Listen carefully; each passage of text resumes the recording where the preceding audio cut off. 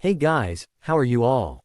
Welcome to Let's Start Story on What If Harry First Kiss Turned Hermione into His Eternal Mate. So do 4 blue hearts. Comment, BS. You're to subscribe to our channel and like this video, and please share with your friends and watch till end. Also check out Patreon for I have upload Harry x Hermione uncensored spicy version, link in description. It would be so easy to walk away, to forget, to go somewhere and simply live. He had tons of money and a comfortable familiarity with both worlds. He flapped his powerful wings, thinking on how easy it would be to let them carry him higher and farther, until his bright eyes lost sight of the city, until they took him so far away that he could pretend it didn't exist. It would stop hurting, after a while. The pain of being alone was only sharp for a short time, then it would fade into a dull ache, then he would forget what it was like to love someone. Then he would be free.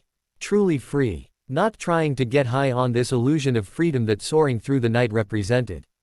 That desire for freedom, from responsibility, from obligation, from the feeling that his entire life had been written before his birth and he was only reading the script, was like an ache in him. It was like an injury that you could ignore unless you flexed the wrong muscle and aggravated it. But it would stop hurting if he kept flying. Just kept going after he passed the landmarks that said he'd been out long enough. A dog barked, far below him. It made memories intrude on his careful, wishful thoughts. Memories of a big black creature streaking across a starlit Chilean landscape. Of that same animal being joined by another, in a dark forest, an even larger dog whose smell screamed, danger. Swooping low to tease. A quick flick of his wings to dodge the swipe of a paw, a doggy grin and his own screech of amusement. The memories made him adjust his flight and turn. The pain of being alone might only last for a while. But the guilt of abandoning them would never fade. Besides, he'd only held Hermione's hand for the first time last week, and he'd be damned if he was going to walk away from something he'd started again. Morning, Harry said casually, hiding his smirk behind his cup. The 2 people who comprised his family were entering the kitchen with identical slit-eyed, stubbly-chinned, zombie shuffles. Remus was usually up earlier than Sirius, but he'd been at work pretty late. Apparently, assistant managers at Muggle restaurants got crap hours. Remus had mentioned that once or twice. But the awful shifts did nothing to detract from his joy at steady work, despite it being in the Muggle world. They were a lot nicer about medical situations that took you away for 2 or 3 days each month. If you call piling on work the next week, nicer. Asked less questions about it, at least, than a wizard would. They both headed for the coffee pot, which Harry had brewed as usual. Then spent the last 15 minutes staring at, tempting himself with it. Since they were out of bed, Harry got the waffle batter he'd made out of the icebox and started cooking it. He'd been skiing Molly Weasley's advice on several cooking charms, and she'd made sure to give him a witch's cookbook in thanks for saving Arthur, so it was no trouble for him to slice a few pieces off the loaf of grain bread he'd picked up yesterday and toast them without burning the waffles. He did give the waffles a melancholy look before spreading his all-natural fruit preserves on the toast and taking a bite. Sirius finally noticed that he was drinking juice, not coffee, and was not happily pouring syrup over what was on his plate. "Harry, what's going on?" He said through a mouthful of surprisingly good sugar-free preserves.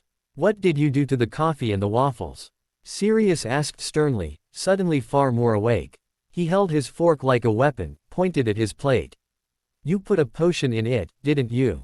Remus jerked and raised his coffee, sniffing it suspiciously. "I didn't," Harry protested, scowling. "That's nice, you automatically think the reason I'm not eating waffles is because I poisoned them." "Not poisoned. Just." Sirius glared at him. "What's in these? Eggs, flour, Sirius cleared his throat. "Nothing," he insisted. "I'm not eating it because I'm detoxing." "You're what?" Remus asked. The look in his eyes saying that Harry had grown extra limbs, at least.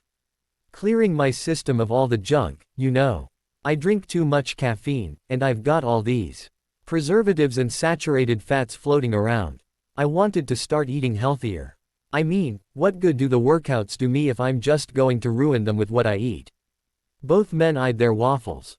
"But you'll feed it to us. When did you say you wanted to detoxify? You'd have killed me if I didn't make coffee." "So what you're saying," Remus said slowly, "is that you didn't put anything weird in the waffles. They're just bad for us already." Basically. The two men looked at each other, shrugged, and resumed eating. This sudden interest in your health, Sirius said, is because I'm planning to live for a very long time, Harry said firmly. So I'm going to take care of my body. Sirius sighed. What? You should have just said Voldemort came knocking again. Harry pretended interest in the pulp at the bottom of his glass of orange juice. What did he say this time? Nothing much. You're kind of overreacting to nothing much, don't you think? Harry grimaced. Yeah, he probably was. And he shouldn't even let it get to him like this. Voldemort had been trying to goad him all summer. But it really just pissed him off that someone could get into his brain. Remus, who was closer, put a hand on his shoulder. I know you got a raw deal with this, but we're proud of you, he said. Thanks, Harry muttered. When he stood up to put his dishes in the sink for Creature, Sirius stood up, too, and dragged him into a hug. Harry fought him for a minute, but Sirius wouldn't let go. You might not think so, but you're doing great, he said softly. I love you, kiddo.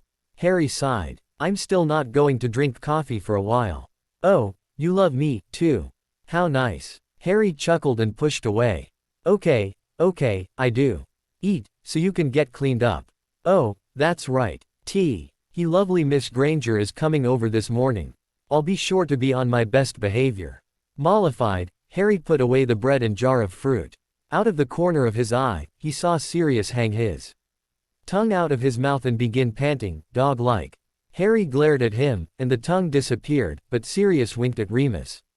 Not my time of the month, Padfoot, afraid you're on your own, Remus murmured. Harry tried not to giggle. That just sounded so wrong. What? The two men said in unison. Harry just shook his head. It might be time for you two to start dating. Women, he added with a smirk. They both tried to tackle him at once. Harry slid out of his chair, under the table, and was out of the room before they'd figured out he'd moved. Sirius looked at Remus and grimaced. He's probably right. I'm not the one who's paranoid about leaving the house just in case Harry decides to try to get himself killed again. He'll be fine, Sirius decided. We're going out tonight. I have to work. Only until 10. It's Saturday. Remus just laughed. I think we're quoting ourselves word for word, from a conversation we had at the age of 19. Sirius fixed him with a glare. No changing the subject. We're doing it. Now let's get ourselves cleaned up so Harry's girl doesn't think we're a bunch of barbarians. But what about a will? Hermione frowned. If you leave such an object to another in your will, would they actually, legally, take possession of your soul? No, because you wouldn't actually, legally, be dead, Harry countered. This is the faked death scenario. He wouldn't stand up in court if the person was still alive. Oh, right, but say you were too. Harry shoved the book across the kitchen table and groaned loudly. They'd been studying what information they could gather on Horcruxes for several hours, and coming up with increasingly unlikely scenarios so that they could be sure they understood every possible situation under which one might find a Horcrux. He was worn out with studying. We've got to quit, he begged her. Just for today. Pay up, Sirius murmured to Remus down the hall in the study. He broke first. Told you. Remus grudgingly handed over the Muggle pound note that Sirius was so fascinated with. They'd been betting on who'd tire of studying first. Remus had just been hoping it happened to one of them before he had to leave for work and take Sirius' word for it. Hermione gave Harry a look of consternation. But we have to figure out. Hermione, the nature of Horcruxes has not changed since we sat down this morning. They'll still operate by the same rules tomorrow, and we can finish understanding how they work then. Now come on, he pleaded softly. I've got you for a whole day, and we have to do something fun. Like not be worried about Voldemort for a few fucking hours. Fun. Like what? Harry shrugged, trying to think. We could go see a movie, or go to Diagon Alley and poke around. Go out to eat. See if there's any good concerts. I could take you flying. At that, Hermione shuddered. I hate flying. Okay, no flying. Let's do Muggle stuff. What do you mean? I mean all the stuff that Muggles do. Let's take the tube. And we'll go to a museum, and then we can go visit Remus' restaurant for dinner. Hermione perked up at that. The word museum was practically an enlivening spell on her. Museums were nice. Better yet, They were not Horcruxes, at least he hoped not, so they could get away from books for a few hours. He loved doing research, but she was 10 times worse than him.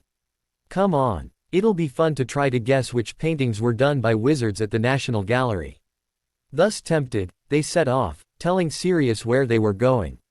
Sirius was going out to pick up a couple of books for the coming term at school. Anyway, so he just checked that they had their wands and told Harry to remember his training. What did he mean by that? Hermione asked Harry as they headed for the nearest tube station. Remember your training. Know where all the doors are. Pay attention to where people are in a room, and where their eyes are. Watch them move, judge who knows how to fight. Stay on guard. Hermione frowned. That doesn't sound like a good way to enjoy a museum. Harry, there won't be Death Eaters there. Do you really have to be like that? Harry shrugged. It doesn't even require effort, anymore. I'll be able to enjoy the museum. Unless it's really crowded, he amended. Do you do that at school? I do it all the time, he said, giving her a smile to take away the strangeness of what he was saying. It's almost second nature. Miguel, my training master, used to jump me at really weird times just to make sure I was paying attention. Even snuck into my room while I was sleeping a couple of times. I've been sleeping with one eye open for a long time and checking the exits everywhere I go. They descended the stairs and fed Harry's Muggle coins into the machine to purchase their tickets. Hermione was obviously thinking about what to say. But when Harry turned to face the automated gate system and saw how many people were down here, and how shortly he would be in the middle of them, his eyes began roaming and he became very tense. He marched Hermione forward, feeding their cards through, and began to march toward their platform. Hermione ran her fingers down his arm, catching his attention and loosening the fist he'd made of his hand. She slipped her fingers through his. He looked down at her with a little smile quirking his lips. You're not going to say anything. Like, you're a freak. Knock it off, or something. I don't think you want to hear that I'm sorry for you, and I doubt you'll listen if I tell you to turn it off. Nobody's going to attack us. But I can remind you that I'm with you, at least. Harry squeezed her hand. Not sure what I did to deserve having a pretty girl stand by me, but I'll take it. Hermione gave him a scolding look. You've done plenty, so stop that.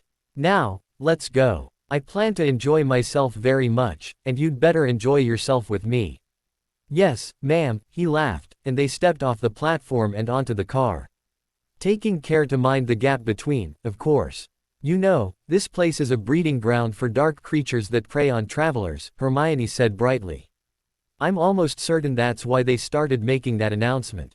Harry chuckled and squeezed her hand again. What? He shook his head. What? I doubt you'll listen if I tell you to turn it off, he teased. She removed her hand from his so she could properly smack him on the shoulder. It's an interesting theory, she huffed. He captured her hand and kissed her fingers. Yes, it is. Sorry. She had stiffened at the kiss. He carefully let go. Sorry, he said again. No, I am, she murmured. This isn't fair to you, Harry. You should have a girlfriend who can let you do that. I know you're just trying to be affectionate. You should date someone who can appreciate. Stop, he said firmly. Obviously you do appreciate it, since you know exactly what I meant by it. And I don't care about fair, or about other girls. I'm not interested in them. I'm interested in you, even if you come with a few problems. Not like I don't have a few of those, as well. As he spoke, Harry pulled her into his side, putting his arm around her. She snuggled against his side.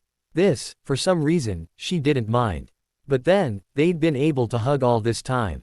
It was the really romantic gestures, the kisses and the glances at her body, that bothered her. He rested a hand in her hair and breathed in the smell. She always smelled like flowers and a little bit like ink. If this was what she'd give him, he'd take it. She fit very nicely right there. I don't deserve you, she whispered. Harry just smoothed her hair. I plan to enjoy myself very much today, he said in a teasing voice. You'd better enjoy yourself with me. She laughed. And he experienced the absolutely pleasant sensation of having it resonate through him, since she was pressed against him. He resolutely tried not to think about what he really wanted to think about. Yes, sir, she answered. Their determination to have fun and relax eventually melted away and became actual feelings of fun and relaxation. They browsed the gallery until it closed. Then went to the restaurant where Remus worked so they could get dinner. For teenagers in the midst of a war, fearing they wouldn't live through it, they managed to have quite a good time. You can't tell me that Dumbledore doesn't know all this, Hermione said, her face set. You're lying to me, or omitting something, which is just as bad. Harry sighed in frustration. I'm not. I never said that Dumbledore didn't know. I just said I had to find out on my own. Hermione's hands were on her hips. She'd gotten up from the table because she was mad at him, and he wished she'd just sit down. That's still omission. What's going on? Harry gestured at their books. This is dangerous stuff, Hermione. Foul, dark stuff. And Dumbledore doesn't really know me that well. What are you saying? I'm saying that for all he promised to. I don't think he was planning to share all his information with me. He doesn't trust me with Horcrux lore. He probably thinks I'll use it. Hermione gave him a careful look. Would you? Harry looked at their notes and cracked old book, spread out over the table. It was tempting. Very, very tempting. The idea was a little bit thrilling, and the arcane ritual of it was fascinating. Dumbledore might be right about him. No. Are you sure? Very sure. The type of sacrifice that this requires. I'm not a murderer. I won't kill for any reason. Especially not simply for my own gain. It's interesting, academically. But I would never do this. And I would never share this information with anyone unless I knew for certain they wouldn't, either. Having the knowledge of it is a power all its own. Quote, you're sure about me, then?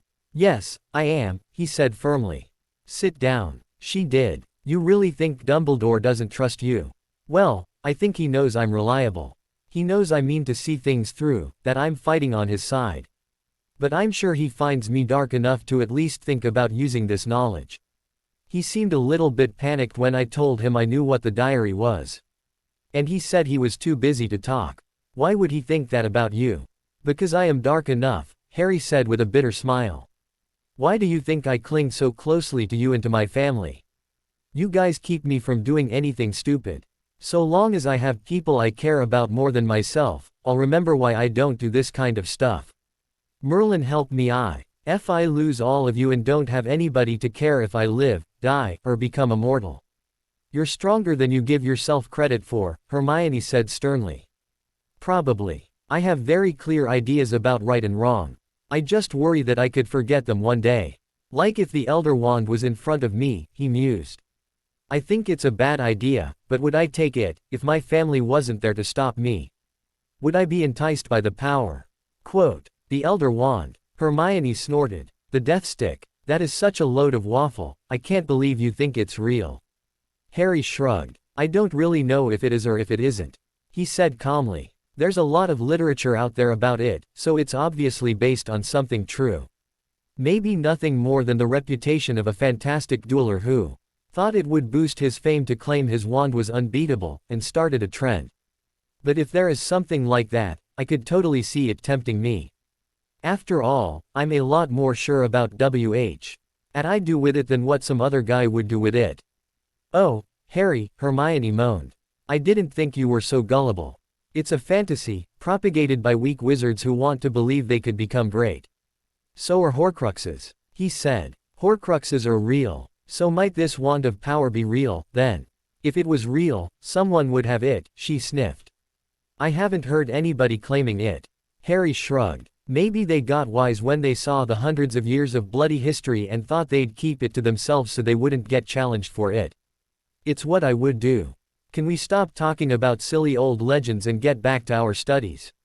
Oh, fine, but I'm going to ask Dumbledore if he has any thoughts about whether or not the Elder Wand is real. If He doesn't want you to know about Horcruxes, what makes you think he'll talk to you about the Elder Wand? He sighed. Good point. Well, good thing I like reading. He glanced up at the clock. Oh, we'd better put the books away. I promised to make lunch for everybody, remember? Hermione was looking at him with narrowed eyes. I still think this is an elaborate hoax, somehow. You are a 16-year-old boy who likes to read, cook, and keep house, and doesn't mind taking a relationship slowly. You are a figment of my imagination. That is the only explanation. Harry began poking around the icebox, trying to figure out what to cook. The real explanation is kind of a long story, so that'll have to do. Stop talking like I'm perfect, I've pissed off the Dark Lord. And I leave the toilet seat up. What's the long story? The way I was raised. Sirius and I had to take care of each other, so I just got used to taking turns making dinner and cleaning the bathroom. I already knew quite a bit about cooking and cleaning from when I lived with my mother's relatives, the ones I never talk about because they were awful to me. Reading was all Sirius's fault. He made me read until I liked it, let me read until I loved it, and now. He sighed with great drama. Now it's sort of an obsession. There's just so much to know out there. Like all about the Elder Wand, he said pointedly, putting aside his play acting. I'm going to read up on the legends about it. Especially the ones that say there were 3 objects that all went together. There was the wand, and something else I don't remember, and a cloak. I remember hearing a story about them, probably from Sasha. The cloak was supposed to be a completely invincible invisibility cloak. That would come in handy. There's no such thing as an unbeatable invisibility cloak. Hermione scoffed, taking on the task of cutting up the fruit he'd gotten out for fruit salad while he went to work on slicing turkey and cheese for sandwiches. James had a pretty good one. Came a voice from the hallway. They turned to see Sirius in the process of leaning against the doorjamb. I don't know what happened to it, come to think of it, but yo. Dad had this absolutely amazing invisibility cloak. We used to use it all the time, to get into trouble at school and then to do some of our work for the order. Wonder if it got donated somewhere, a lot of their stuff did. You don't remember seeing it in those boxes in your vault, do you? Harry shook his head. No, I don't. Oh, well, I doubt it's the legendary one, anyway. Oh, you guys aren't talking about that Deathly Hallows crap, are you? Sirius said, rolling his eyes. It's just a fairy tale, number 1, and I think this Horcrux stuff is far more important right now, number 2. How's your research on that coming? I've got a very good grasp on what they are and how they work, Harry answered promptly, although he was filing away the term Deathly Hallows in his brain for future use. What's left to do is find out how many he has, since he obviously has more than one, and what they are. Oh, just a day's work, Sirius scoffed. How do you propose we find that out? Convince Dumbledore that I'm not going to make my own so he'll talk to me about them, Harry muttered. Sirius frowned. He's not actually refusing to compare notes with you, is he? Not yet, but I haven't pushed him. I'll talk to him, and rack my brain for what I remember about Voldemort to see if I have any knowledge about his Horcruxes lurking in there. Don't talk to him, Harry said. I will, soon, but feel free to rack your brain. All right, since your research seems to be coming along just great, how's lunch coming? Harry flicked his wand and sent a stack of plates zooming out of the cabinet toward him. Faster, if you set the table. He smirked at Sirius, and went back to work on the sandwiches, but his mind was elsewhere. It was on his loved ones. On how much they meant to him. Don't ever leave me, he thought. Looking around the kitchen as Remus joined them and began pouring drinks. The 3 people in this room meant more to him than anything. They were his real reason for being who he was. I don't know who I'd be without you. His mind flashed to the snake-like face that had picked at his dreams this summer, and he shuddered. Not him. I'd never be him. You ready to go? Sirius said, poking his head through Harry's door. Harry yelped, yanking up his shorts and snatching for his jeans. Sirius, get out. What, we're all guys here. Except the girl downstairs. Harry hissed. Please tell me you didn't invite your girlfriend along for this. Tonks is here, you retard. Didn't you hear Remus say that he and she were assigned to follow that Yaxley bloke tonight?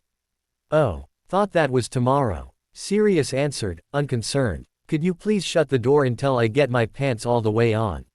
Sure, he smirked, retreating and closing the door softly. Harry could hear him sauntering down the stairs and was sure he was going to be relating exactly what happened. He briefly considered going out the window and flowing to Hogwarts from the leaky cauldron, just to avoid the teasing. But he couldn't exactly do this without Sirius. And it had been an awfully long time in coming. Research, a ghastly number of fire calls to get permission, and more research.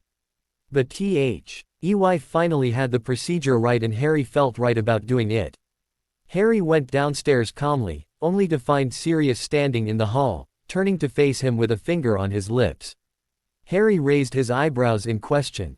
But Sirius just jerked his head toward the kitchen door. No, that won't be necessary, Remus said, obviously answering a question. Are you sure? Came Tonk's voice. Yes, of course. I'm quite practiced with disillusionment charms. Ah, yes, all that experience. Her voice sounded teasing, and it had the hint of an already long familiar joke. If you poke fun at my age again, I shall simply leave you to your own devices, Remus declared loftily, and Harry could just picture the private little smile he wore. I would never. Tonks gasped with faked horror. When I said that gray was an attractive color on you, I was talking about your jumper.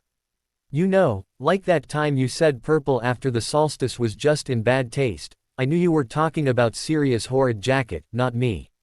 They had both dissolved into laughter. Sirius grimaced at Harry, but Harry was grinning. By God, they're flirting, he whispered. That's flirting, Sirius muttered, but then he was smiling, too. Best of luck, Remus, he added before he cleared his throat and walked forward with obvious footsteps. Harry followed him. We're leaving now. Oh, us too, Tonks said, looking entirely sober now. Remus was maintaining a dignified aura. We both ought to be back within 2 hours, yes. Everyone knows the plan if someone isn't.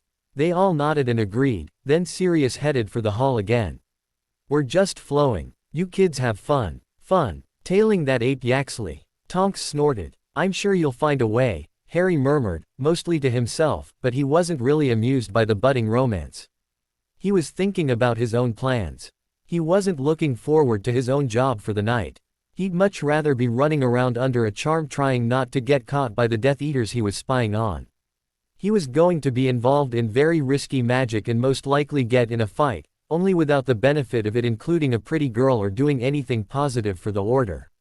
He let Sirius go through first, to scope things out and make sure Harry wasn't going to get hexed the minute he stepped through, then he threw down some powder and declared his destination as Dumbledore's office. With a swirling rush of air and noise, he was there. He coughed, brushed ash from his shoulders, and looked around. Everyone was seated calmly and quietly, so that was good. He met Draco's eyes and nodded. You ready? Draco looked a bit ill, but at least he looked like Draco. He'd been at the school half the afternoon, while Dumbledore explained to him the risks that were involved in what they were about to do, like the risks weren't obvious so the polyjuice had worn off. I was ready to do this months ago, Draco answered with a grim look. Tough. Told you IW. Wouldn't until I talked to the other people in the DL and made sure they knew what was going on. Couldn't track down Colin until yesterday, as you know. They all say they don't mind anyone knowing they were part of it. And we're going to destroy that parchment Hermione spelled. So, let's do it. Wait, Draco said, licking his lips, and looking at Dumbledore, who was sitting at his desk with his usual aplomb. You'll stop it if things go wrong. That is why I am here, Mr. Malfoy, Dumbledore answered, smiling with confidence. I am certain they will go exactly as planned, however. He was here to witness this as much as anything. Harry thought. He'd helped with the research to be sure no one would get killed, and now he wanted to see them go through with it so an impartial, well, sort of impartial witness knew it was done.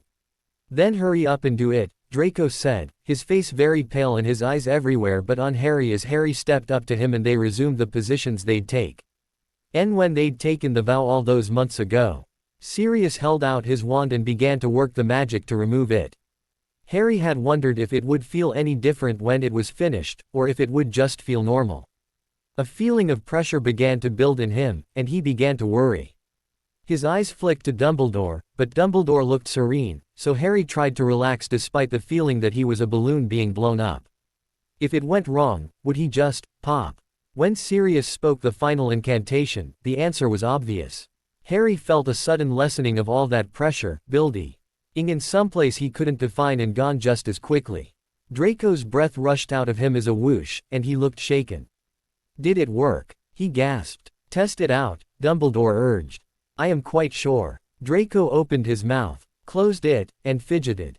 Quite sure. Harry rolled his eyes. That seemed to give Draco the strength he needed. Last term, I entered into an unbreakable vow with Harry Potter, Draco said. His words all a rush. Seeming surprised by his own statement, he hurried on. It was forced on me, not something I wanted to do, but my only other option was a memory charm performed by an inexperienced blowhard. Sirius cleared his throat, but Harry just crossed his arms and gave Draco a flat look. I was sworn to secrecy concerning the actions of a group of students calling themselves the Defense League, or DL. Here Draco paused. Oh, I guess it worked. Well, I don't see you choking to death or anything, Harry agreed. Draco gave him a very grim smile. This means you're not sworn to protect me from the rest of the DL anymore, he drawled. Planning an ambush already, are you? I'm not planning a thing, Harry said, impatient. There, you're free. Run off and tell whoever you like. The DL is over with. Now that Sirius is allowed to teach combative spells in class again. And now they arrived at the reason Harry had avoided Draco all summer, other than to let him have what little pride he could muster. If this was all that was standing between you and going back to your father and Voldemort, it's not there now. You can. Draco smirked. Are you waiting for me to say that I'm going there right now, so you all can follow me and put a stop to it or something? Harry sighed, uncrossing his arms and stepping toward the fireplace. He didn't want to fight. I'm going home. See you when school starts, Draco. Then a thought struck him, and he turned back. I will see you, I hope. If your father doesn't believe you, if Voldemort is there. Your concern is touching, Draco sneered. A very good act. Harry held his temper. Whatever. Do what you like, get yourself killed. You're right, I don't care. Because when people know the consequences of their choices going in, I don't feel bad when they get what was coming to them. Ever the sovereign ruler of moral conviction. Thought some of it might rub off on you, Harry muttered. I see you're the same coward you've always been. See you if I see you, then. Not willing to waste any more breath on the trading of insults, he went back to the house. It was quiet, and he suddenly wished Tonks and Remus were still there. Harmlessly flirting in the kitchen. Instead, it was just Creature, cooking them dinner. Harry thought he should probably be extra polite to the house elf, since he'd be leaving for school soon and the elf would start sulking over being alone too much. But he just went upstairs without saying a word and began to survey his room for dirty laundry. He had to start all the washing so he could pack his trunk. He, at least, planned to be there for the autumn term. Not purple, anyway, Harry muttered, not taking his eyes off the mirror when he heard Tonks burst into laughter down in the kitchen. There was the sound of a dish shattering, but that didn't draw too much attention, either. Tonks broke stuff all the time. But something. He was staring at himself, wondering what he was going to do. The problem. He looked too much like a goody two-shoes, too much like an undersecretary in training. Nice haircut, well-groomed, and of course his school uniform made him look very presentable. And he looked very unappealing to a huge number of people. All the people who were crying out for Fudge's job, acting impressed by Harry's life before England, not to mention all the students at his school who now knew who he was and were going to have a hard time taking him for who he was. It was all the stupid newspaper articles, the interviews with reporters, the meetings with the minister, and so forth. Harry was being forced into politics, and he didn't like it. Hated it, in fact. And people were going to start thinking of him as a politician instead of a fighter. And he was ready to do anything to divorce himself from that image. His thoughts were revolving around his hair. Maybe he could grow it out into a mohawk or something, but he didn't think that would impress anyone. But something rebellious looking. It was probably Sirius' fault, for making him dye his hair and grow it out all this time. He barely recognized himself like this, although he was happy to have his specs back and ditch the contact lenses. He met his own eyes in the mirror, happy to have his mother's eyes but annoyed with all the people who thought he was his father come again. Sirius never treated him like that. He started to grin. He was going to go to a Muggle hair salon, but first, he had to call Hermione. He wanted her help finding a potion or a spell that would make his hair just an inch or so longer. Sirius strolled in. Well, they're off tailing Yaxley again. I tell you, Dumbledore doesn't miss a thing, putting them together on patrol 3 times in as many weeks. I hope he knows what he's doing, though. They might forget about those pesky Death Eaters. Harry just smiled. What are you doing up here, anyway? Figuring out a way to create a public image. I have to work with the ministry. I don't have to be their poster boy. Sirius' smile fell. Oh, no. Don't do it, Harry. You don't even know what I'm going to do, he protested. You're right. That's why I'm nervous. Do you deny I need a public image? I've been in the newspaper all summer, and I need some way to prove I'm my own person, rather than my father or an extension of the ministry.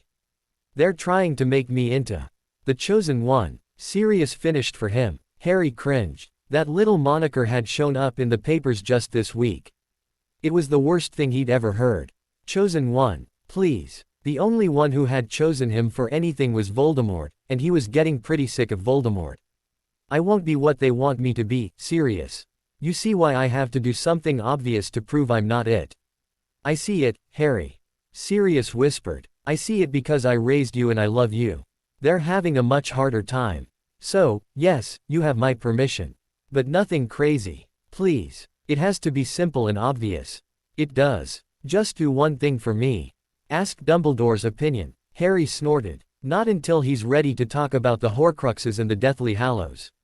He's pretending he doesn't know what I'm talking about and that he really will tell me his thoughts when he has more information. Sirius frowned, but didn't have any new advice on that matter. Just keep being who you are. He'll see that he can trust you with this stuff eventually. Eventually. Harry repeated, eyes blazing.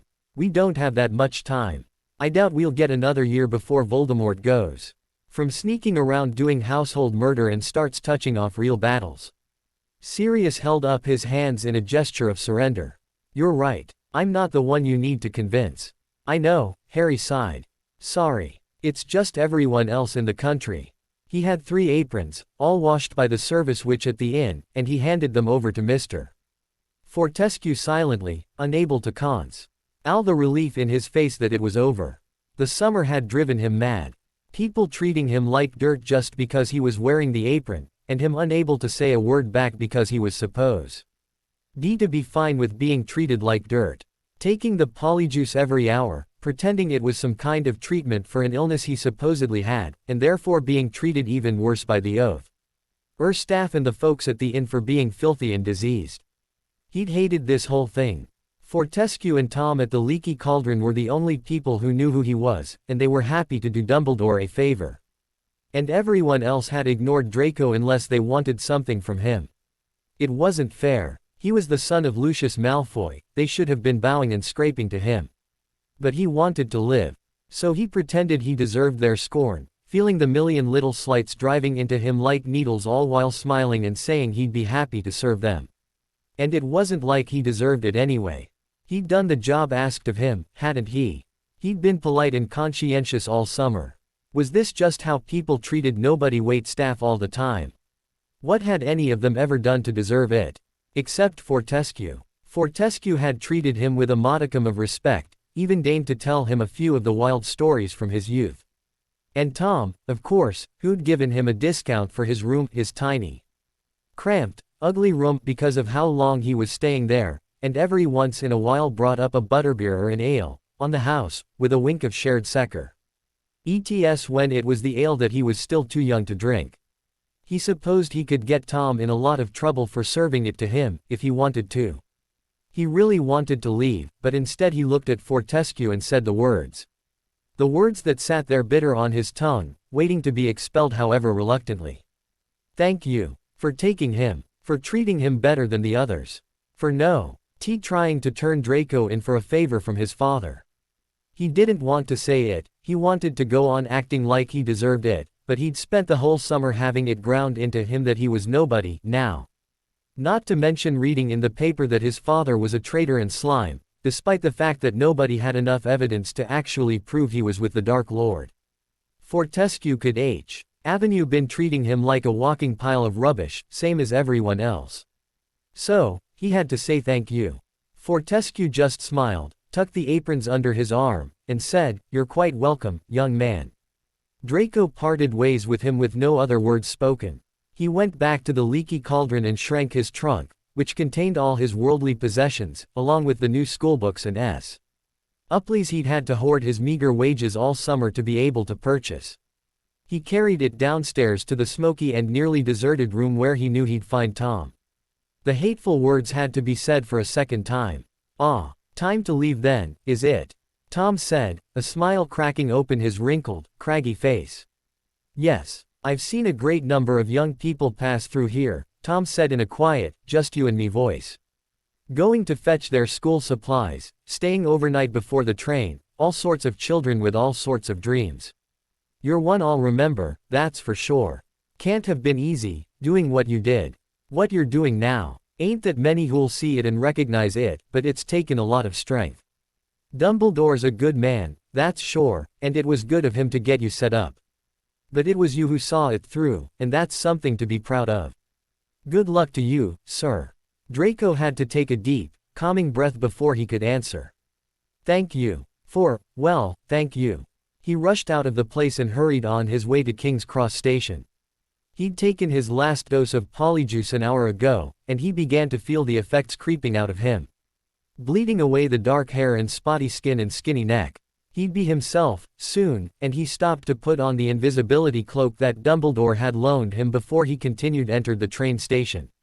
He hurried through the barrier and then pressed himself up against a pillar to wait. He'd be the last to board the Hogwarts Express, not wanting to get knocked into by any of the students illing around calling out greetings and trying to wrestle their luggage onto the train. He didn't want to reveal himself until he was on the train. He could have boarded under disguise, but he thought it might cause a bit of trouble if he suddenly transformed into himself right in the middle of a train compartment. Anyone who'd seen him over the summer would figure it out and possibly get Fortescue or Tom killed. He just didn't want to get ambushed before getting on the train, that was all. So he'd stay under the cloak until the last possible moment. He kept an eye out, wondering if his father would come down here to look for him. Or if he'd send someone to do it. Draco didn't know who they'd be, but he thought he'd know them if he saw them. Whether it could be proved or not, his father was one of the Dark Lord's Death Eaters. So any one of them might come down here to wipe the smear off the family tree. He tried to catch sight of Potter, wanting to see where he boarded so Draco could make a point of avoiding that part of the train. But the billowing steam kept hiding, revealing, and hiding again, so it was impossible. He didn't want to see him.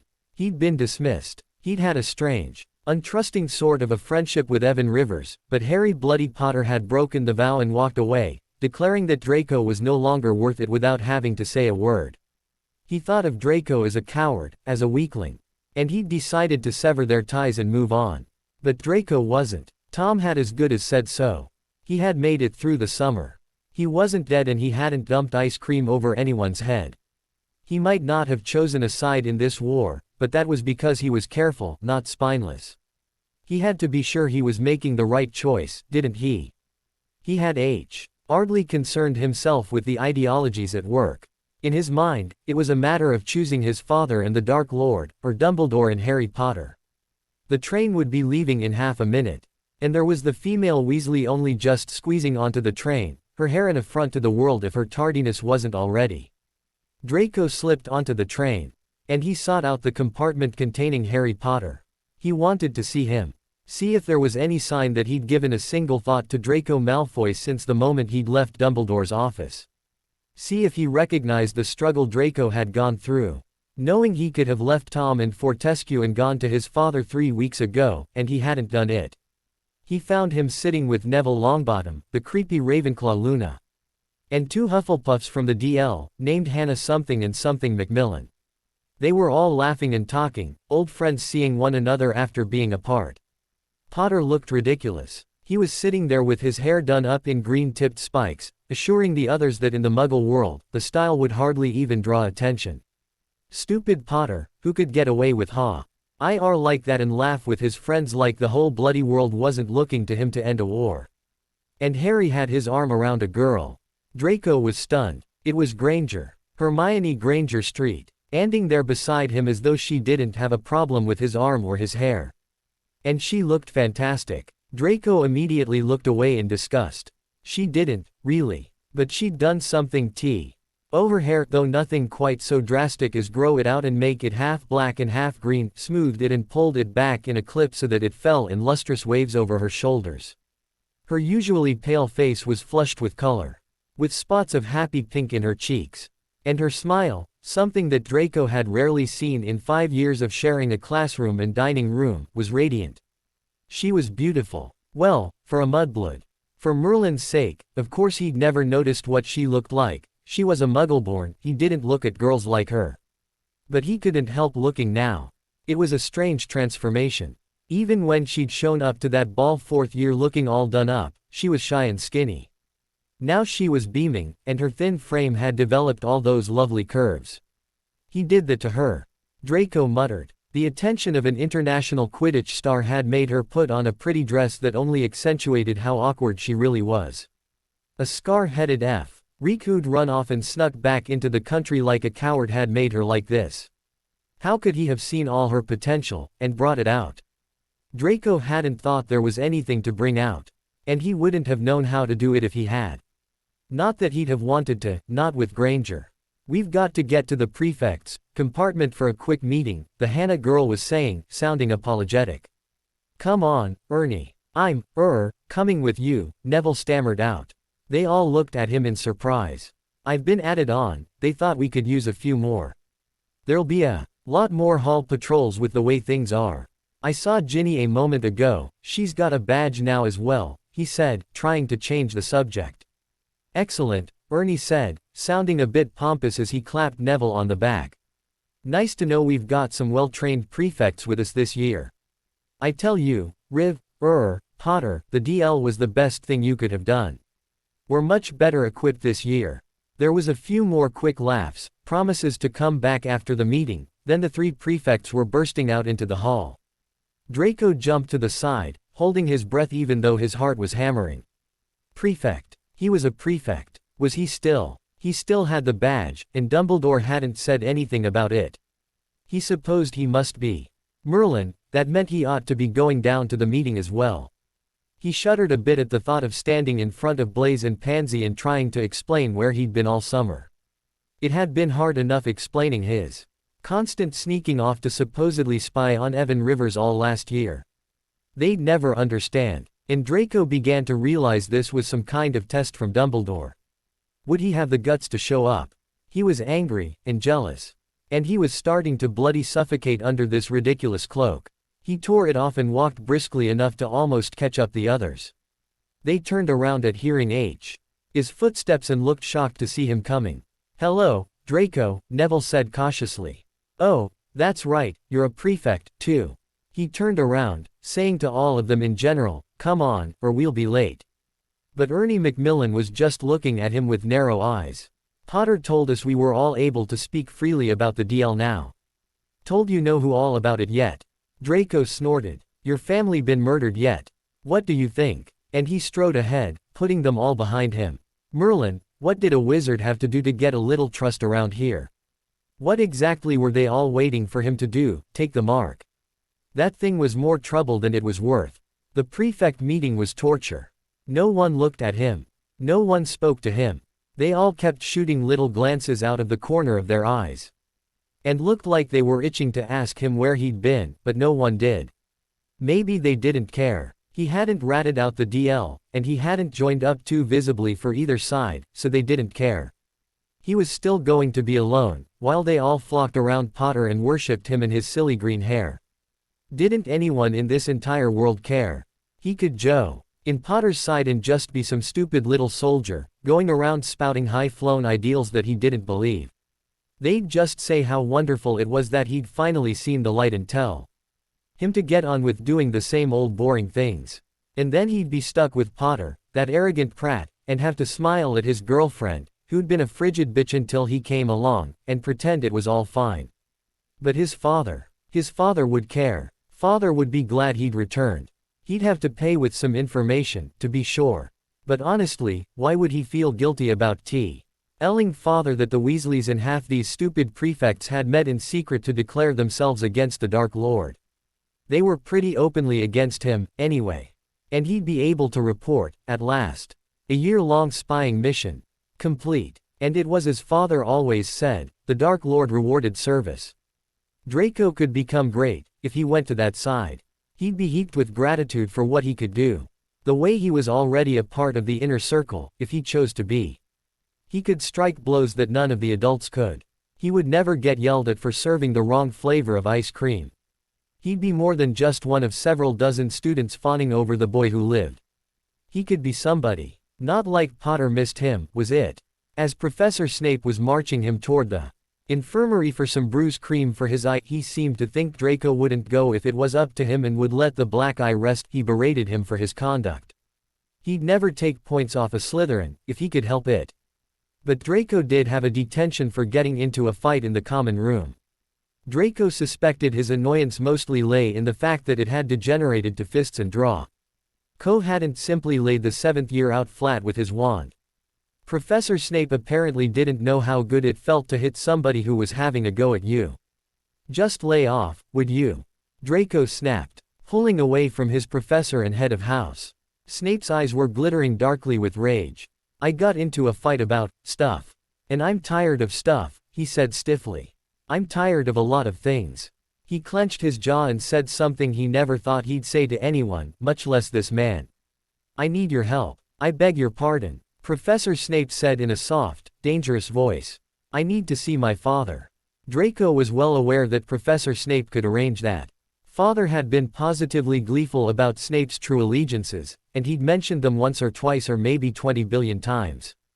It seemed to amuse him to no end that Dumbledore had a triple-crossing spy right under his nose. I need your help getting out of the school tonight. Snape looked like there were many things he wanted to say. There was a war going on behind those eyes of black ice. Draco wondered what he was thinking. He had to judge if Draco was serious, and if Draco was doing what he appeared to be doing. Of course he was. He wouldn't ask to see his father if he didn't mean it. You will follow curfew tonight and join the other students in bed at 10:30. At 11, you will get up and come meet me in my classroom. I will escort you to your home. Understand that I will leave you there, and that it will be your father's responsibility to see you back to the school. The "if you survive the trip" was unspoken, but seemed to be there. Professor Snape was not planning to be a witness to whatever would follow Draco's knock on the door, probably so he could honestly tell the Headmaster he didn't know what happened to their missing student. Draco tried not to shiver and show his fear. If Professor Snape was doubtful, then Father or even the Dark Lord must be even more furious than he'd believed. But why shouldn't they be? In their eyes, he'd gone back on his family and his upbringing and everything a pureblood should stand for. He'd have about 12 seconds to explain himself, or he'd be dead. So he slipped out of the hospital wing moments after Professor Snape dropped him off there, wanting to have the black eye as his first bit of evidence that he wasn't off on a lark. It would give Father a moment of pause, at least. Snape didn't even say anything about it when Draco appeared in his classroom at precisely 11 o'clock that night. Draco assumed that Snape understood, and was grateful to hear that Father had been warned of his coming. But when he stood outside the palatial home he'd grown up in, hearing the rustle of their prized white peacocks in the hedges, he could feel his pulse hammering in his throat and wondered if the professor could hear his heart. He wondered if the Dark Lord was here. If he was about to die. Professor Snape left him at the door, leaving him with only a spare sentence that was no comfort at all. The Dark Lord will use legilimency on you, and you cannot stop it. Draco stood outside the doors for some time after Snape abandoned him there, pondering why he'd said that. Draco knew from listening to Father that Lord Voldemort did that from time to time. It was why they were so sure of Snape's true loyalties. Why would Snape have said that? Like it was a warning. Draco wondered if Snape was questioning Draco's loyalties, wondering if he was here on some kind of Gryffindorish suicide mission to become a spy for his best friend Harry Potter. Draco tried a little self-analysis. What would Lord Voldemort find in him, if he cared to look?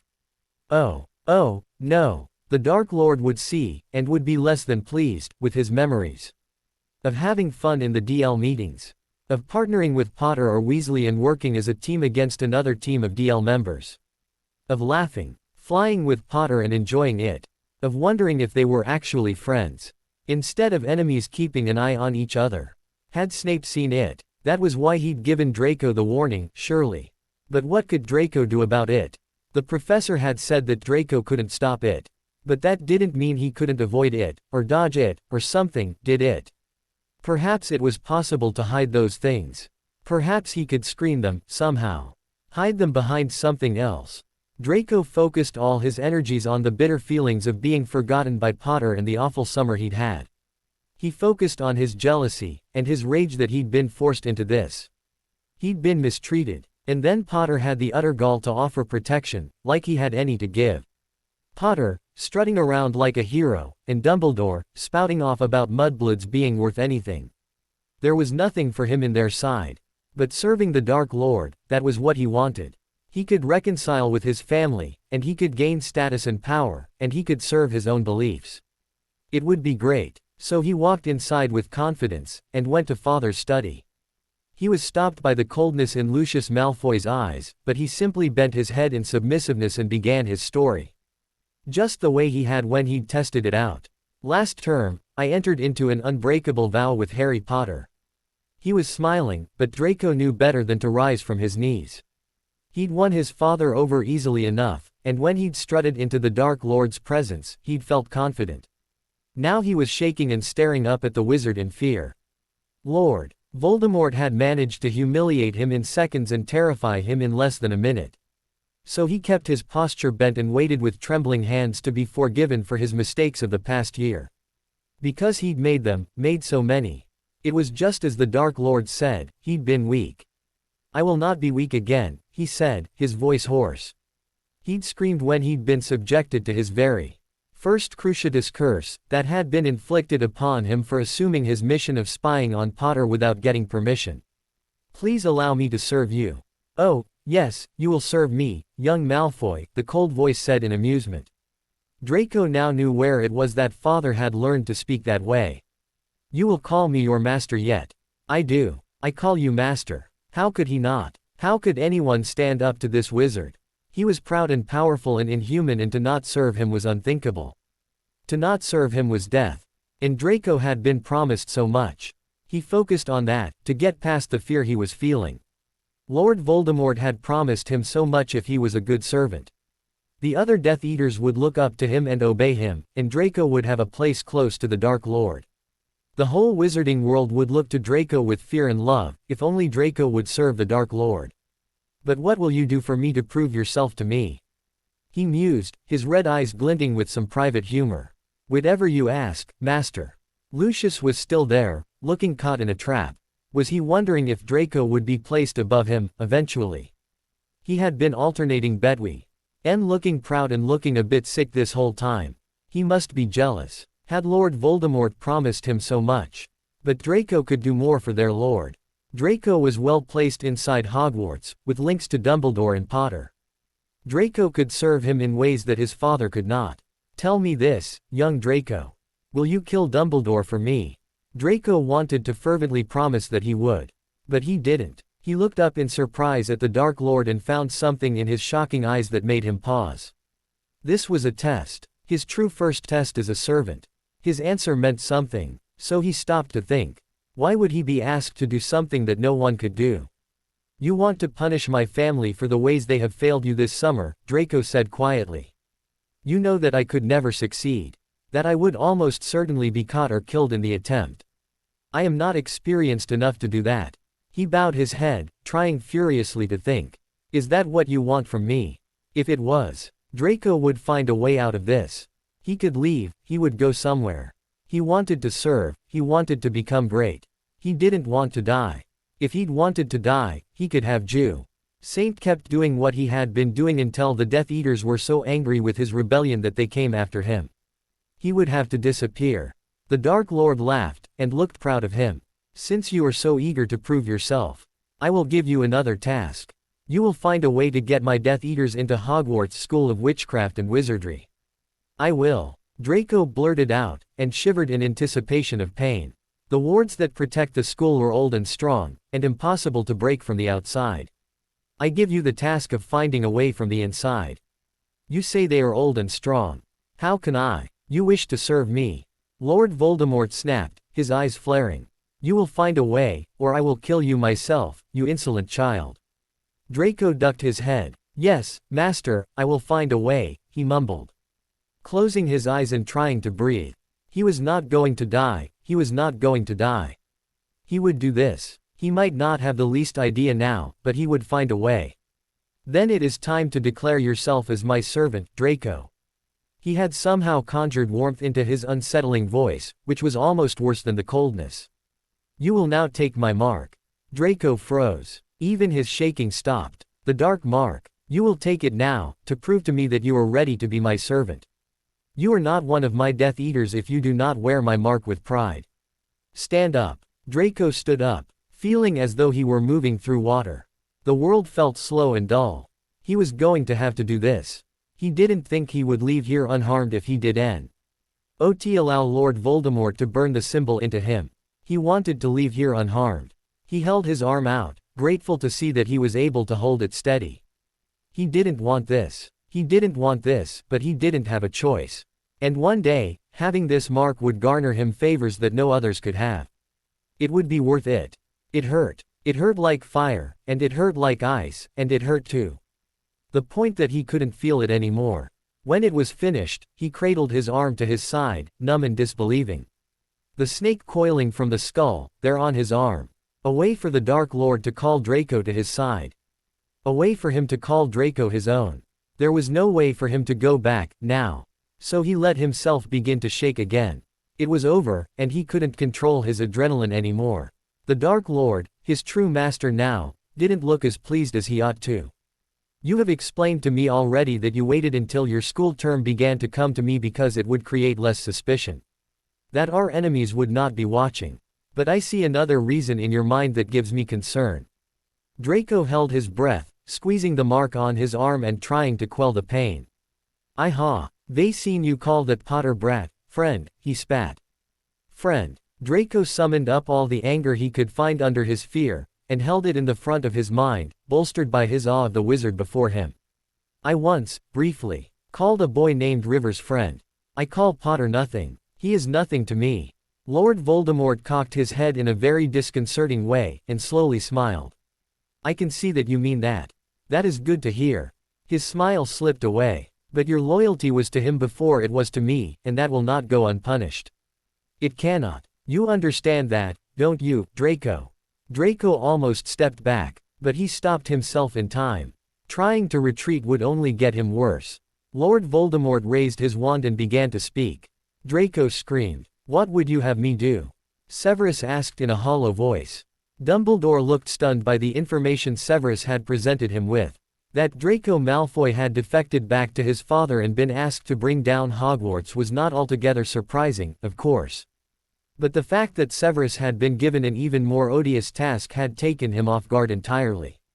It is no great matter, is it? Dumbledore said slowly. Severus felt a burning fury that the man could so casually dismiss his own life, and Severus, that way. No matter. He choked out. You have already informed me of the limited time that remains to me, due to the curse. You are certain he wishes you to wait until the boy is successful? Not exactly. Wasn't the man listening? He wishes me to be a useful spy as long as possible. If I can engineer your death during a Death Eater attack on the school, there will be no one to say who did it, and I can remain in my current position.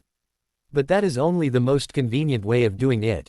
He does not truly expect Draco to have any success at all, and he has told me that I must bring about your death by the end of the school year either way. So he plans to deal the master blow this very next spring, Dumbledore mused. He plans to assume a role of true power, public power, at that time.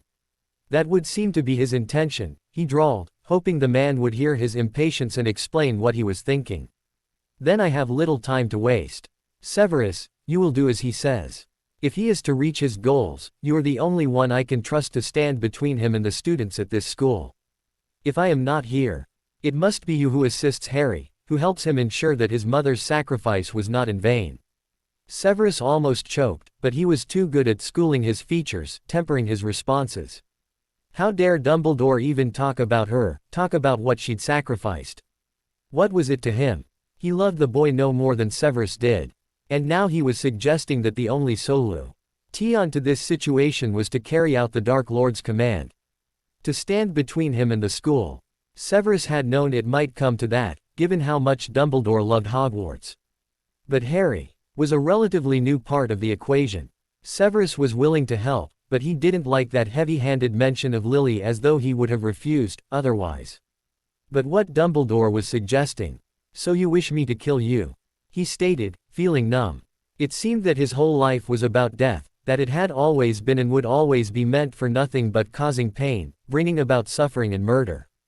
And now this man of all people, was asking him for this. Severus, the man said gently. We both know that it will happen anyway. Might I ask you the favor of helping me to avoid the worst of the pain, or the humiliation that would come if Voldemort made the request of another? Could you do that for me?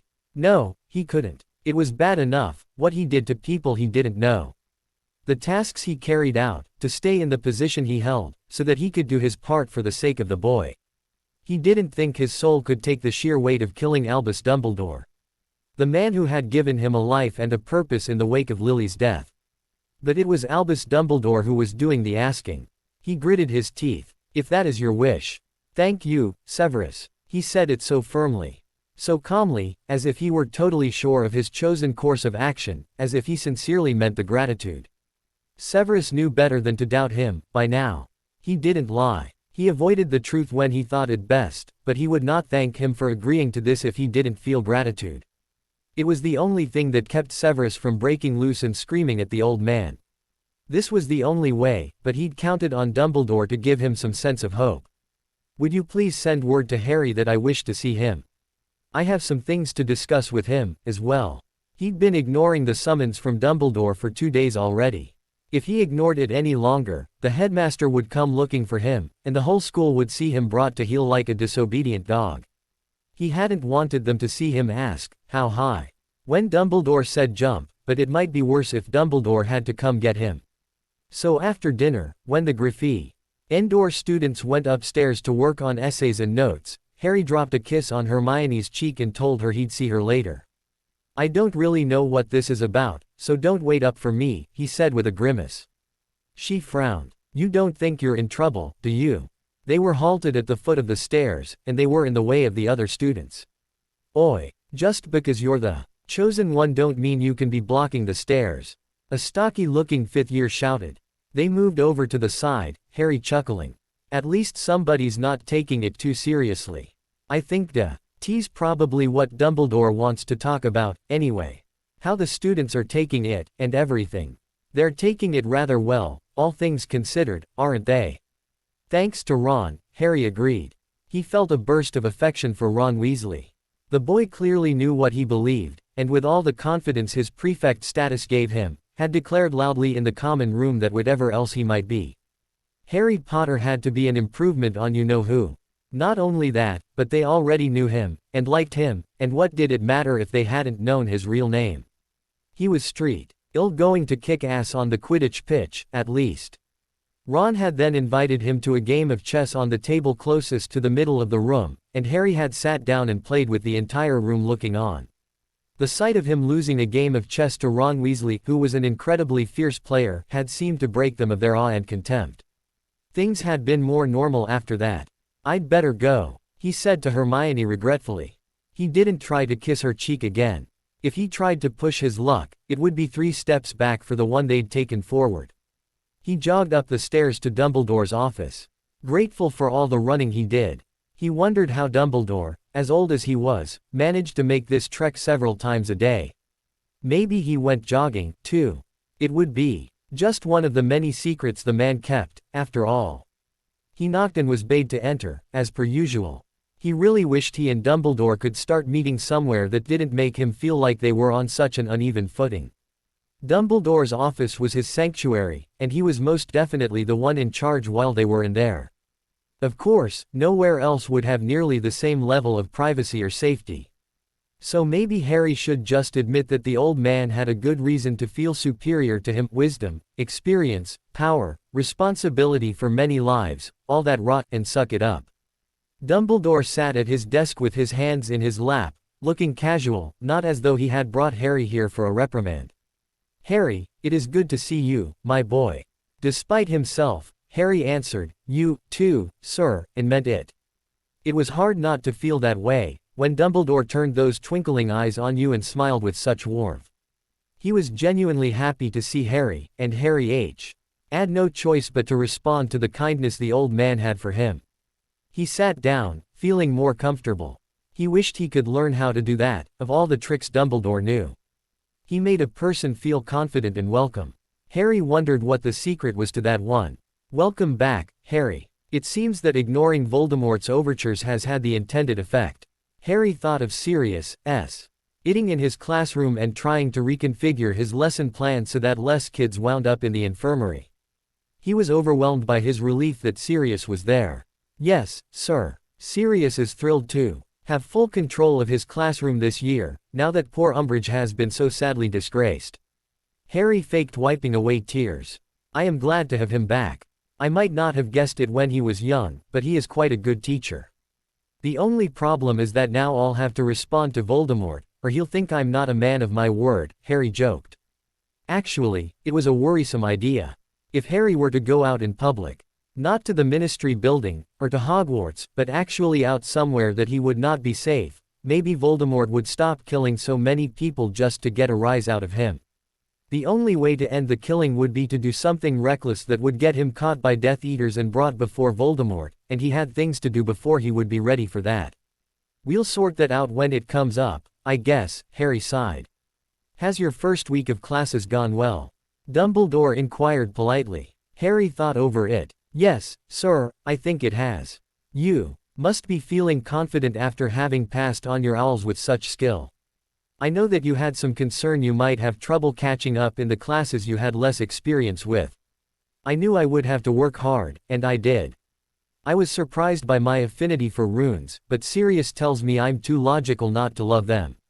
I did less well with Professor Hagrid's class, but I'd like to think it's because I have no experience with animal handling, not problems with the material.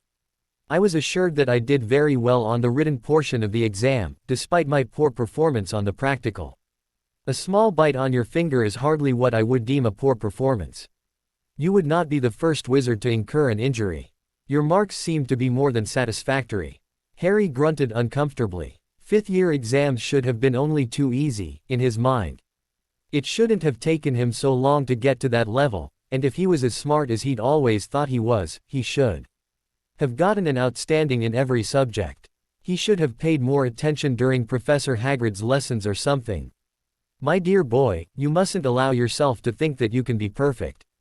Even on something like year-end exams. It is not possible. Not only that, but dwelling on something that is now behind you will lead to nothing more or less than regret. Regret is a tool, but a dangerous one that must be treated with caution. Harry was startled, and cocked his head to one side. I'm surprised to hear you say that, he admitted. Are you? I was sure you were about to tell me that regret was useless and it was much better to dwell on the future. Were you one of my younger students, I may have done so, Dumbledore said soberly. But I am certain you were old enough to know by now that past regrets can lead to more cautious and wiser decisions for a person's future. Harry thought of the lessons he'd learned from the girls he'd known, and thought of Hermione, and smiled. I think I've figured that out, yes. But what do you mean, that it is dangerous? Dumbledore's hands twitched, but remained in his lap. Harry wondered why. Wouldn't he usually have them steepled on his desk by now? He'd just been about to do that very thing, but instead he was keeping his hands hidden. Perhaps he was holding something he meant to show Harry later.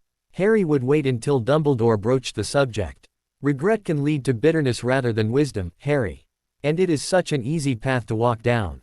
It takes a person of great self-awareness, one with a true and genuine desire to better himself, to wield a weapon such as regret with effectiveness. More often, it leads to anger and isolation. If you're telling me that by being disappointed with my performance on the care of magical creatures practical, I am in danger of becoming Professor Snape, Harry said dryly. Dumbledore chuckled at that. That might be an over-exaggeration of my point. But it is never too early to learn a lesson that you might need later in life. There are many things I know now that I wish I had been told as a young man. But would you have listened then? Harry countered. Dumbledore continued to smile. Perhaps not. Young men are not always eager to listen to the advice of someone whom they feel is not in touch with their generation. Harry grinned at that. So you're worried and I'm not going to listen to you because of my hair. He ran his hands through it, feeling like it had accomplished its aim. I believe that you have a lot of wisdom I could benefit from, sir. This as just one of those tools you're talking about. Might I ask what reaction you have had so far? Harry knew that Dumbledore likely knew most of it by now. Well, I've been called everything from bro. Kali or asparagus to Scarface to chosen prat around here. The papers have begun to refer to me as rebel without a cause, but then there was that other thing they said. That I have my own mind rather than being an extension of yourself or the ministry, and that I may actually be the last best hope for our world. That kind of made the whole thing worthwhile, since that was the goal. In hindsight, I think you probably made a good decision, so long as you can live with what you see in the mirror, Dumbledore said, not smiling at all now. I was, however, very surprised when I was asked my opinion on of your dramatic change, and I did not know to what they referred. Harry gave him a grim look. Oh, I am sorry about not informing you. I just thought that since you weren't very big on communication anyway, you wouldn't want to be bothered. Dumbledore knew what he meant, and he wasn't happy. He'd been pretending that he wasn't holding anything back from Harry, but Harry knew better. What made him most unhappy about the whole situation was that Horcruxes were only a very small part of the vast store of things Dumbledore knew about magic and the wizarding world, and he wasn't sharing any of them. He would probably trust it all to Neville, but Neville didn't have the right mind for it. He wasn't a scholar, he didn't love knowledge, he had no real ambition outside of defeating Voldemort. But Harry, why shouldn't Dumbledore want to teach him some of the many things he knew? Especially this topic, which was such an integral part of what he believed Harry was meant to do. Harry went on before Dumbledore had composed what he might say. What's wrong with your hands, sir? My hands? Dumbledore asked innocently. Yes, sir, your hands. You haven't moved them this whole night. And there were about 3 places in this conversation when you'd normally have put them on your desk. You can't have thought I wouldn't notice. Dumbledore gave Harry a brief, sad smile. No, I shouldn't have thought you wouldn't. You were remarkably observant, sometimes. Harry was surprised and concerned by the tone of Dumbledore's voice. Headmaster, what is it? May I see? Dumbledore put his hands on the desk and shook the cuffs of his sleeves back. One was the same unmarked but rather wrinkled old hand, but the other, it was black and burned and dead looking. Sir, Merlin, what happened? Dumbledore offered another sad smile. I made a regrettable mistake, Harry. The choice of words was not an accident, Harry understood. He'd brought back up regret on purpose. He'd done so messing with one of the Horcruxes that had caused this. Things suddenly made more sense. His caution with Harry was only because he didn't trust himself, either. Sir, I was foolish enough to think I was stronger than I was. And wiser than I was. It has cost me dearly. But Madame Pomfrey could, or maybe Sirius or Professor Snape would be able to help. You don't have to lose your hand permanently, do you? I am afraid that I will lose rather a great deal more than that, before it is over, he murmured. Harry, I must trust you with the information that I have been reluctant to share thus far, because I will need your help. Harry was stunned. He tried to think. Why would it be Harry, rather than someone else, someone he had known longer? Was there no one else? No, likely not. The only other person that Harry could think of would be Professor Snape, and he unfortunately shared Dumbledore's caution about letting Snape in on all the information about Horcruxes. If for no other reason, than because there might be a day that Snape's mental defenses failed, and it would be nice if Voldemort did not discover on that day that they were onto him. Sir, you can trust me. You can count on me. I am just as upset as you by what Voldemort is trying to do, this immortality he is trying to achieve, and I am just as interested in putting an end to it. It's unnatural. It's evil. But I'm very confused about your deciding to trust me with it. Why now? Why have you suddenly decided that it's got to be this way, when you've been fighting me about it? He hadn't meant to sound like a scared kid. But that hand looked nasty and Dumbledore looked sad, and he didn't like the danger that Horcruxes suddenly posed in his mind. Up till now, they'd just been objects, despite the scars the diary had left on Neville. Obviously, they were something a bit more than that. Harry found himself clenching his own hands together painfully. Please sir, just the truth. I have to know, if I'm to help you. If I'm really going to face him. I have to know it all. He was afraid that if he couldn't get Dumbledore to speak tonight, he never would. Dumbledore nodded tiredly. I touched an object containing a powerful curse, he said plainly. Severus has contained the curse to my hand, for now. He assures me that even his skills will not contain it forever. Harry nearly jumped out of his seat, and had to fight for control. Sir, you're not. You don't mean that it's going to kill you. Eventually, yes. I will simply continue to hope that matters will be resolved by that time. He seemed to be bolstered by the look of shock and fear on Harry's face. Don't worry, my boy. I will fight it for every moment that I can spend working against Voldemort. I have not even come close to giving up yet. You aren't afraid, Harry blurted out. Dumbledore met his eyes squarely. A person should never fear death, Harry. That is the mistake that Voldemort makes, and one which you must never make yourself. Death is nothing more than going to sleep after a very long day, and waking up in the midst of a wonderful new adventure. An adventure, Harry said, trying not to sound derisive. I could almost believe that it's like going to sleep. But that seems a bit too hopeful. Like a pep talk to keep yourself from being afraid. Perhaps I should put it this way, then, we have very few guarantees in this world. But that we will die is one of them. It has always made more sense to me to believe that what will come after is something to look forward to, rather than to fear. If we all must go there, just as we all must be born here. It can't be so bad, can it? At that, Harry smiled, and felt better. Dumbledore seemed completely sincere. He really did believe that. He really did have that assurance. Whether or not Harry might fear death, he hadn't really decided for himself. But it helped to know that someone who had seen as much as this man considered it that way. But aren't you in pain? It looks pretty bad. Dumbledore carefully shook his sleeve over his hand again. I could tell you that I am not. But you will realize the truth eventually, and you, Harry, do not strike me as the sort of person who appreciates a comforting lie. Quote, then he was in pain, and it would likely get worse over time. That didn't sound like the sort of death that Dumbledore was talking about. Then how can you call it going to sleep? Dumbledore was smiling again, with that calm assuring way he had, and it made Harry mad because he knew he was being an aggravatingly curious little boy and stirring up something Dumbledore likely didn't want to talk about, and yet Dumbledore still made him feel as though there was nothing more important than Harry's question. When you become as old as I have managed to do, there are many little pains you experience and they stop seeming so important. And when you have lived so long, the chance to lay down your head and rest becomes very attractive, enough so that a little pain is a small price to pay for it. For some people, there is no pain in their passage, but for others there is a great deal.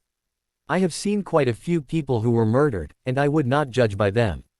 But I have also seen several people die quite naturally, in pain or out of it, and I can tell you that all of them let go of their last breath with a smile. Harry tried to remember if anyone he knew had died. The only people he could think of were the two he'd learned of through his scar dreams, Two Rivers and Buster. He tried to imagine what they would have said about it. Two Rivers old have told him that death was just as much a part of the natural order as life was. Death could not be feared because it was all part of the same whole. Buster would have said that death was a total mystery, the way everything else was. And that he hoped it would totally blow his mind. It was comforting, in a way, to think of what they would say. In their own way, they'd had a lot of influence on him. Two old men who'd seen much of what the world had to offer and still believed it was beautiful, just like Dumbledore. I hope that when I'm old, I can teach kids to love life enough not to fear the end of it, Harry said quietly. I hope my life will make that much sense to me later on. And it is my sincerest wish that you will always feel that way, Dumbledore replied. There is so much that you can offer the world, Harry. I hope that you will always be that generous. The pain will get worse, won't it? Harry muttered. You're going to be in awful pain when you die. It is not going to happen for a long time. Dumbledore said gently. Severus and I will both work very hard to be sure of that. But when it does come, I do admit that I worry I will lose some dignity at the end. But there is a way to avoid that. One that I am not sure you could understand. Sir, please. I don't know if it's right for me to say this. I don't know if you'll appreciate it at all, or if you'll be upset with me. But, well, I have a lot of respect for you, sir. I hope you know that. And I really can't stand the thought that people might see you in pain and think less of you for it. Professor, I won't let that happen to you. If I can do anything, to make sure that people don't see you like that, then I'll do it. Harry found that completing his thought took away some of his embarrassment. And he ceased to stammer. The man in front of him was one he respected immensely. He was not ashamed to admit mistakes, and to continue to learn and grow, at his age, just as he expected the youths under his charge to do. Harry didn't think he would meet too many people in his life like Dumbledore. "I'll do it, whatever it is," he said firmly. "You deserve that." He was still afraid that it was not his place to say such a thing, but there was no one else, was there? Dumbledore was being forced to trust him, just as he'd said. Harry could do this much in return for Dumbledore's help in escaping the trap he was caught in. Dumbledore looked surprised, and touched, and even maybe the slightest bit teary-eyed. "I did not know you felt that way, Harry. I am very touched by what you've said. For I know it came from your heart." Harry was embarrassed again, now. And he felt a squeezing in his chest at the thought of the loss of Dumbledore, of how much the world would no longer have when he was gone. "Sir, I've heard that you speak Mermish, and Gobbledygook." "I do, among other things. And that you have the respect of the centaurs. I know that you made a lot of advances in the magical sciences. Discovering all 12 uses of dragon's blood, and all that. And, you know so many things. You know how to make people listen to you, and you know the history of this school. And you probably know why Voldemort is such a git." Dumbledore folded his hands in his lap, which seemed to be his new gesture now that he had to hide one of them. Harry took a deep breath. "How much do you think you can teach me?" "I am flattered, Harry. I'm serious. I want to learn everything you can teach me." Dumbledore smiled a little. "You are a very driven young man." "I am." He stood up slowly and walked to a shelf of books, pulling down 2 thick tomes. "Shall we begin here?" Harry glided through the school on nearly silent feet. Argus Filch, the old caretaker, was directly down the corridor. It was well after hours, and yet Harry strolled past him without a care in the world. Filch didn't notice. Harry felt a rush of thrill and, dare he say it, power. He was untouchable, for the moment. The castle looked different, by night. Lit only by the moon, with the people in the portrait snoring around him, it was eerie and unfamiliar. He was breathing light, quick breaths and walking with soft steps. The way that Miguel had taught him to sneak up on someone. Once he was out of Filch's sight, he relaxed a bit, but he tried to stay quiet. No telling if there might be a teacher awake at this hour. He considered going to Sirius' office and flowing home to see him, but it was too late at night. Sirius would be fast asleep by now. Remus was likely only just getting off work. He was working nights all week because they always gave him crap shifts after he took 2 days off, for medical reasons.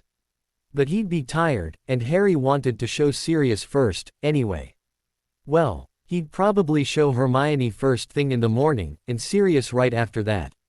Hermione would get all concerned and tell him not to get into too much trouble, but Sirius would think it was brilliant. He would feel the need to give him a similar warning about making trouble, but it wouldn't be all that sincere. He was still one of the Marauders at heart. The cloak was warmer than he'd expected when he'd first felt the silky material between his fingers. He clutched it around him in the drafty corridor for warmth, and tried not to laugh at how free and clever he felt. He was invisible. It was an incredible feeling. He marveled again that Dumbledore had kept the cloak so long for him. It had been collecting dust on a shelf for several years, but Dumbledore had told him only a couple of hours ago that he'd never been able to pack it up or give it away. He had never felt that it was his possession to dispose of. It had been James Potter's, and so it belonged to Harry. It couldn't exactly be considered a gift, since it already belonged to him, but it still was a nice gesture that Dumbledore had given it to him tonight. It was like a final declaration of the faith he was extending to Harry. A symbol of the new trust he was placing in him. He believed that Harry would use his father's invisibility cloak for good things, just as he believed that Harry would use the information he was getting for good things. He finally, regretfully, headed back to his dormitory to go to bed. Invisibility cloak or not, he had classes in the morning, and he was in danger of abusing Dumbledore's trust if he used the cloak to cause mischief tonight. But when he did get into bed, he just tossed and turned and couldn't sleep. 7 Horcruxes. Was it possible that there were so many? How would they find them all? Dumbledore said he had a plan, and they were going to discuss it at length soon. But Harry felt a little sick. It was a staggering task to undertake. Voldemort was going to continue doing what he did. Without any thought of consequence, because he thought he was invincible. He thought he couldn't be punished for the crimes he committed. And what he had done to make himself that way. Dumbledore was right to keep it as secret as possible. It only made sense to share the information with Harry, over anyone else. Harry had asked, for one thing. For another, Voldemort was planning to kill Harry anyway. So they weren't risking any extra lives in making this attempt. It was a good business decision, if nothing else. Minimalize losses. Except, Harry didn't want to die.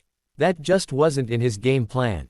He wanted to put a stop to Voldemort, bring him back down to the status of a mere mortal, and put him on trial for his crimes.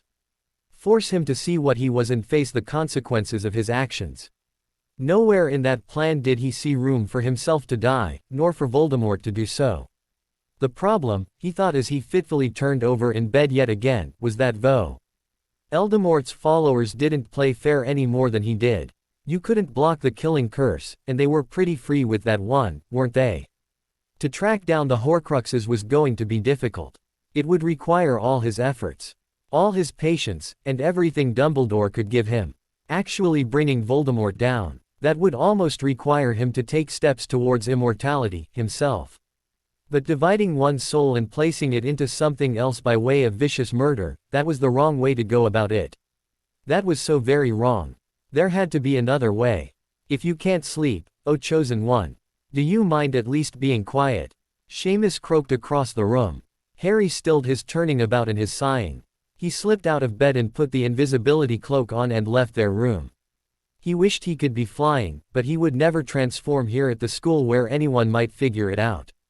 He wished he had a girlfriend he could go to in the night for a little TLC. But that wasn't going to happen anytime soon. That thing last year had been a one-time deal and his current girlfriend just wasn't up for it. No wonder Dumbledore spends half the night pacing his office, Harry muttered. If that's a student out of bed, I'll wake a professor, one of the portraits warned him. He held his breath and glided on. Did Dumbledore ever wish to be immortal? He seemed so comfortable with death. Now that Harry was there to finish the fight. But how Harry was going to actually pull this off hadn't really come up in conversation yet. Maybe Dumbledore didn't know, either.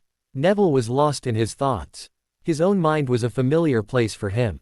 He'd spent most of his time with only his thoughts for company for a great deal of his life. It wasn't always comfortable, indeed. His own thoughts had been full of self-pity and self-loathing for several years. But a lot had changed last year. Last year, Neville's replacement had shown up and started the Defense League. And also convinced Neville to reconcile with his teacher and mentor. Neville had started to feel better about the idea that Harry Potter was the one with a destiny when he'd gotten to know him. And realized he was as capable as any 15-year-old could be of such a task.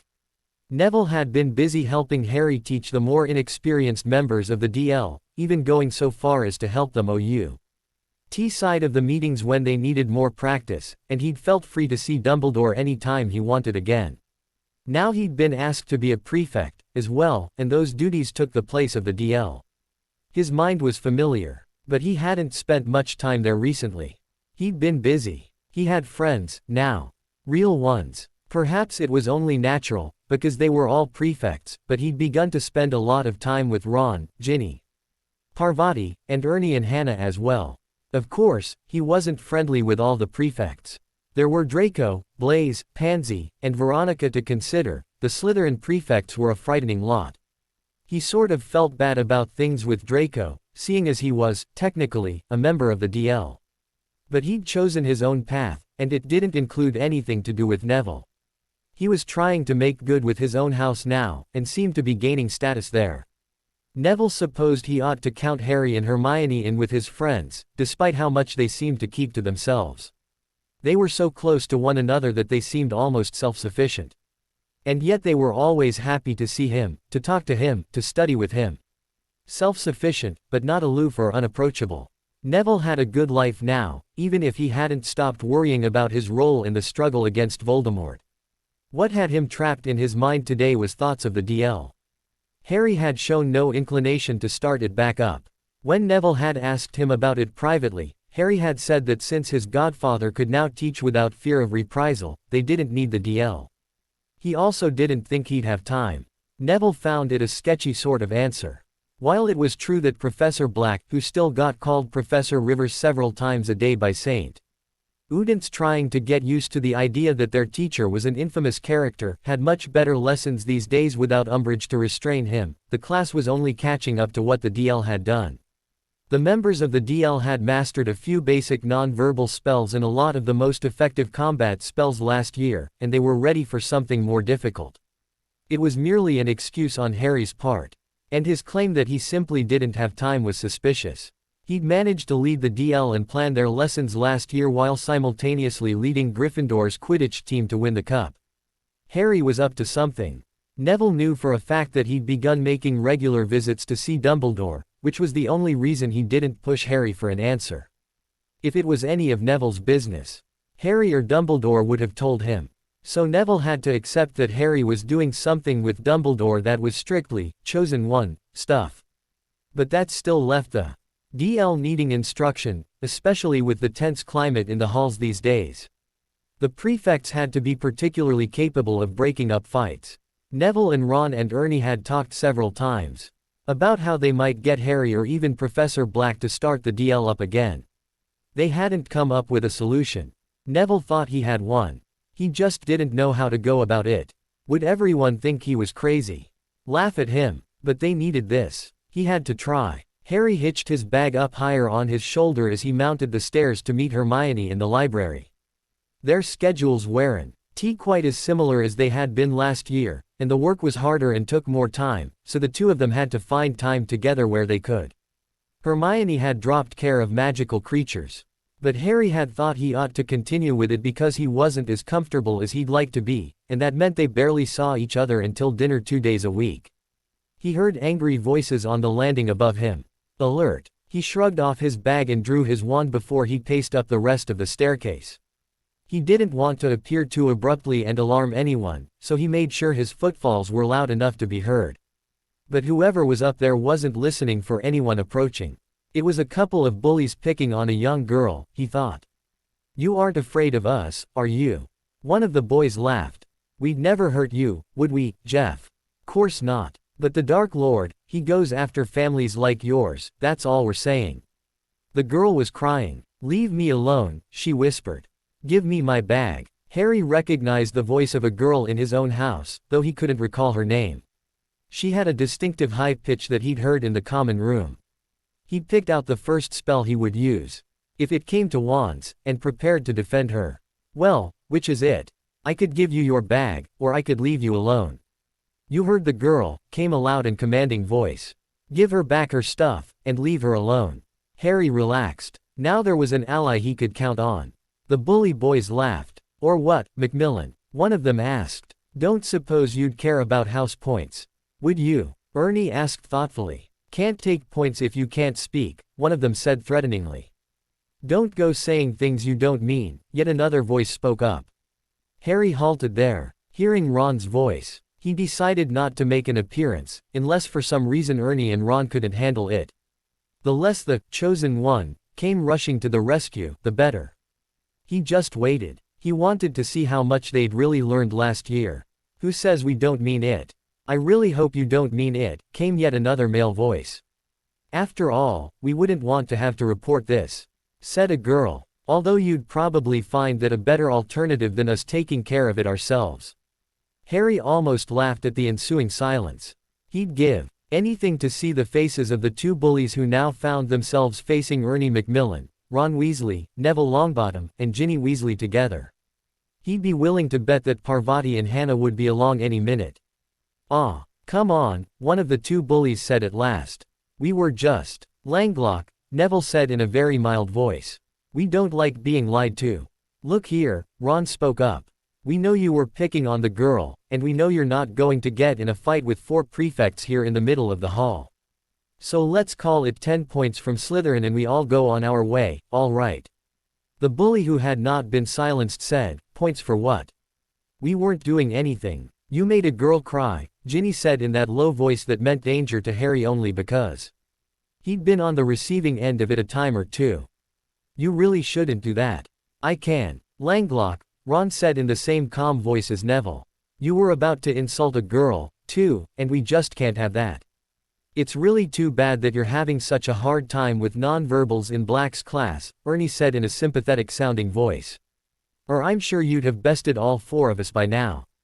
10 points. And you're lucky we don't make it more, Neville said. Goodbye. A brief silence. You know, I think we'll leave the spell on you for now, actually. Don't worry, it'll wear off on its own after a few minutes. Until then, I think your silence might do the school some good. Ta-ta, Ginny added. A moment later, footsteps retreated up another staircase, and the 4 remaining friends began to laugh. With a sort of letting go of nervous tension. Are you all right, Kimberly? Ginny asked the younger girl. Yes, thank you, she sniffled. That could have been much worse than it was, Neville said. Ah, there's no way they could have, or would have, done anything to all 4 of us, Ginny said. But when it's 7th years? Neville muttered. Good point, but until we have a solution to our problem. We just have to stay sharp, Ernie said.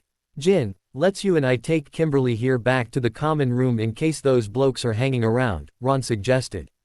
Ernie, you all right? Yeah, sure. Neville, quote, I'm headed downstairs, anyway, I'll be fine. Okay. They broke up, and when Neville descended, there was Harry standing in the middle of the stairs with his bag discarded behind him and amusement in his eyes. Neville paused for a second, surprised, then made a wry face and came down to meet Harry while Harry stooped to pick up his things and resheath his wand. Good work, Harry said.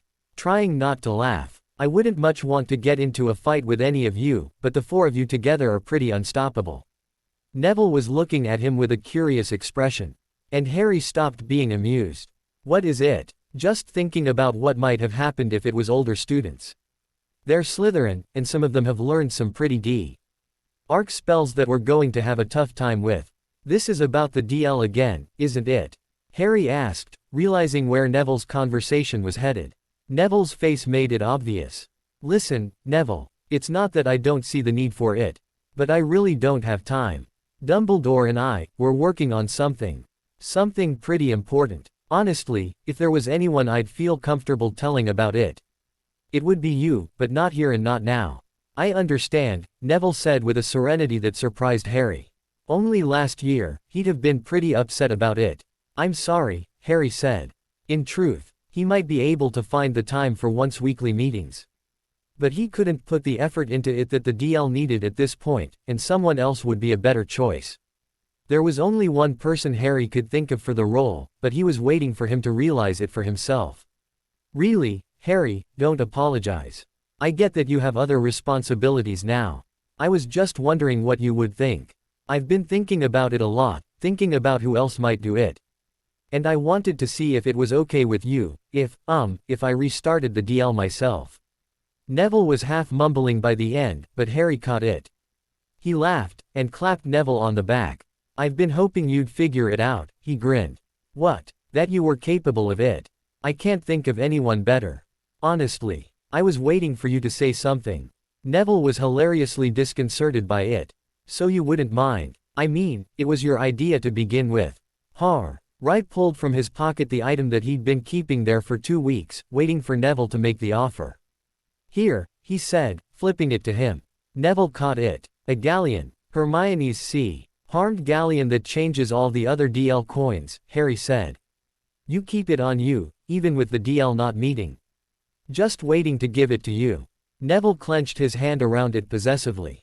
I know I can keep it going maybe until the end of the term, but after that, I'm going to need some help. Ask Sirius, and Dumbledore. They'll both have loads of ideas. He'd have to suggest to Siri. Is that he sit down with Moody at one of the order meetings to get some good input on what the DL might focus on. Of course, Sirius would probably figure that out all by himself. Oh, here, Harry said, handing over another galleon. I took Draco's back, so you don't have to worry about him. Neville just looked at the coin in Harry's outstretched hand, and shook his head. Keep it. Me. Why? Just in case you find some time to come. Thought you might still want the practice even if you don't want to be in charge. Harry put it back in his pocket gratefully. Neville knew better than any of the other students what it was like to be where he was right now. He would want the practice. Whether it helped or not, there was always that feeling that one more spell you could learn that meant the Difference between surviving and not surviving. If he could hone himself just that little bit more. I'll come when I can, Harry promised. See you later, Neville. All right, Harry. Neville. Thanks. And without waiting for a response, he hurried up to the library for the study session he was now rather late for. Harry finished describing what he'd seen, or rather, heard, on the stair landing to Hermione. She had insisted it wait until they were walking to the Gryffindor common room, so they could use their time in the library for actually studying.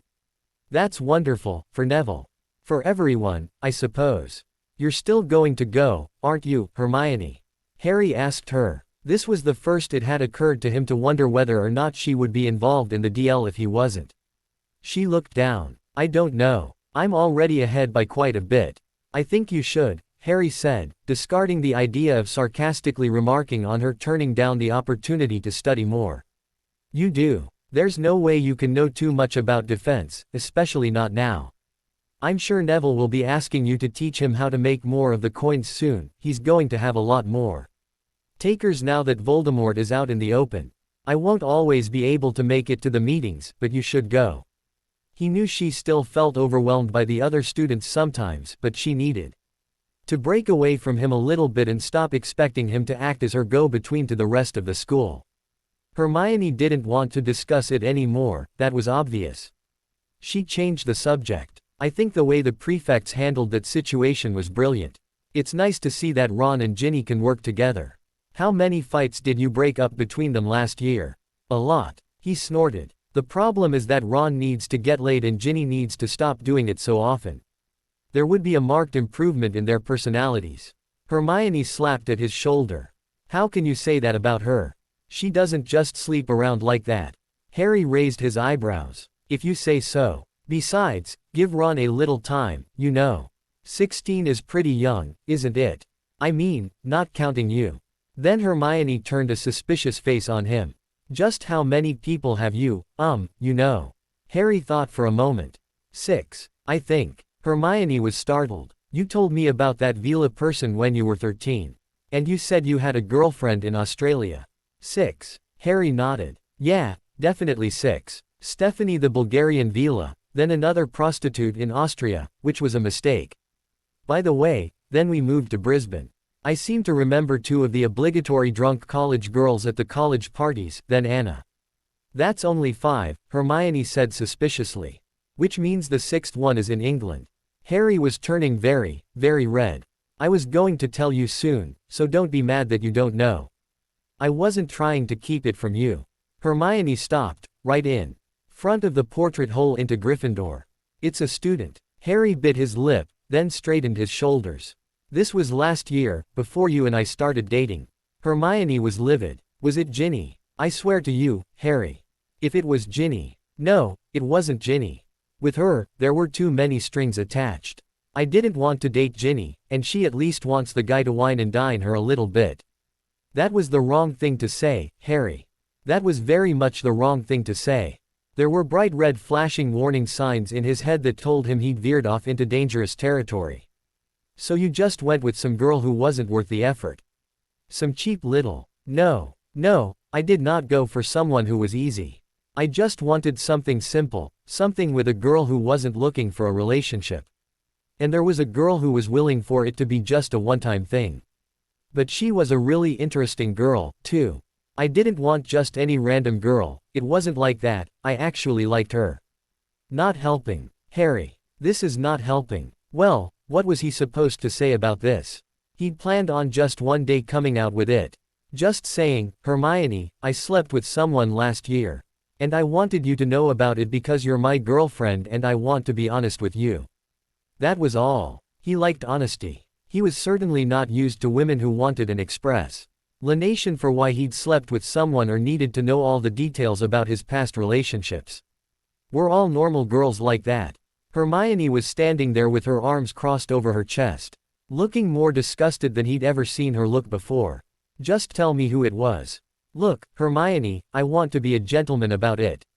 It's not that I wouldn't tell you, it's just that she doesn't need a bunch of people pointing at her in the hallway or calling her the chosen floozy or something. We both approached this whole thing with a lot of respect for each other. In fact, she's pretty. Much the only girl at this school who felt the way I did about it.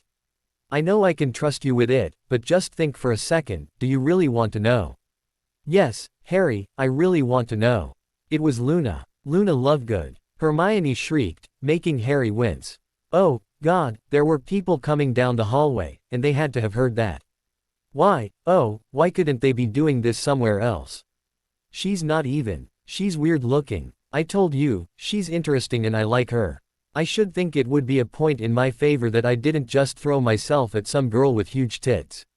If I wanted that I'd have gone for lavender brown. Next on your list, is she. Hermione huffed. No, Harry said, shuddering, I can't even carry on a conversation with her, she's got no brains in her head. Hermione looked stricken, at that. So, this, you and me, is all about the fact that I have brains in my head. You think I'm interesting and you want to have sex with me, and after you dump me. I suppose you'll go for Professor McGonagall. You're being ridiculous, Harry said hotly. Not to mention hurtful. I haven't done anything to make you think that. Except have E6 sexual partners by the age of 16. Oh, so what? How does that suddenly mean that we were never friends and all this time I've spent with you is just so I can get into your knickers? When have I ever acted that way? Do I what? Want, as you so eloquently put it, to get into my knickers? Well, yeah, eventually. But I can wait. I've told you that. I don't mind that you're not ready for it. I have been totally faithful to you, for your information, because I knew it would be important to you. As soon as we started dating, I stopped thinking about other girls. I am telling you about Luna because you wanted to know, remember? Most of this happened before I even met you. Hermione's face was streaked with tears, though she didn't really look like she was crying. She just looked lost. And you didn't think even once that you might, one day, meet a girl who wasn't quite as loose about sex as you. That the girl might feel just the tiniest bit inadequate. Inadequate. Is that what all this is about? Frustrated, Harry raked both hands through his hair. When he raised his arms, Hermione flinched. Harry forced himself to calm down a little bit. She had a reasonable ear of angry young men with a professed sexual attraction to her. He had to stay cool about this. Hermione, how many times do I have to say it? You're my best friend as well as someone I feel romantic toward. You have 10 times more of my heart than any of those girls did. And if I'd known back then how much it was going to upset the person I was serious about, I probably wouldn't have been quite as free as I was. I'm sorry this came up at such a bad moment. You should have been better prepared to hear it. It doesn't matter whether I was prepared, Hermione said, swiping at her damp cheeks. Even if I knew what I was about to hear, it wouldn't change the fact that I'm not going to be able to make you happy. You can tell me all you want that you're willing to wait until I'm ready, but what if that's still years away? You're just not that kind of guy. I think you're selling me just a tad short, aren't you? He asked angrily. And because you're not, you're never going to make me happy, either, she shot back. We both have a lot of expectations that we can't meet for each other, and I think we should stop this now, before it gets worse. I can't remember the last time I was with you when I wasn't either crying or trying to help you save the world. I don't want that anymore. Hermione, stop. If you want me to back off, you can say that, but don't say you don't even want to talk to me anymore. Hugging her arms around herself, she said, I don't want to talk to you anymore. Then she fled into the portrait hole and disappeared, leaving Harry standing out in the corridor. Entering what point in that conversation he should have just bailed out on it and faked a complete memory loss or something. What exactly in hell had just happened? Witches, Sirius grunted, sounding amused. Harry lifted his head from his hands. What? Can't live with them, can't hex them, he expounded. So you do have some idea what just happened to me? Some idea, yeah, Sirius said. Well, it's a classic technique that women employ, Harry.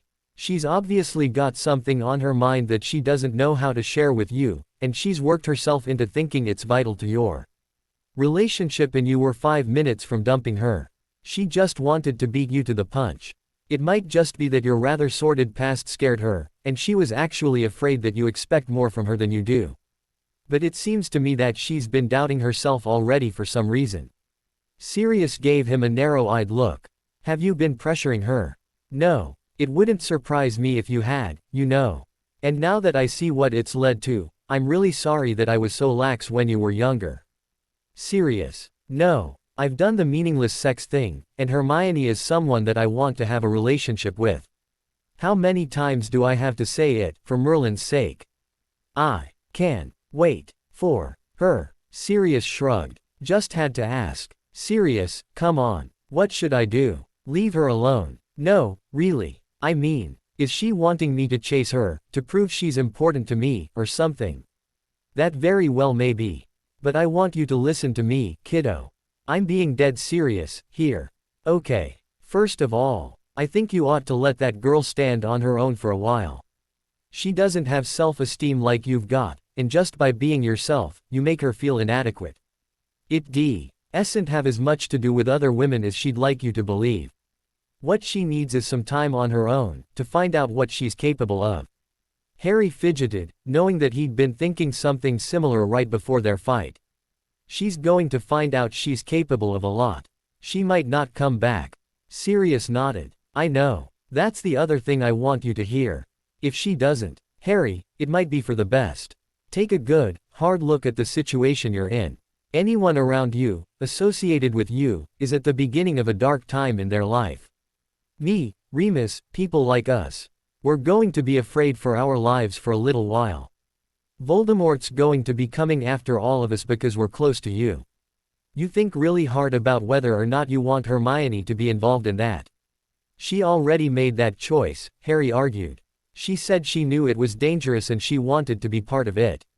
I know that, but is that going to help you sleep at night, when she's hurt or killed? That she knew it would be dangerous. Harry stared past his godfather into nothing.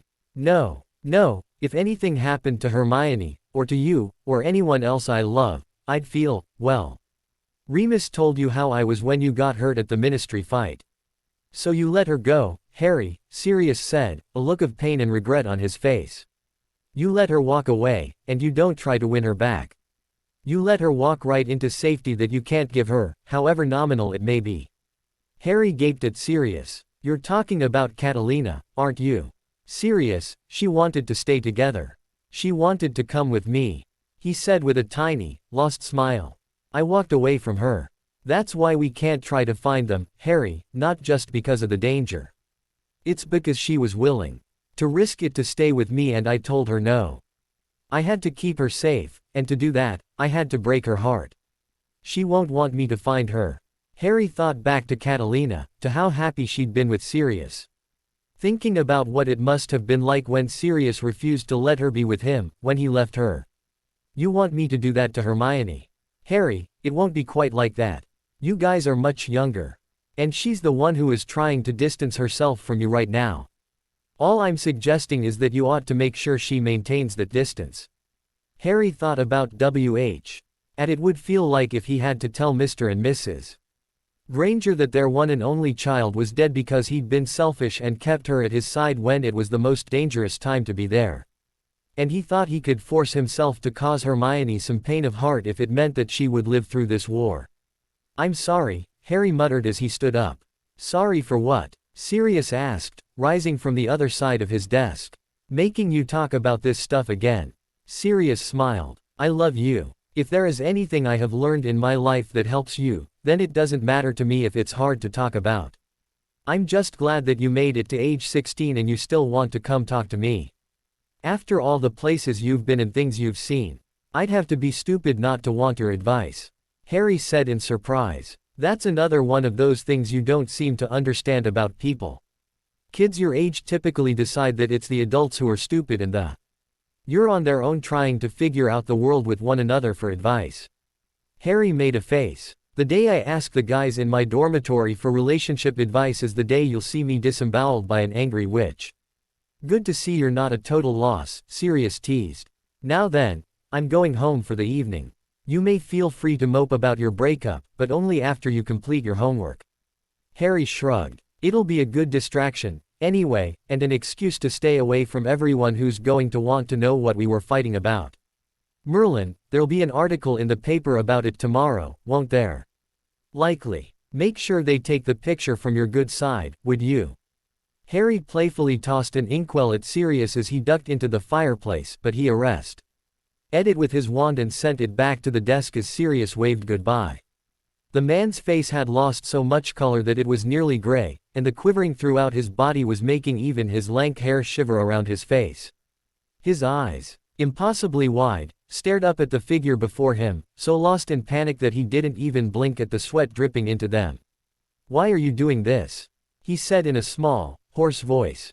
"You have a daughter, do you not, a 13-year-old whelp? What does this have to do with Kimberly? You are a muggle," the man looming over him hissed. A huge snake was coiling around his feet. "And you sent your Kimberly to school with pure-blooded wizards and witches as though she were their equal. You had the audacity to assume she belonged there. I don't understand, sir, I'm sorry. It was that professor at the school, he came and said Kimberly was special, they invited her to come. They, too, shall be dealt with. Your precious daughter, too. But first, you." And the man with gleaming red eyes smiled, as if in anticipation. If Kimberly's father had known what Voldemort would do, he might have screamed and begged for his life. But Kimberly's father didn't know. He died without a hint of a struggle. Many miles away, Harry Potter woke up with a vague sense of disturbance.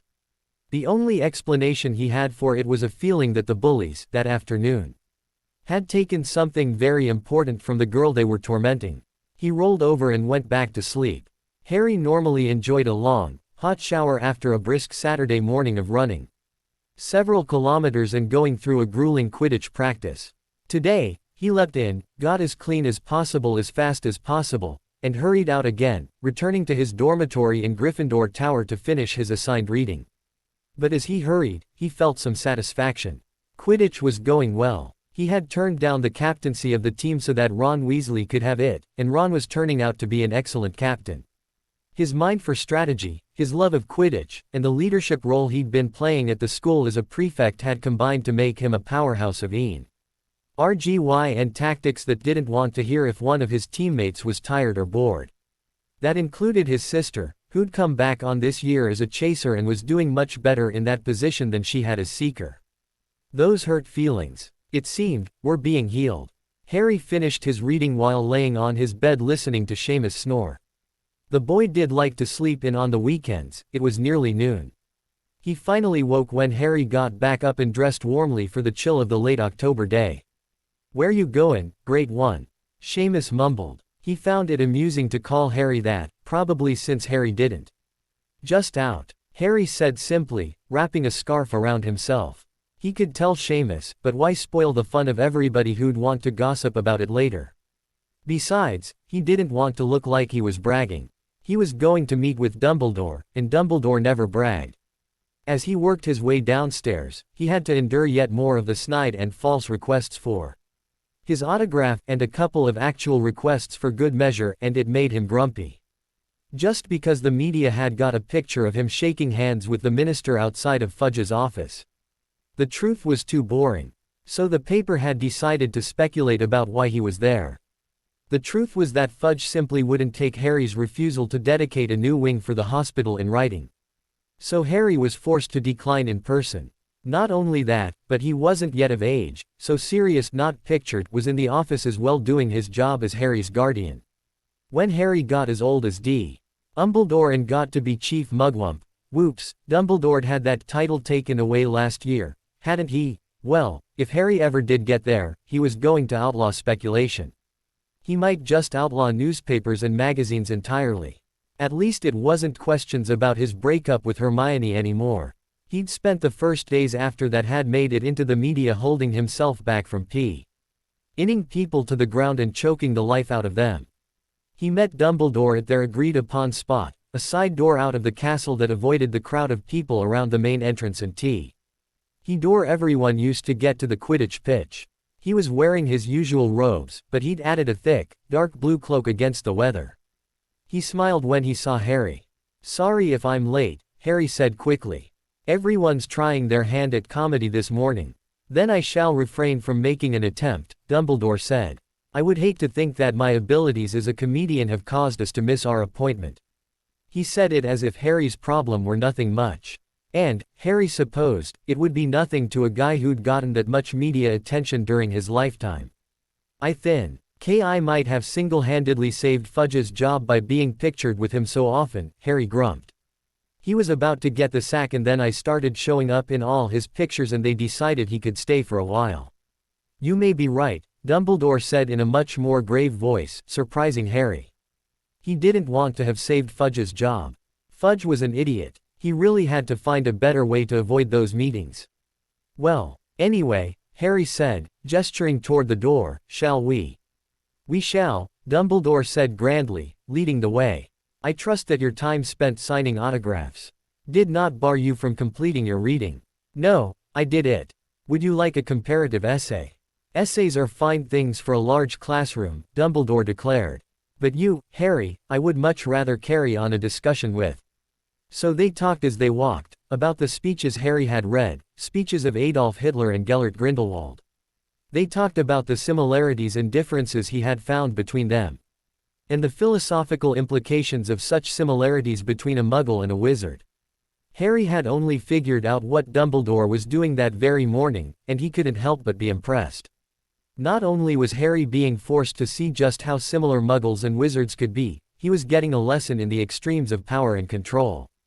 And it was working. Harry was disgusted by the things he'd read. But he was taking ownership of the feelings he'd always had about the value of muggles and muggleborns. Then they came to the lake, their destination, and walk. To a certain tree that overhung a deep pool. Dumbledore crouched down and touched the tip of his wand to the water, sending out some brief spark. It was only a moment before a head rose above the water. And the merman's arm came out to grasp a branch of the tree to hold himself there. Harry could see his thick, powerful tail gently waving under the water. Dumbledore greeted the merman with joy and spoke to him briefly. The merman looked at Harry and grinned, revealing his mossy teeth. Harry was overjoyed. He was a barbarian, to look at him, with his slimy skin and the fishbones tied into the tangled hair.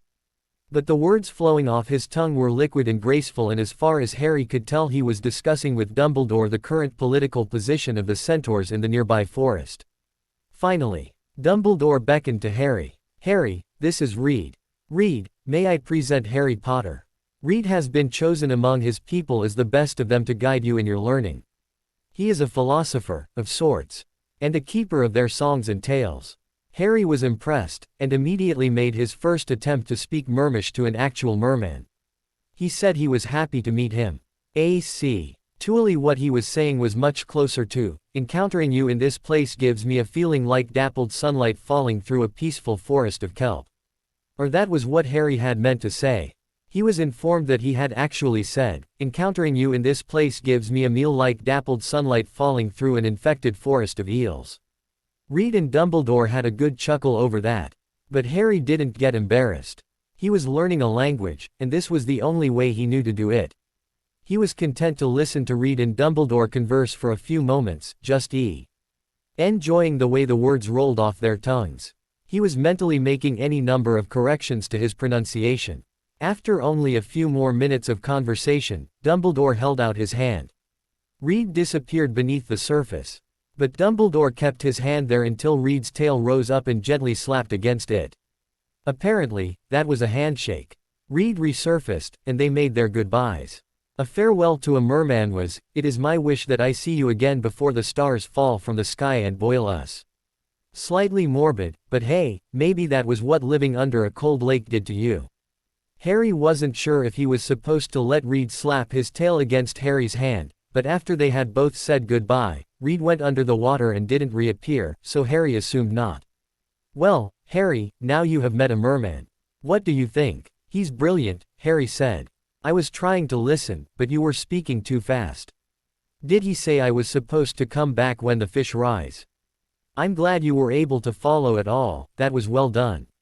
What we have agreed on is that you will come back on Tuesdays at the time when the fish come to the surface of the lake, which in human terms is about 5:30 p.m. Reed will meet with you at that same place, and you will practice what you have been learning during the week, from me and from your own studies. Harry nodded. Okay. I'm going to learn it as fast as I can. Reed doesn't look like a guy who's easily impressed. No, the merpeople are generally not.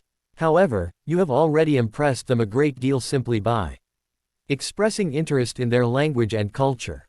Few wizards, especially young wizards, do. Which was exactly why Murmish was the language Harry had wanted Dumbledore to coach him on. Practically one could teach Harry how to converse with goblins, and learning the language of giants and trolls took about a week altogether. But Murmish was tricky and complicated, and Dumbledore was the only wizard Harry knew who spoke it. We have made a further agreement. After a month's time, if Reed feels you have learned a sufficient portion of the language, he will invite you to take Gillyweed and Foe. Low him into the lake to meet some of his clan. You will converse with them and be invited into at least one dwelling to see an example of their architecture and food. If all goes well, you will be invited to return. Harry was ecstatic. That's perfect. I can't wait to see it for myself, but it's even better that I'll be surrounded by people speaking Murmish. I can't really learn it until I can hear the native speakers talking to each other, you know. I have to get totally lost and try to work my way through it. Dumbledore seemed surprised. That is the method known as learning by immersion, I believe. Since you are so meticulous in your life, I assumed that you would not be an adherent to that method. Harry shrugged. It's how I learned Portuguese and German so quickly. In his experience, learning a language was about diving in, embarrassing yourself, and getting over it so you could communicate. If he hadn't done that, he never would have been able to do the grocery shopping or watch the telly. It helped that he'd had fluent speakers of both those languages in his own home, but he didn't suppose he could ask Reed to come up to the castle for a while. As they hurried back in Hero the same door they'd used to exit, Harry turned to Dumbledore with a grin. I hope that I see you again before the stars fall from the sky and boil the lake. As do I. One must always hope for the best. Dumbledore replied without returning the smile. Shaking his head at the old man's sense of humor, Harry turned to go, but Dumbledore stopped Harry. Before we part company, I would like to bring up a topic you may not appreciate. I hope that you will bear with me for a moment and take this in the spirit in which it is intended. Harry stilled, the smile remaining on his face, though it looked a little odd at this point. I wish to ask you about Miss Granger. Harry's face twisted into a frown. What about her? I simply want to ask you if you are certain you have made the right decision. Sirius made his decision, and you are entitled to make a separate one. I cannot speak as to whether it was right for Sirius and his lady friend. Fiancé, Harry muttered. His fiancé. Dumbledore corrected himself graciously, because I did not know her or her feelings about their situation. I make no judgments on him. Nor, indeed, do I intend to make any judgments on you. However, I have been keeping an eye on Miss Granger, and I have seen her lose some of the spark she has shown recently. Nor have I seen you truly happy, Harry. You told me of the argument you had, I feel quite certain that she misses you and is hoping that you will seek her out. Harry started to speak, but Dumbledore held up his hand, his one good hand. I am not making any suggestions, my boy. I do not wish to give advice on this matter. I am only asking you, are you sure that avoiding her is the best course of action? You do not have to answer to me, only to yourself. I want to be sure. That you do not think your life must be lived alone, without friends. I just want you to think about it. Harry sighed. I will. There they went their separate ways, and Harry was angry. His day had started out so well. His run had been brisk, his Quidditch practice had left him with all of Ron's enthusiasm for smashing the other teams, and then he'd gotten to meet Reed. He'd been totally looking forward to studying hard enough to get under the lake to meet Reed's people within a few weeks. Now his good mood had been ruined because Dumbledore thought he needed to bring up Hermione. And he'd promised to think about her. Like all his spare thoughts weren't already going to her after he got done thinking about classes, lessons with Dumbledore, the DL meetings he made it to, meetings with goddamned Fudge, and everything else. He trudged up the stairs with all the doubts he'd tried to put aside coming back to the forefront of his mind. Was he doing the right thing? Was it wrong of him to dismiss her acceptance of the danger? They'd been friends first, and that was what he missed. He didn't need a girlfriend to hold hands with and kiss in the hallways and make everyone else feel jealous. Ron and Parvati had that covered. Not having sex didn't kill anyone, though it came close. What he needed was the person who'd listen to every complaint he had about his role in this war, who respected his opinion about prophecy. Whose matter-of-fact attitude about the danger versus what needed to be done calmed all his worries, whose sharp mind found the answers he missed. That was Hermione, and no one else. He wanted her back, but couldn't justify to himself the danger it would put her in. If she chose it, fine, but he wouldn't put her there for his own selfish reasons. He'd go it alone. It wasn't until he got to the common room that his day was really shot, though. As soon as he entered, he knew something was wrong. There was a comfort huddle around the sofa nearest the fire. The kind that girls fell into when someone got broken up with. But this one was different. The faces he saw were pale and streaked with tears. And the girl in the middle of the huddle was Kimberly. The third-year girl who'd been rescued from bullies by the prefects a few weeks ago. Harry saw Neville, and hurried over to him.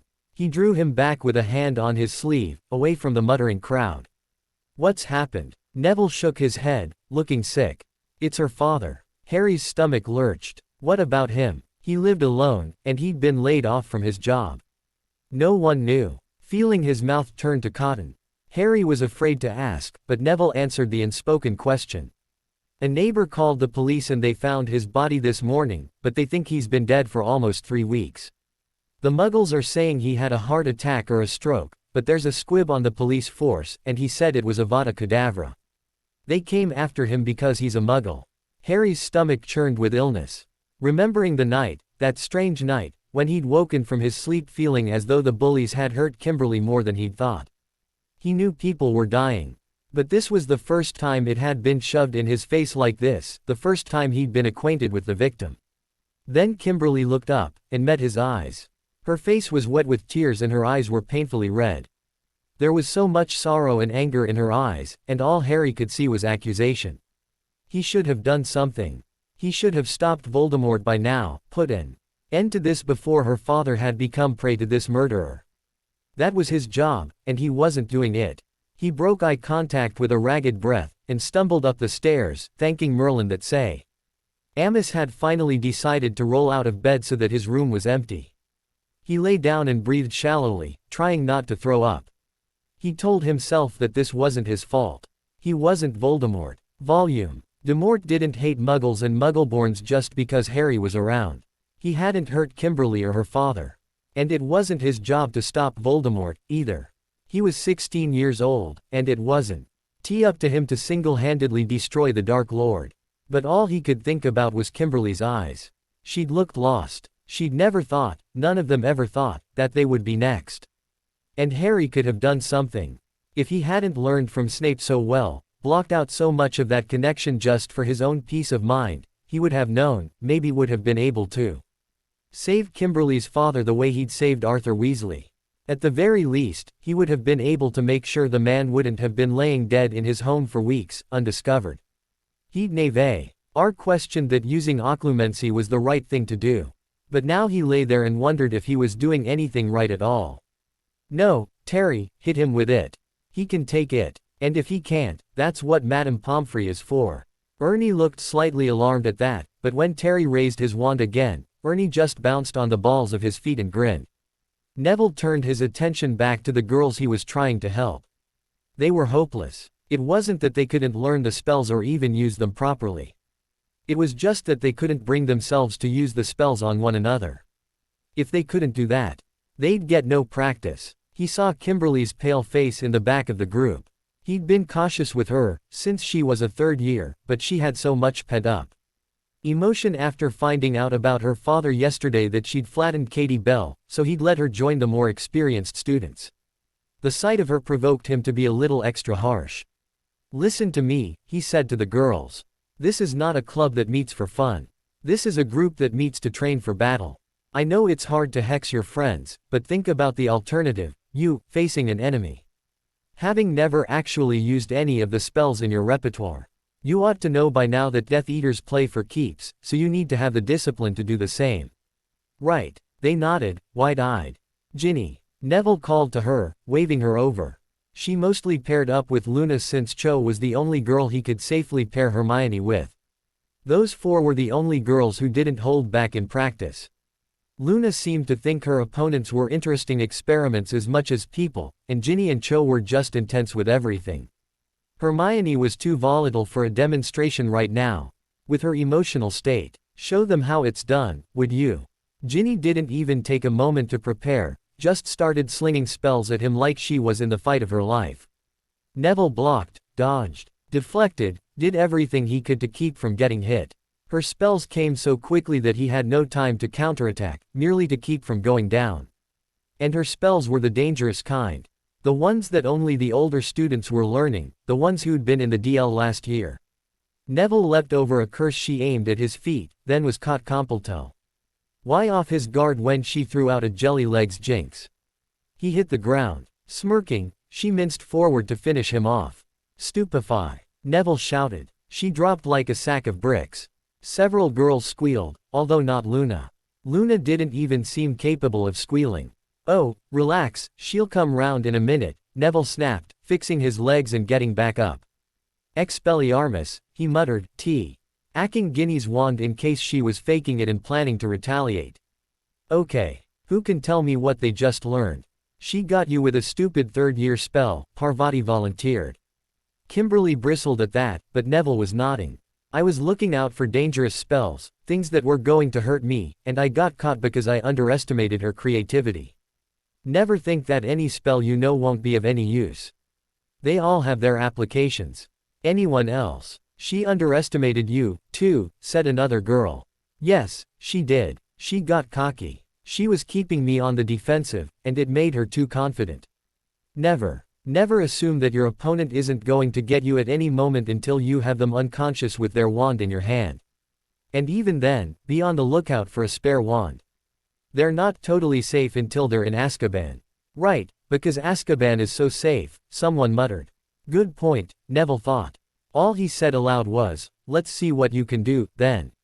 Partner up. They did. And Neville walked over to see how things had ended up between Terry and Ernie.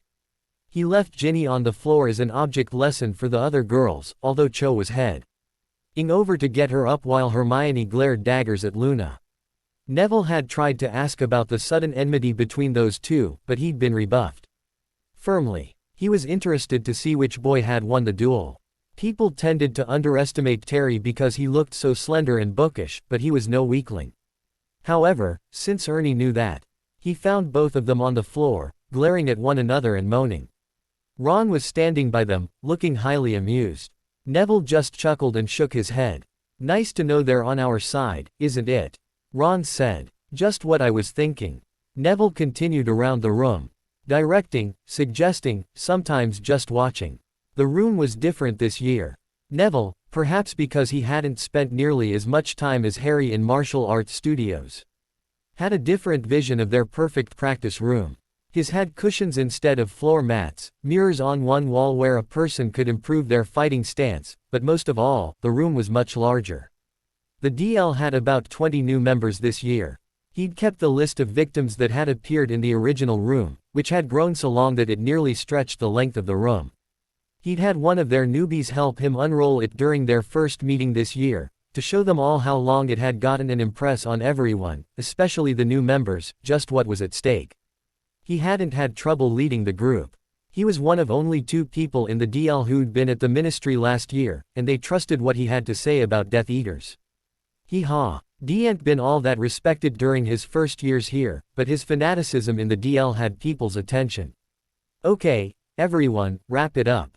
He waited a moment for the last spells to be cast, and for people to help their opponents back to rights. Listen up. I have an announcement. He had to wait another moment for people to stop talking. Okay. I talked to Professor Black earlier, and he told me he's talked Professor Moody into doing a guest lecture next week. There was some cheering for that.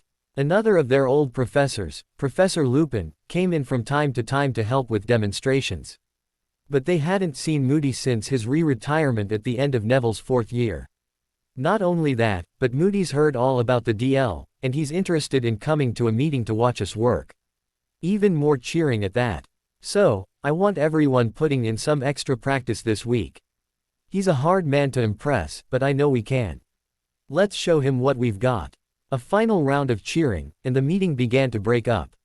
Neville stayed in fairly close contact with Professor Black about the DL, getting suggestions whenever he could, and sometimes spending extra time with the professor to perfect something himself before he tried to show it to his group.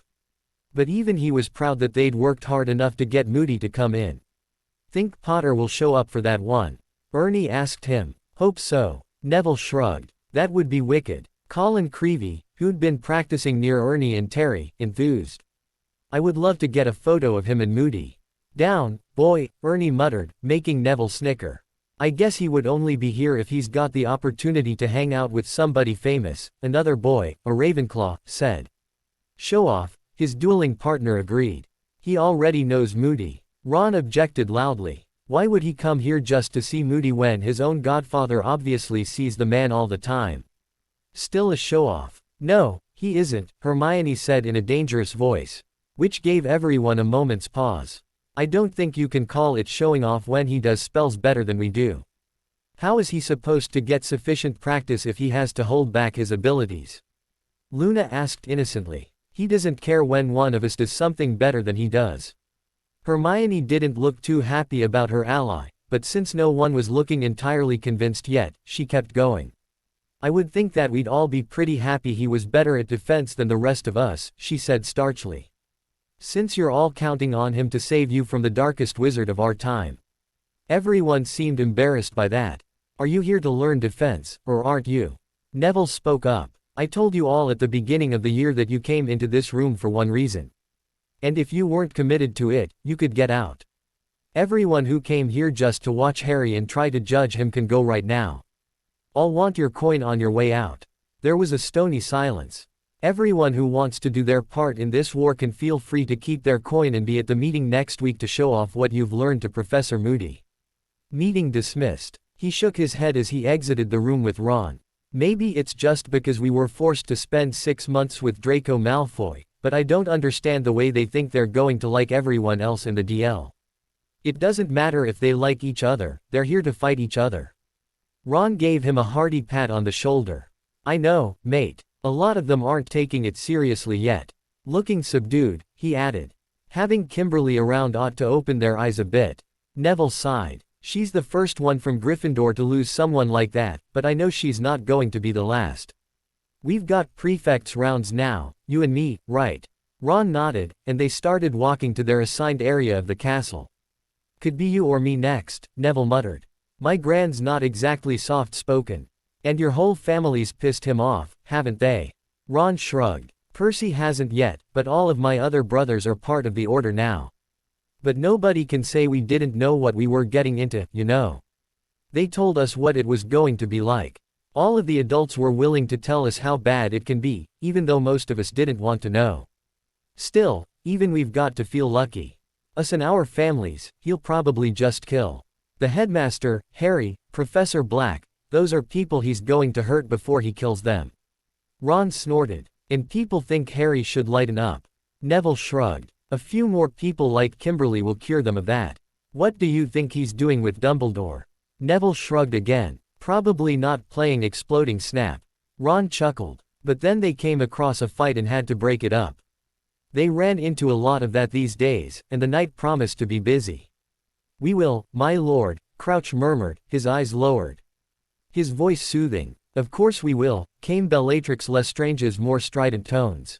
And when we do, he will be your plaything. The Dark Lord smiled at her, at the way her eyes rose though her head was bowed. Dared to look up at him. She was like his pet, Draco thought with disgust. Like a lapdog who wagged its tail when the master patted its head. My dear, devoted Bella, their lord said. Always so confident. Of course we will, but the question is how, and that is a question to which I must carefully apply myself so that I can be sure the action I have chosen is the best one taken. Which was his way of covering up, Draco thought, though he tried so hard not to think it, that he had no idea what to do. He wasn't about to admit that, not the Dark Lord himself. Bellatrix only gazed at him worshipfully, while Crouch threw in with, whatever your plans, master, they will be perfect. That was why the master liked Aunt Bellatrix better than most of his other servants. Draco thought as he watched the drama play out. She was full to the brim with love for the master, but she didn't offer up meaningless words to get ahead. She got ahead by being ruthless and never questioning authority. She was looking at him now, and Draco stifled the shiver that threatened to show itself. Dear Auntie Bella gave him the creeps. Insanity shone out of her dark eyes, and Draco didn't know what had ever given Rodolphus Lestrange the courage to propose marriage to her. It was obviously what she was looking at him for, what she wanted. She hated the fact that he even got invited to these meetings. Considered her sister's traitorous little boy to be unworthy of the mark that he bore. But it was his house, and so he lounged in a chair, hoping he looked relaxed in this company instead of on the verge of throwing up. She wanted him to speak up, to earn his keep. This was Potter they were talking about, after all. Who better placed than Draco? He knew he ought to make an effort to appear eager. "May I be of service, master?" he called to the Dark Lord in a calm voice. Well, it sounded calm, but in reality, it was sort of dead. He was sort of dead.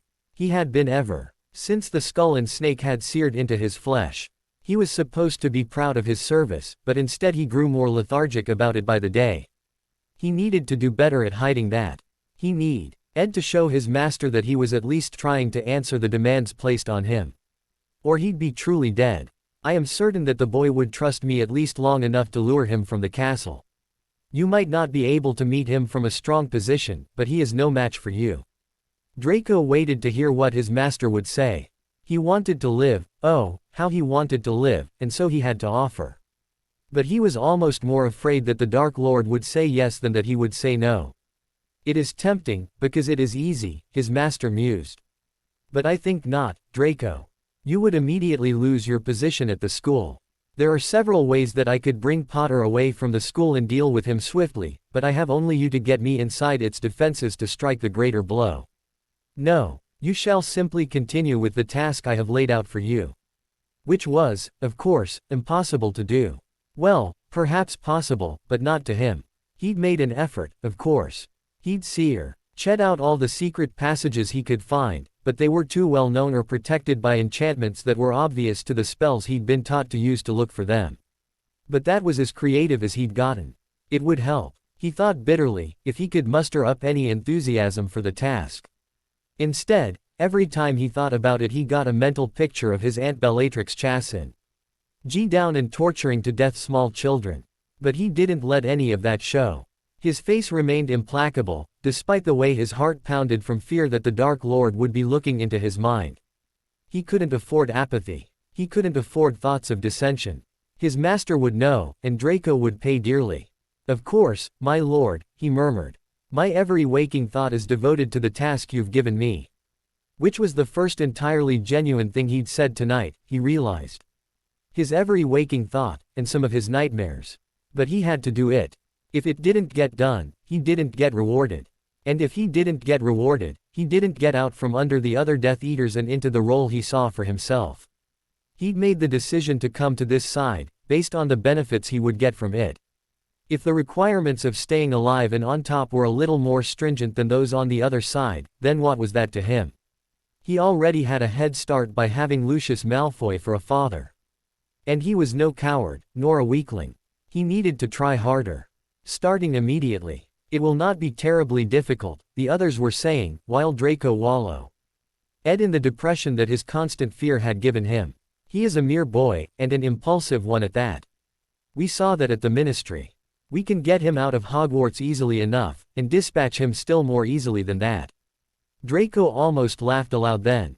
What a pack of idiots. They honestly thought Potter was such a fool. Because he'd shown up to get his hands on one of the most important objects in the country before Draco's own master could do so. Both sides had failed, but neither side had been foolish to be there. Impulsive, perhaps, but no fool. Potter wouldn't take their bait, whatever they were planning. He wasn't about to leave the safety of Hogwarts for anything. But Draco kept his mouth shut. He always did. Harry Potter. There was a young student, probably a second year, standing at his elbow at the dinner table. Harry turned from his studying to look at the boy, whose name he could not recall. Yes, the boy was blushing furiously, probably at addressing the great Harry Bloody Potter. Wow, it's just. Spit it out, mate, Harry said, not unkindly. You're wanted in Professor Black's office. Oh, Harry muttered. Okay, thank you. It was just serious, so Harry relaxed. He hadn't even noticed himself tensing up when he heard his name. But as he forced his shoulders to release their tension, he realized that he'd already been very tense before the boy came along. His muscles felt cramped, and his eyes tired. He trudged up to see Sirius with a weary feeling. He was studying all the time, these days. He was learning an incredible number of things from Dumbledore. Alongside his course of Hogwarts studies, not to mention the extra defensive things he was learning when DL meetings put ideas in his head. But it was exhausting. He felt like he hadn't been without either a book or a wand in his hands since the night he broke up with Hermione, and if he was honest, well before that, but before that he hadn't minded so much. He poked his head in and cleared his throat. "Oh, Harry, there you are," Sirius said, immediately standing up and moving away from the papers he was grading. "Come in." Harry just stood in the doorway as Sirius came toward him. "If it's not terribly urgent, I really do need to study and get prepared to meet Reed at the lake on Tuesday, it's already Sunday." "Harry," Sirius cut him short, and then he was at Harry's side, gripping his arm. "Exactly. It's Sunday. When was the last time you took a couple of hours off? You know, not to study, or to practice Quidditch, but just to relax. Play a game of cards or something." Harry shrugged irritably. "I don't have time for all that right now, and you know it. I know that you've only been home for an evening once this entire term and you spent the whole night reading a textbook. I also know that it has more to do with your breakup with Hermione that you're letting on." Sirius gripped his arm tightly so that Harry couldn't pull it away. "You're coming home with me. I've already cleared it with McGonagall that you won't be home tonight. Come on, Sirius." Harry snapped, and broke the grip on his arm. "I'm going back to the Great Hall," he muttered. Sirius moved to block the doorway. "If you're still hungry, you can eat at home with us." Harry glared at him. "None of the other students go home every weekend, so what makes it so strange that I don't?" Sirius just rolled his eyes and bullied him to the fireplace. He was aided by the simple fact that Harry had no genuine desire to hurt Sirius, so he wasn't about to throw him down onto the stone floor and try to punch his head in to get away. Harry let himself be pushed in. Remus greeted him jovially when he got there, looking perfectly pleased to see him. Harry decided he wasn't all that hungry. But he did get talked into sitting at the dinner table with the two men. He kind of wondered where Tonks was. Sirius had told him that she'd been coming by for dinner awfully regularly of late. Then he took a closer look at Remus. The man was pale, picking at his food, wincing at sudden noises or sudden movements. It was the full moon, and Harry hadn't even noticed. Remus must have told Tonks to stay away from him tonight. He didn't want her to see him like this. Harry didn't think that probably sat too well with Tonks, and thought it was foolish of Remus to try to keep it from her. Harry missed his guess entirely, and hadn't he made rather a habit of that with relationships Tonks would have to know eventually. But before Harry could so much as broach the subject, Sirius urged him up from the table. Sirius dragged him into their sparring room, with an aside to Remus that Harry wasn't meant to hear but heard anyway. "He's strung pretty tight, Moony. Can you make sure we've got a few remedies stocked up? We're headquarters for the Order, we're practically Street Mungo's outpatient clinic these days," was the whispered retort. Then Sirius shut the door, dropped into a crouch, and waited for Harry. Harry didn't hesitate. He leapt on his godfather with a muted roar, and Sirius was pinned to the floor in a decided victory for Harry within moments. Harry loosened his grip only slightly before Sirius leapt up at him, but Harry was ready for it. They both fought fiercely, and only got off the ground for brief moments. It was all wrestling for dominance, kicking, punching, choking, in short, brutal. They exited the room drenched in sweat, spattered with blood, and swelling with myriad bruises.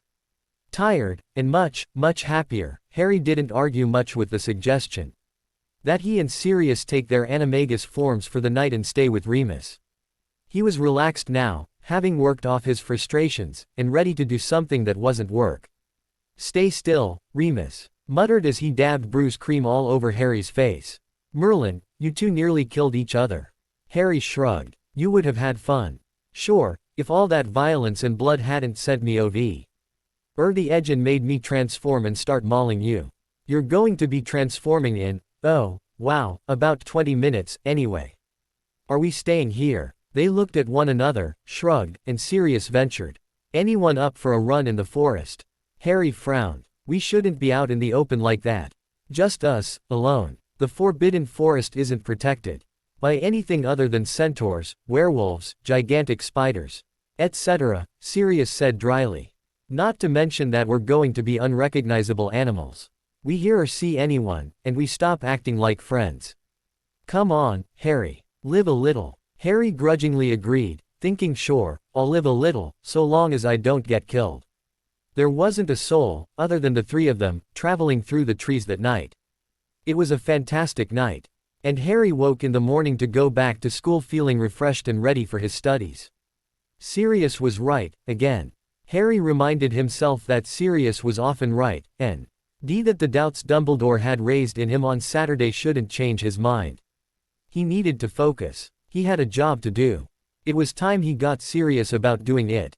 Your partner's dead, Potter. Moody roared at him, his real eye bulging while the magical one continued to make circuits around the room.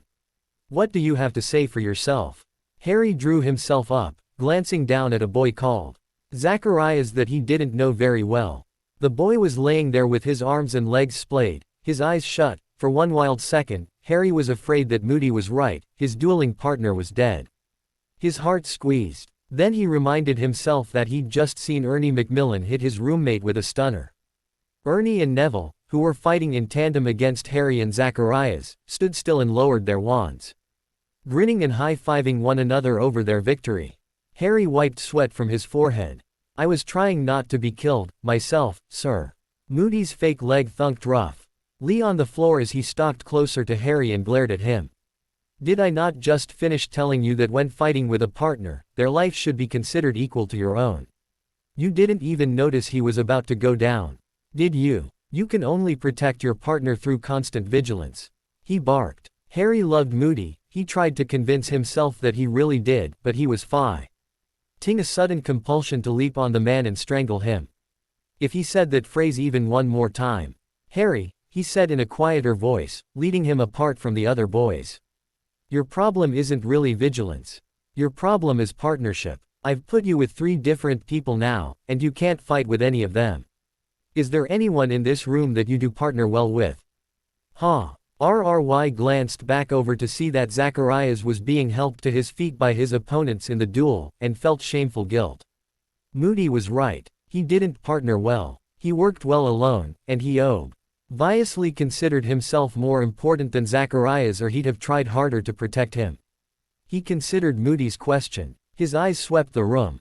He'd been able to fight alongside Draco, but he'd turned out to be an unbelievable prat, so he wasn't exactly here, was he? His eyes fell on Hermione, and before he could help it, their eyes had locked together. He was so surprised by what he saw that he didn't look away. She didn't look angry anymore. She just looked sad. You, girl. Moody barked. That's Hermione Granger, sir, Harry offered, fearing what Moody wanted with her. Granger. She walked toward them cautiously. Yes, Professor Moody. I'm not your professor anymore, the old man groused. Do me a favor, partner up with Potter. Hermione looked stricken. Sir, just one fight, he said dismissively. His zooming magical eyeball came to an abrupt halt. I'll put you against Weasley. Weasley, and Weasley's girlfriend.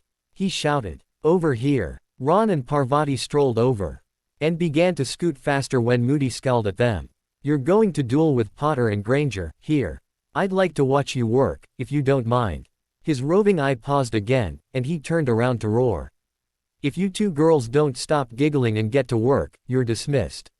Neville, who would have issued the same warning if he hadn't given this meeting over to Moody, scowled.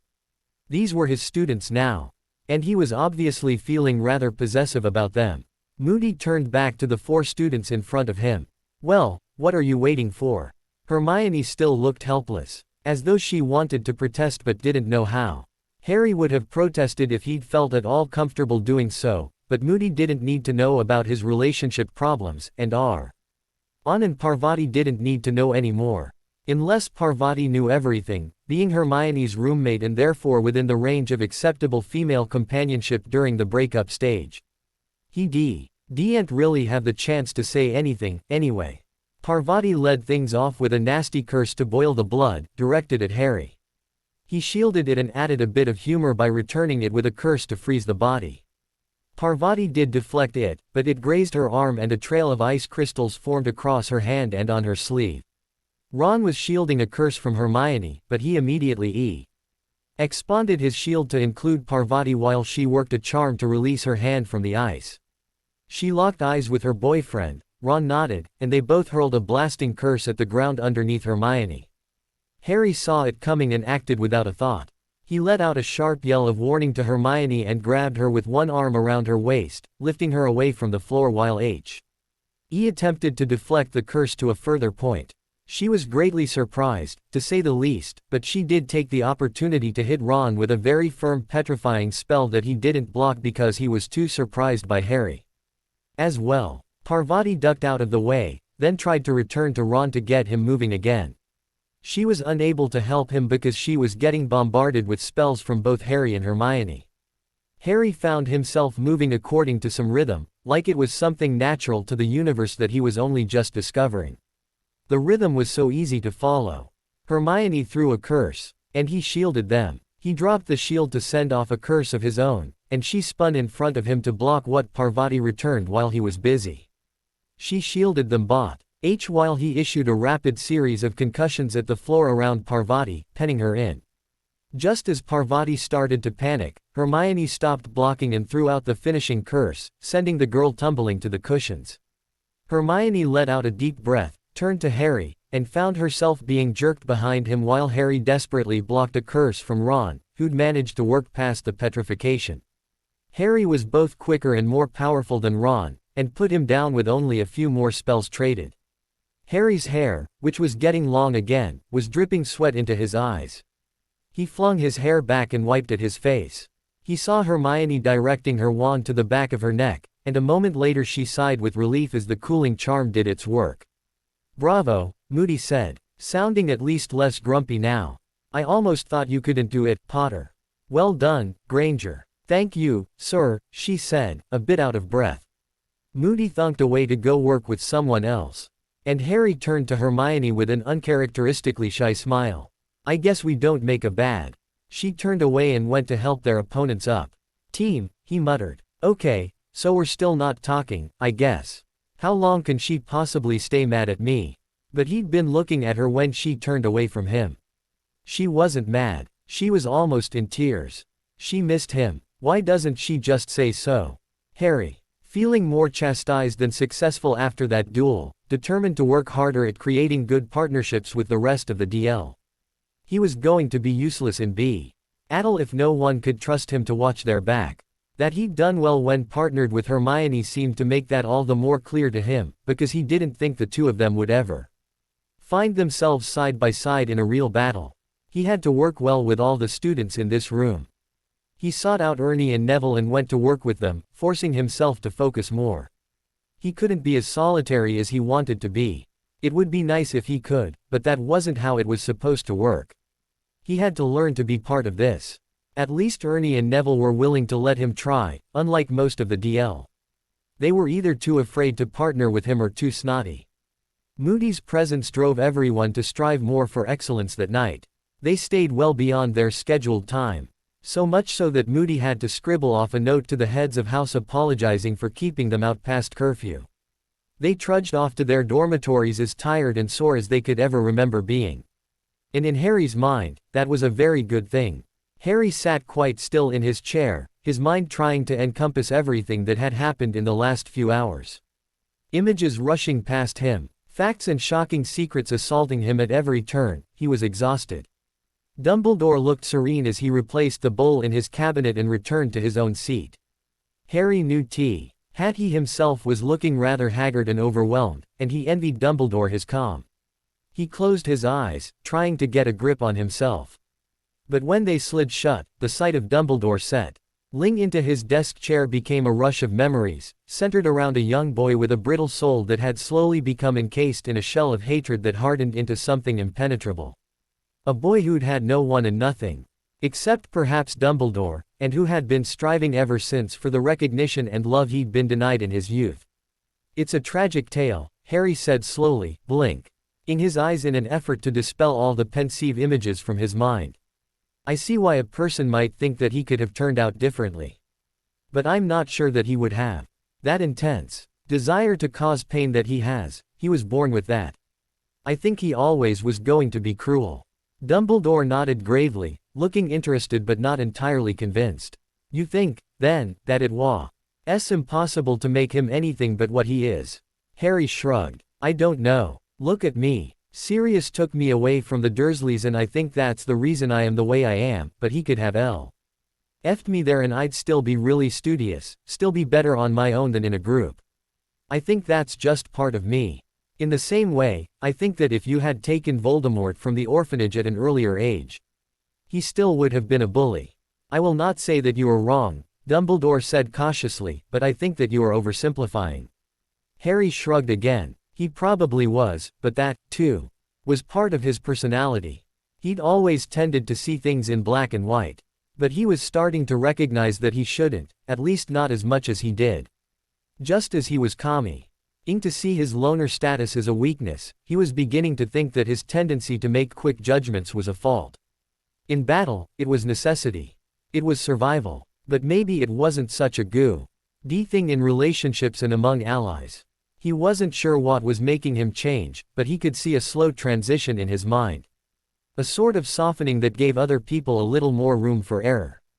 I probably am, he said aloud. But I just can't help but see the cruelty in him, just like it was in his family. They were all bitter, hateful people, and he seems to be sort of the end result of all that resentment. I guess that he could have been different, but only if his mother had lived, or if he hadn't found out where he came from, or something. He knew that he was the product of the Gaunt's misery. And I think it affected him. In that, you are entirely correct, Dumbledore said with more surety. I am certain that knowing his lineage influenced him. You're not convinced. Quote, I think you yourself might have turned out very differently from the way you imagine yourself. Without Sirius to lean on, you would have sought the company of others. With the answers you needed given to you more easily. You might not have learned such habits of study. If you had learned of the prophecy from someone else, you might have put more faith in it. You see, Harry wondered if this was a technique meant to distract him from the heart of the matter, or if it was only that Dumbledore truly didn't see it himself. Sir, you shouldn't think that way. You shouldn't think that Tom Riddle's transition to Voldemort was your fault. You didn't even know, sir, and by the time you did, it was too late. You can't think that you could have changed him. It's not as though you didn't try. Dumbledore seemed to be angry with him. His jaw clenched and his usually open expression becoming guarded. He was looking down at Harry in some indefinable way, despite how close they were in height. Harry began to suspect that he had overstepped the bounds of their relationship. Dumbledore was about 100 years older than he, and graciously giving whatever remained of his time to teaching Harry as much as he possibly could. What was Harry thinking, to presume he could just say things like that to a man who deserved much better from him? I'm sorry, sir, he murmured. That was disrespectful of me. Dumbledore nodded quietly, shortly. And they moved on with not another word said about it. Let us talk about Hepzibah Smith, Dumbledore said, and they did. Then they discussed the possibilities for the unknown Horcruxes. What they might be and where they might be. Harry knew that at this stage, it was little more than wild guessing on his part. He needed time to assimilate the information he learned from the memories they'd seen tonight. But he'd perused his own memories several times, and they both agreed that Nagini, Voldemort's snake, was entirely too close to him to be merely a pet of some kind. She was a snake who managed to act in her owner's interests, she was too aware. And so she was likely a Horcrux. Harry had not until that moment considered the possibility that Horcruxes could be living things. It didn't make sense to him that a part of his soul might reside in something that had a soul of its own. He suddenly had a very vivid image of his pet monkey Dudley, riding on his shoulder. And leaping to bite at Voldemort's ugly face on Harry's command. He clapped his hand over his mouth and tried very hard to look like he was yawning instead of guffawing. He wasn't very convincing. And he ended up having to explain what it was he found amusing about Voldemort's cunning with his Horcruxes. Dumbledore mustered up a patronizing smile, but seemed a little too weary to find any humor in it. Harry found himself apologizing again, but Dumbledore shook his head, a genuine smile in place now. Don't be sorry, Harry. In truth, I am glad. You are being entrusted with a great deal. And the responsibility being laid on your shoulders is heavier than perhaps you've realized. I am glad that you are still able to laugh. You are a young man and you should have every opportunity to do so. Harry found himself resenting that. I know very well what is riding on me, he said frankly. I know it because I chose it. I got tired of running away and letting other people get hurt, and I came here to end all this. There isn't any responsibility being laid on my shoulders, because I'm the one putting it on. So if I choose to laugh, I have the right. And neither you nor Voldemort can say I don't. He added rebelliously, but only in his mind. He feared it showed on his face, though, for Dumbledore's expression was hurt. He changed the subject, once again, back to their original purpose for meeting tonight. Do you know what strikes me the most about the way Voldemort went after those people in those memories? He went for them in their homes. He struck when they were in the place that felt safest to them. Quote. Dumbledore nodded, a gleam in his eye. You are beginning to see something that he thinks is a secret. I am. You are seeing that he prefers the easiest path to get what he wants.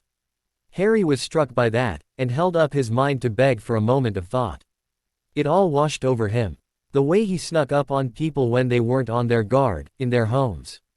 Poison. Avada Kedavra. The quickest and most assured method. Sending Nagini into the Ministry to clear his way to the prophecy, and sending Malfoy and Lestrange for it. Playing head games to force Harry out instead of coming after him.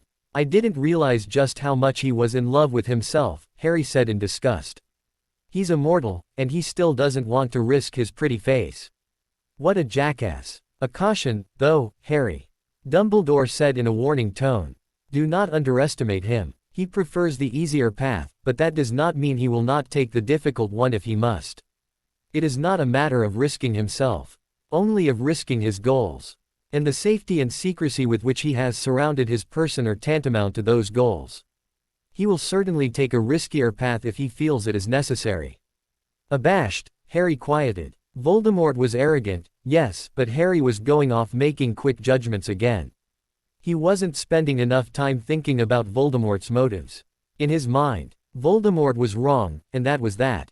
He could conjecture all day about Voldemort's methods, about what he would do, but he didn't spend enough time thinking about what lay behind those methods. Why he did it that way. Dumbledore did. And that was why Dumbledore was the leader of this war, not Harry. Was it something you learned with time, or was it simply something in his person? He wondered. Had Dumbledore ever been arrogant enough to assume that his enemy's motivations were unimportant? Because Harry was beginning to see himself as unbelievably arrogant, and he didn't like it. Maybe Dumbledore had always, even as a young man, been able to see things from another person's perspective.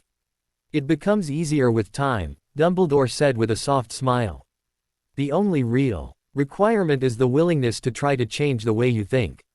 Harry knew better than to be surprised by the way Dumbledore could read him, but he was still embarrassed. Do you think I'm conceited? He blurted out. Dumbledore shook his head, and Harry felt a sense of relief. Maybe he was being too hard on himself. I think you are young, Harry. And there is nothing wrong with being young. You are spending your youth at better pursuits than I did, and for that I admire you. I wish that you had the freedom to enjoy these years as you should, to waste some of it on the joys of being young and being certain that you are invincible and always right. But instead, you are here, listening to an old man ramble, and growing up far too quickly. In other words, Harry thought sardonically, yes he was a total wanker, but Dumbledore found all teenagers to be so, which made it okay. Harry shook his head. I know 16 seems very young to you, sir, but I don't think it's asking too much for me to grow up now. In fact, if I was doing anything but learning as much as I could from you, then I'd consider my youth wasted. I, more than anyone, know that there are no guarantees for how long I'm going to have intellect and energy at my disposal. I could be killed so easily. Harry shuddered. Harry, I was just thinking, sir, about Voldemort's tactics. The way he goes after people. He's sneaky, you know. I was just thinking that if he does decide to attack me, it's going to happen here, or at my family's home. And I don't like to imagine that. Hogwarts is a veritable fortress, Harry, Dumbledore said with assurance. But there were lines around his eyes. I will not say that its defenses are completely impenetrable, but it is very unlikely. As for your home, so long as I am its secret keeper, you are safe. Harry bit his lip. Sir, I know that. But it was wrong of him to say, he thought, so he stopped himself there, but Dumbledore knew what he meant. We are working on that, Harry, he said quietly. Sirius and I have begun discussing who will perform another Fidelius charm when I am gone. Harry nodded, feeling a distinct squeeze around his heart. That surprised him. He hadn't expected to feel so sad at the idea of Dumbledore being gone.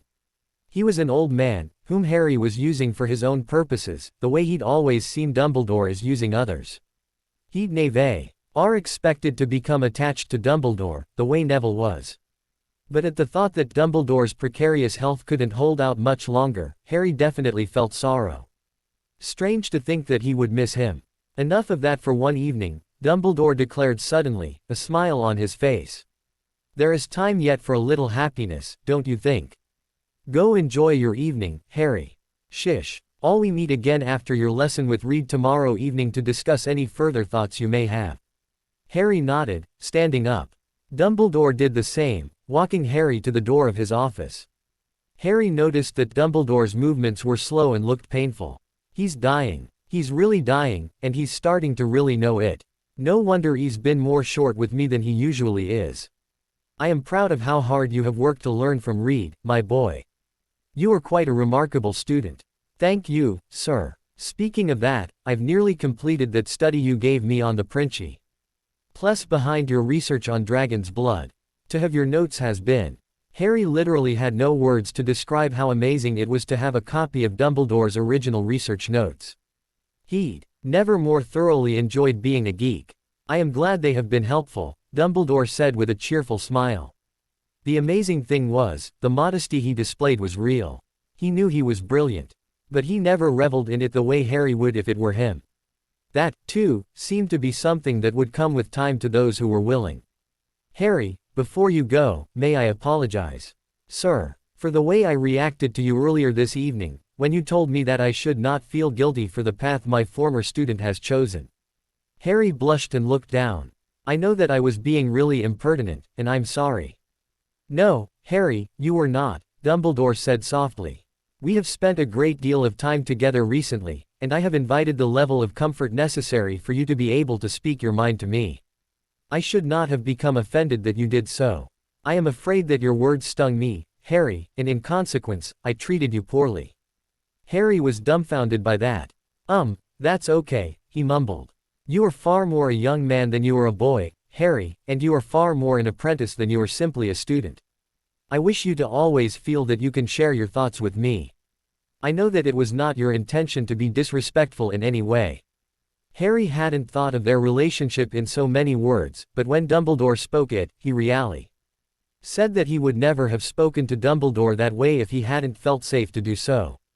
Sarcastically, if he didn't like Dumbledore, he might have said something similar. But now that he respected the man, he had only spoken because he thought he could. Dumbledore wasn't just any teacher, he'd become Harry's mentor. And Harry was surprised to find that meant they were on a much more equal footing than he would have said they were. If he was asked, he was really going to have to watch himself, now. He actually had a reason to let this stuff go to his head, but that was a sure way to get himself isolated and killed by his enemies. He needed to do exactly the opposite of that. He'd been spending too much time alone, studying, acting like he operated on a completely different plane of existence from the other people at this school. That lesson with Moody had proven that. What it meant, he thought uncomfortably, was that he needed to try to make friends again. Just because it had failed the first time didn't mean it always would. He needed to start over. Sirius was distracted as he left his classroom to speak to Minerva. He was ready to go home, but she'd said something earlier in the day about having to send Harry and his roommates to bed the night before. He hadn't had his godson in class that day, and he'd rather hear it from Minerva, anyway, to be honest. She would tell him whether or not Harry had been faking the companionship that had kept them up studying and playing cards past curfew. If he asked Harry, Harry would try to downplay it or just say that he was creating allies or something. But Sirius didn't think that was it. Harry was lonely. Sirius just wanted to know that Harry was finally making friends. Sirius was only now beginning to see just how solitary their life had been. And how hard it had been for Harry to make the transition to this school. It had been easier on Sirius, who already had friends here, and a home, and he'd already had a lot of experiences in this world. Harry had none of those things, and he'd been forced to sink or swim in a completely new environment. It made Sirius appreciate all over again what a strong person Harry had become. As he walked down the hall, he got a creepy feeling, like someone was watching him. He wasn't sure what gave him the feeling, and shrugged it off. It was like an itch between his shoulders, and he tried to ignore it. Who would be watching him here? When it happened, it was as soft as a whisper.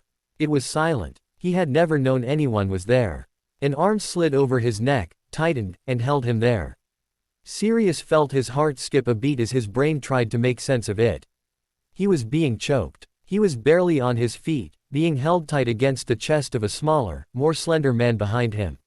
One arm, corded with muscle, locked over his throat, while another arm held his hands to his sides. There was a breath in his ear. What? Why? You're dead, the voice said quietly. Sirius bucked and inhaled one precious breath. Harry. He squeezed out of his constricted throat. What are you? The arm released him, and Sirius immediately bent his knees and lowered his center of gravity so he didn't fall. He spun around to see Harry standing with his arms loose and a strange, sad expression on his face. What are you doing? Sirius snapped. You almost scared the life out of me. Harry shrugged. You were way off your guard, Sirius. You knew I was there, I could see that you knew. You shouldn't have let me sneak up on you like that. Where were you hiding? Harry didn't answer. There, Sirius said, the truth suddenly becoming obvious. He looked at the statue in the small alcove that he'd walked past not a moment ago. Harry had been standing directly beside the statue. And there was his invisibility cloak pulled on the floor beside it. Harry was right. He'd felt someone watching him, and he should have known immediately where they would be. It was the only place a person could stand wearing that cloak without the risk of being run into. Why don't you just tell me what you're doing? Sirius said, scowling. Aren't you just a little bit ashamed of how easy that was for me? Sirius shrugged irritably. A little. Harry sighed. You could have done it to me, too. We've started losing our touch, Sirius. We need to get it back. Sirius stared at him. You snuck up on me and choked me just to prove that you could. Harry nodded. And I'll keep doing it until I can't surprise you anymore. Sirius raised his eyebrow. I'm guessing you want me to return the favor. Harry nodded again. We're not as safe here as we'd like to think we are, Sirius. We have to start remembering that. You're right. You're absolutely right. We aren't prepared at all.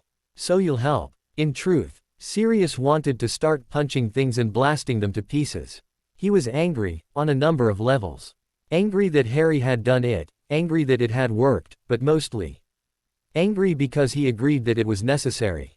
They were getting soft at Hogwarts, and they couldn't afford that. Of course, he said simply.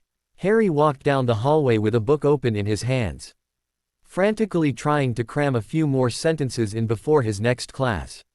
He was taking studying too far, Ron thought. Further than Hermione Granger ever had, and that was saying something. He was muttering under his breath. And based on the fact that Ron could not figure out what in bloody hell he was saying, he assumed it was Murmish. Harry said he'd been studying it for some reason. He was also studying a book on goblin culture and society, complete with a list and explanation of religious observances and holiday pastimes. He was doing so well in potions class that Snape hadn't been able to find a thing wrong with his work. Which was almost eerie. He was also about to fall down the stairs. Mate, Harry, without raising his eyes, descended the stairs beside Ron. Ron just snorted and let him read. When they could tear Harry away from his books, he'd turned out to be a surprising amount of fun. Not something they'd truly expected of him, with how intense he always seemed to be. When he was pretending to be Evan Rivers, he'd stuck mostly to himself, or with just Hermione. He'd been leading the Defense League, but he'd remained sort of apart. Now he was trying to be a regular guy. It turned out that he had a wicked sense of humor, and he was amazingly okay with losing at chess and cards. But only when they could get him away from his books. Not that often, really. Then Ron saw, out of the corner of his vision, someone coming up behind them, too swiftly. He didn't know why or who, he didn't have time for that, but he managed to squawk out a sort of warning. It sounded a lot like, what, look out. He fumbled to draw his wand. But Harry didn't even need the warning. He perked up like he heard something, dropped his book on the ground, and suddenly he was also dropping to the ground. Turning around with his leg out, in a strange, spinning kick that was meant to sweep the legs right out from under the person coming up on him. But the other person sidestepped and came at Harry from the side. Harry was off balance, and let himself fall all the way to the ground, rolling back like he meant to receive the attack on his back. Ron had his wand out. "Stupefy!" he shouted. The attacker barely managed to block it, stumbling back against the wall. "Reducto!" he shouted, blasting the wall behind him. The attacker jumped away, but was knocked on the head by a flying chunk of stone. And he tripped and fell onto the ground. Ron stared. Professor Black. Harry had already jumped back up and was grinning at his godfather as he pulled him back to his feet. "Good one, Sirius," he said. He turned to Ron. "Thanks for that, mate. I was just going to let him take me to the ground and flip him, but I like your way." Sirius dabbed at a trickle of blood on his forehead. "Very good, Mr. Weasley." Ron could feel himself blushing in embarrassment. They'd planned this. And apparently he'd just been getting in the way. "Harry, would you mind?" Sirius asked, gesturing with bloody fingers. Harry quickly healed the small cut, but didn't have a spell for the swelling. "I think I'll pop in and see Pomfrey," Sirius said. "Until next time, gentlemen," he grinned. And bowed in the posture that conceded a duel to another wizard, something he'd taught them last year. When he walked off, Ron turned to Harry with wide eyes. "I can't believe I just knocked my professor in the head. What was he doing?" Harry shrugged. "We're trying to stay on our toes," he said, sounding uncomfortable. "I just thought it would be a good idea if we didn't get too comfortable anywhere. So we've decided to stay in practice with this stuff." Ron opened his mouth and closed it again. He wanted to say something, but he wasn't sure what he wanted to say. There was a time when he would have run off at the mouth anyway. But his years at Hogwarts and his current position of responsibility had taught him better. "You think you'll get attacked here at the school?" he finally asked. Harry began to walk again. "It's possible. Not likely, but possible. Besides, isn't that what the DL is really about? It's almost become a training camp for the prefects so they can break up fights and avoid ambushes." Ron had to think about that. It was true that Neville drove them pretty hard, and the people who complained about it had long since dropped out by now. They had almost reverted back to their original number of members. But the ones who had stayed were all very serious about what they were doing, while they were in the room of requirement. Maybe Harry had the right idea. Maybe the Y ought to be preparing for fights to happen in unexpected places. "I think we should talk to Neville about this." "About what?" "About the DL doing things like this. You know, being ready. I think there's a lot that you and Professor Black could teach us about it." "What do you think?" Harry frowned, thinking, if Neville wants to do that, and if the DL is ready for it, then yeah. That might be a good idea. I'll talk to him about it. Then, Ginny and Parvati were patrolling the corridors together, making their regular prefect rounds. They had their heads together, giggling over their conversation. To an outside observer, it was obvious that they were talking about boys, and thoroughly wrapped up in their conversation. Parvati was asking Ginny about something embarrassing that Ron had done as a little boy. And Ginny was blushing furiously as she asked Parvati's advice about whether or not she should try dating Dean Thomas. They were capable of handling a situation, should they stumble across one. But they were using their prefect rounds as a time to socialize. They were an easy mark, he thought. He could take them both out before they even knew what was happening. He leapt out, airing the words of his spell before he was even fully on his feet. He got Ginny, who whirled around at the sound of his coming but had stupidly thrown herself in front of Parvati instead of defending herself. He turned his wand on Parvati with a howl of triumph. She quietly, calmly, levitated the carpet out from under him and petrified him. She stood over him with a disgusted look. "Next time, Zacharias, you might want to be a little less obvious." Seamus and Dean hurried up the steps, their book bags swinging behind them as they tried to make it to the library before they were ridiculously late. They were supposed to be in the library studying with some of the other Gryffindor students. Neville was probably up there throwing all his awkward moves on the girls right now, while they were joking around downstairs. Seamus jerked to a halt when his book bag split open just at the top of the staircase, and ducked to pick them up. But instead of reaching out for them, he pulled his wand from the pocket of his robes and turned around to where he thought the spell had come from. Dean was already on the ground, looking like he'd been stupefied, although Seamus hadn't heard a word. Another spell was coming from behind him. He could feel it, could feel the sensation of an incoming spell prickling on the back of his neck. He had time for nothing more fancy than throwing himself flat on the stone floor and rolling over to aim his wand with both hands in front of his face. But his flying spell was deflected, and his vision was filled with the image of a person pouncing on him. Seamus Rais ed his arms and legs to hold the person off, but found his flailing arms wrestled aside and pinned by his opponent's knees. He tried to use his size to his advantage, scrabbling to get his legs under him to buck the attacker off. But the attacker had superb balance and control, holding him down without any apparent effort. Seamus groaned into Harry's face. "I'm never goin' to best you, am I? You can keep trying," Harry said calmly. And just to add insult to injury, patted his cheek before letting him up. "You will be begging me for mercy one of these days, just see if you aren't," he muttered. Harry just grinned as he revived Dean. "Come into the library, Great One." Harry shook his head. "I've got to study." "That's what you do in the library," Dean pointed out. "You do know that, right?" Harry snorted. "Well, I do. The rest of you flirt. I'll see you later." Dean helped Seamus pick up his books.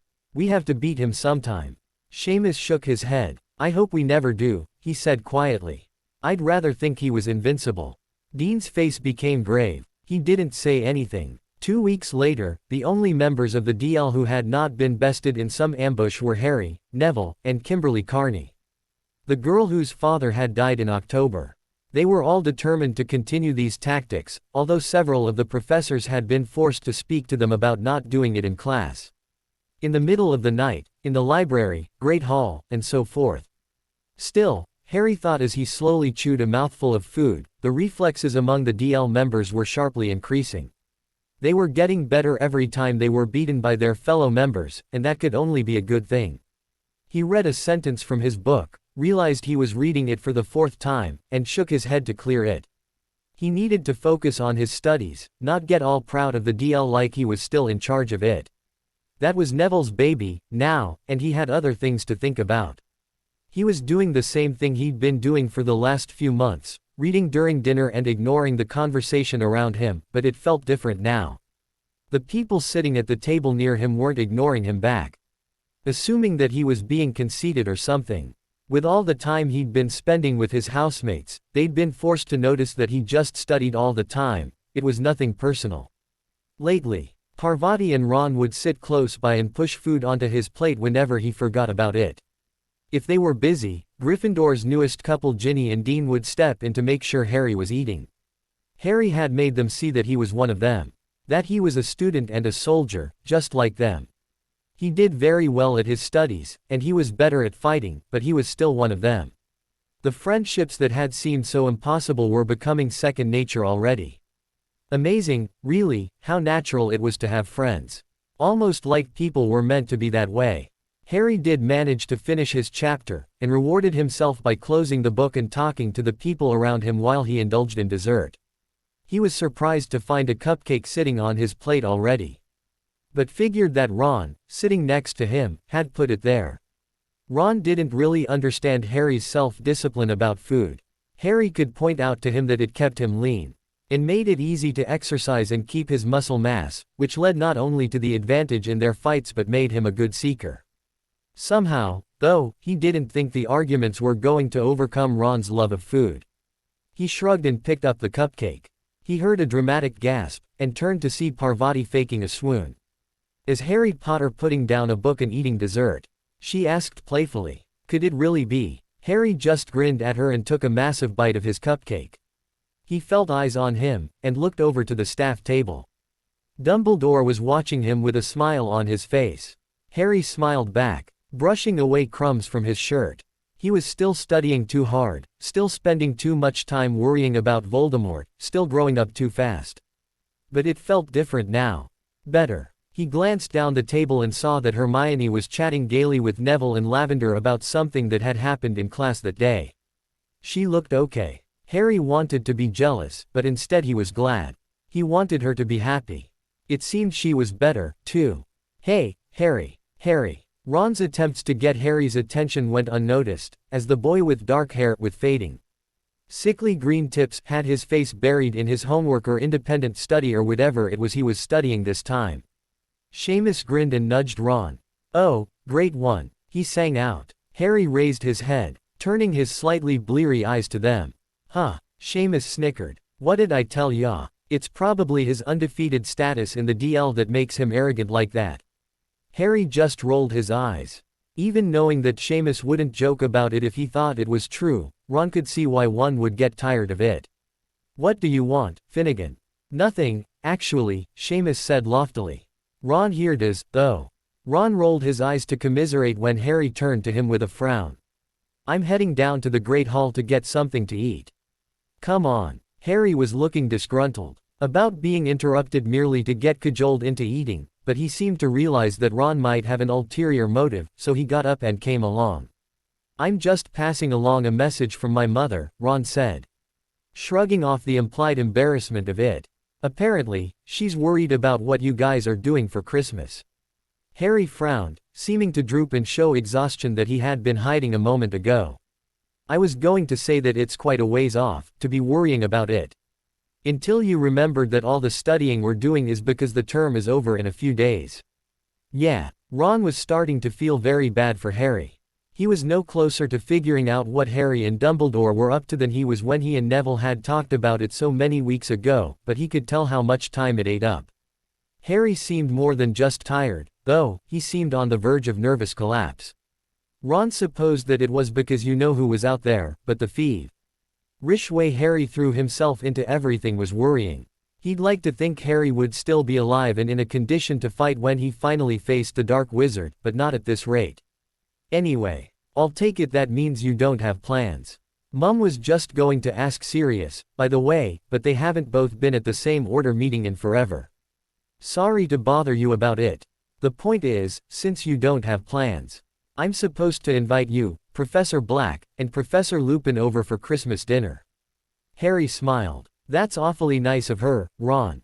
Tell her thank you." "Well, should I tell her to set places at the table, or what?" Harry shrugged at that. "I have to check it with Sirius, but probably." Ron smirked as a stray thought went through his head. "I think she's Jew. Saint feeling sort of like she has to make it up to you for having us over last year." Harry took a breath at that, and Ron's smirk faded. It was hard, remembering last Christmas, when they'd been afraid Dad wouldn't make it. It seemed that Harry wasn't feeling great about it, either. Ron wondered why. He still wasn't sure about most of what happened, the night that Dad was attacked, but Harry seemed to have taken it far more personally than made sense. "Harry," he said, when the other boy didn't say anything for a long time. "Sorry. I was just thinking about Kimberly." "Kimberly Carney. Why?" Ron winced as the words came out of his mouth. Her dad had died, just as his father had come so close to doing, and it had been obvious to him that Harry felt guilty about it, for some reason. Maybe it was just that Harry felt guilty for not being out there, trying to challenge you-know-who. Maybe Harry thought he ought to be stopping people from dying. As if he could. He might be the only remaining undefeated person in the DL. But he wasn't the great Merlin yet. He didn't seem to know that the rest of them didn't blame him. Well, most of the rest of them. When Harry woke up, his first day at home, it was nearly noon. He ought to feel disgusted with himself, but instead he just grinned at his ceiling and stretched lazily. He'd been asleep for a good 14 hours, and he'd missed his morning workout. It felt great. He'd needed it badly. Of course, he planned to study for at least 3 hours or so today, and he was delaying the workout, not skipping it entirely. But it still felt nice. Like something normal people did. He didn't bother dressing, just went downstairs in an old pair of pajama bottoms that didn't even cover his ankles. He pushed his hair back from his face as he descended the stairs, resolving to go to a barber and have it cut as soon as possible. He sat down at the kitchen table and tried to decide if he wanted something to eat or if he just wanted to make some coffee. Creature appeared and made the decision for him. "Young master is awake," he said in greeting. Creature will prepare a meal for him, and then he will do master's laundry. Okay. A few minutes later, Harry had a full English breakfast in front of him and an admonishment to eat all of it so that young master did not waste away. Creature had already scurried away to collect Harry's dirty clothes, apparently fearing that Harry would protest. Harry wanted to say he wasn't that hungry, but then he ate the first bite and found himself ravenous. He practically licked the plate when he was finished. He sighed, and leaned back in his chair to enjoy the coffee Creature had made at his request. Christmas break was off to a promising start, and Harry was contemplating the idea that he might sleep in again tomorrow. Then Remus came in. He looked pale and shell-shocked, and he didn't seem to see Harry. He stared around the kitchen as if looking for something. Hey Remus. Remus blinked at him. Welcome back, Harry. He managed to say, then turned around to leave again.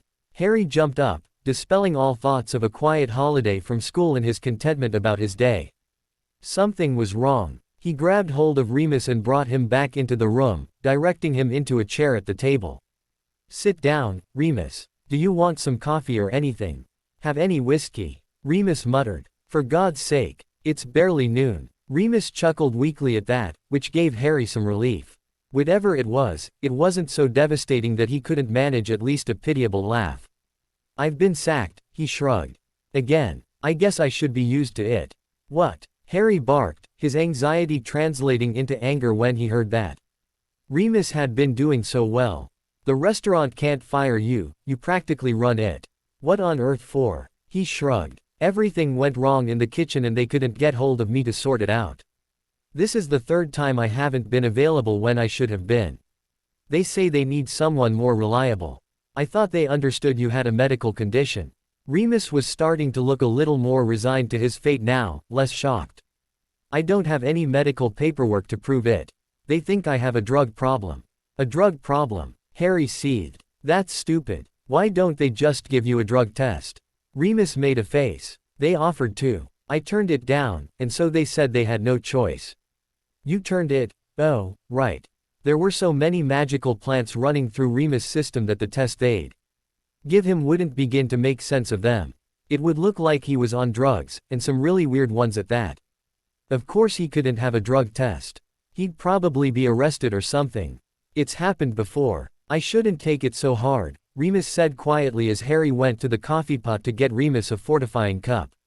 I'll find something again, I always do. Harry knew what had really gotten Remus upset.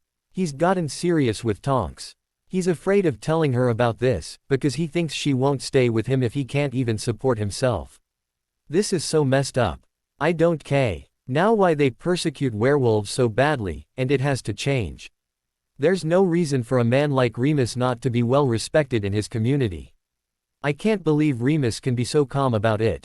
If I'm this upset, how must he feel? Sirius walked in. He looked back and forth between Remus, slumped over the table, and Harry standing at the counter with a mug gripped in a white-knuckled hand. He clenched his jaw and drew his wand. Your manager's the bloke with the comb over, right? Sirius asked in an ugly voice. I'll be back in a while. Remus shook his head. No, don't. This might be for the best. The order's been needing something from me for a long time, and now I can do it. Truth be told, I think I always knew I was going to do it, and it was only a matter of time. Sirius just looked even more ugly when Remus said that. And Harry set the mug down deliberately and glared at both of them. Why don't I know what you're talking about? Because it's none of your business, Sirius said roughly, glancing at Remus. Who is pale again? Don't be ridiculous, Padfoot, Remus sighed. Of course it's his business.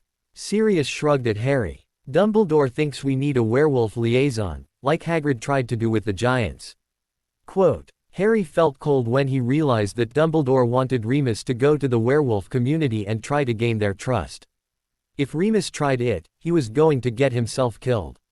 Harry had heard about what was going on with the werewolves. They were letting themselves be persuaded to join Voldemort, led by a real brute named Fenrir Greyback. Their leader had reportedly given into his animal side, was addicted to violence and pain, and Remus was seriously considering going to him and possibly even challenging him. Harry looked at the quiet, scholarly man at the kitchen table. Took in the graying hair and the fear on his face. Harry shook his head. You can't, Remus. Don't do it. Remus raised his head and looked at Harry soberly. Who else could do it? That's not. Harry trailed off. The fear was leaving his expression, and being replaced by a cold determination, and Harry wasn't sure he would listen. Would it help if I said I'll miss you when Greyback kills you? Remus stood up. Thanks for the sentiment, Archie, but he's not going to kill me. Harry made a choking noise of disbelief. You're not even worried about it. Of course I am. I'd have to be an idiot not to be afraid. But this needs to be done, and I'm the one to do it. I don't have any right to complain. When I said I'd do anything to bring Voldemort down, I did mean anything. The werewolves need a place to go, and better us than them. He did have the ability to sound bone-chillingly logical when he wanted to. Harry shuddered, knowing how likely it was that Emus was going to get killed if he did this. And he'd gotten used to having Remus around in the last year and a half. Harry stepped closer to Remus and stared him down. I don't let my family get killed. If he'd been any younger, Remus would have just laughed him away. Instead, Remus stared back, not budging. Harry reflected that all he was really accomplishing was making Remus more determined to carry this out, and if that was true, it was worth keeping it up, because Remus would need every ounce of determination he could find. Harry, this is your war we're part of, Remus said slowly. You should be happy to have the help. Harry flinched, broke eye contact, stepped back. That was a low blow. This was not his war, and Remus knew that. Sirius, you're being awfully quiet, Remus said, too casually. Sirius sounded raw and hoarse. I have nothing to say. He left the room. After a moment of silence between Harry and Remus, Harry left as well, going up to his room to get a start on the studying he'd been planning to do. After that, he would look into the pensieve he'd borrowed from Dumbledore to look over the memories a few more times. He and Dumbledore would be comparing lists of T.R. beliefs about the location and identity of each Horcrux when he got back to school. Below him, in their practice room, Sirius paced back and forth, raging. He would gladly be the one to go, but Remus wouldn't hear of it. Remus was the one who could make a difference. He punched the padded practice dummy once, twice, a third time, and then collapsed against it, using it to hold himself up. He tried to keep his cries silent. The only real reason that Remus came along to Christmas dinner at the Weasleys, Harry thought, was to get away from Tonks. He was preparing to go to the werewolves' T's very night and was so totally and quietly anxious that Harry didn't know how he'd make it through dinner without throwing it up. Harry wasn't mad at him anymore, his anger had been little more than a defense against the fear of his death. But Remus wasn't here for dinner, he was here to escape Tonks. She kept trying to talk to him. All right, Harry, Ron asked jovially, strolling in when Arthur had just finished welcoming them in. Oh, hey, Ron.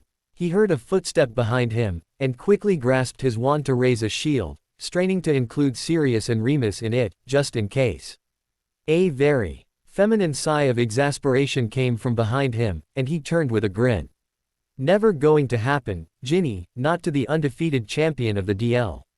Never say never, Harry, she grinned back. Now come on into the other room. Bill and Charlie are here for dinner, as well. And Bill, she added with a glint in her eye that looked dangerous, brought a girlfriend. She paused. Those are my older brothers, by the way.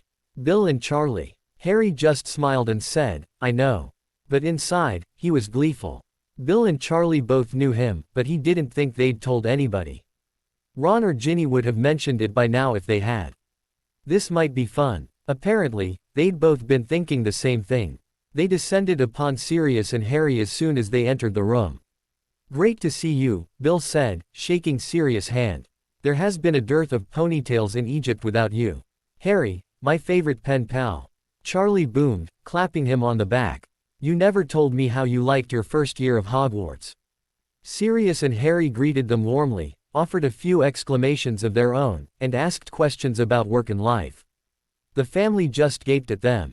The four of them, all turned around with matching smiles of amusement. You, know each other. Arthur ventured. Oh, we're old mates, Charlie assured them, slinging an arm over Harry's shoulders. Go to Quidditch games. Get a few pints. You know, like mates do, Harry concluded. Sirius, left without a good line, just chuckled and took pity on the confused family and explained how they'd met. Rye was busy staring at the one person who was obviously not a member of the Weasley family. She was stunning. Every individual feature was perfect, but the whole was more than perfect. Her figure, her face. That beautiful sheet of hair that nearly glowed, and something indefinable but overwhelming. After a moment, Harry was able to define it, and that gave him the ability to look away. She was Vila, or part Vila at least. And Harry had never allowed himself to be susceptible to their charms after his experience with Stephanie. Must be that girlfriend of Bill's. Harry couldn't shake the idea that he recognized her. But he had no idea why he would. She stepped forward boldly. "You are Harry Potter," she said in a purring voice. He couldn't place her accent immediately. "I am. I feel like I should know you. My name is Fleur Delacour. You may have seen my photograph in the paper." French, then, that was obvious now. And Fleur Delacour, of course. The Beauxbatons champion from the Triwizard tournament. He had, indeed, seen her picture in the paper, even if he hadn't followed her successes and failures in the tournament very well. "Oh, yes," he said, and stopped there. Didn't say. Tactful to try to find common ground mentioning the tournament, since she'd come in last and been injured in the process. She saved him, stepping forward to clutch his hands and smile very prettily. "It is so lovely to meet you, Ari. May I call you, Ari?" "Of course," he said gallantly, and kissed one of her hands with a wink. She giggled throatily. "So, I've been told you're here with Bill. How did you meet him?" "Avenue come to leave, for a while, to improve on my English. I work for Gringotts, now." "You seem to be doing very well with your English," Harry said, guessing that the real reason she had come to England was the long-haired Weasley in question, and stepped back to make room for Bill. Bill slipped his arm around the willowy woman. "I see you've met Fleur. You're a lucky man, Bill," Harry said, privately thinking that Bill could have her. She was such an obvious flirt. Harry liked his women a little less catty. He let the two of them retreat into their own private little lover's world. Which true lovers could go to no matter where they were, even if it was sitting on their parents' tatty sofa with tons of people around them. All it took was one brilliant smile from Fleur and a tightening of Bill's arm around her, and they were gone. Harry found Charlie again and they chatted about Charlie's work in Romania for a few minutes. Molly poked her head out of the kitchen. "Is everyone here, now?" she asked. Her eyes darted around the room. "Waiting for one more," she declared, before anyone could answer her, and ducked back into the kitchen. The smells coming from the room were unbelievable. And Harry thought he would cry with happiness when he got to the table. He didn't know who they were waiting for, though. That was strange. That question was answered only moments later. The fireplace whooshed, and then Tonks stepped through, brushing ash from her blouse and looking very strange in a conservative skirt and plain brown hair. Harry hardly recognized her. Last time he'd seen her, the night Remus had spoken to her, and it had ended in her shouting and slamming doors and him beginning to cry, then going cold. She'd been in her usual clunky boots and purple hair. Harry wondered whether she had made the change just to be polite to Molly or because she was trying to say something to Remus. This was Tonks, he reminded himself, who was rather brilliant and devious when she wanted to be. She would have done it for both reasons, and probably another one he hadn't guessed yet. She shook a few hands and thanked the Weasleys very prettily for the invitation. Remus had retreated, looking pale and angry, into a corner, but Tonks was ignoring him. Very much on purpose. She'd followed him here, and now she was going to let him stew in that realization.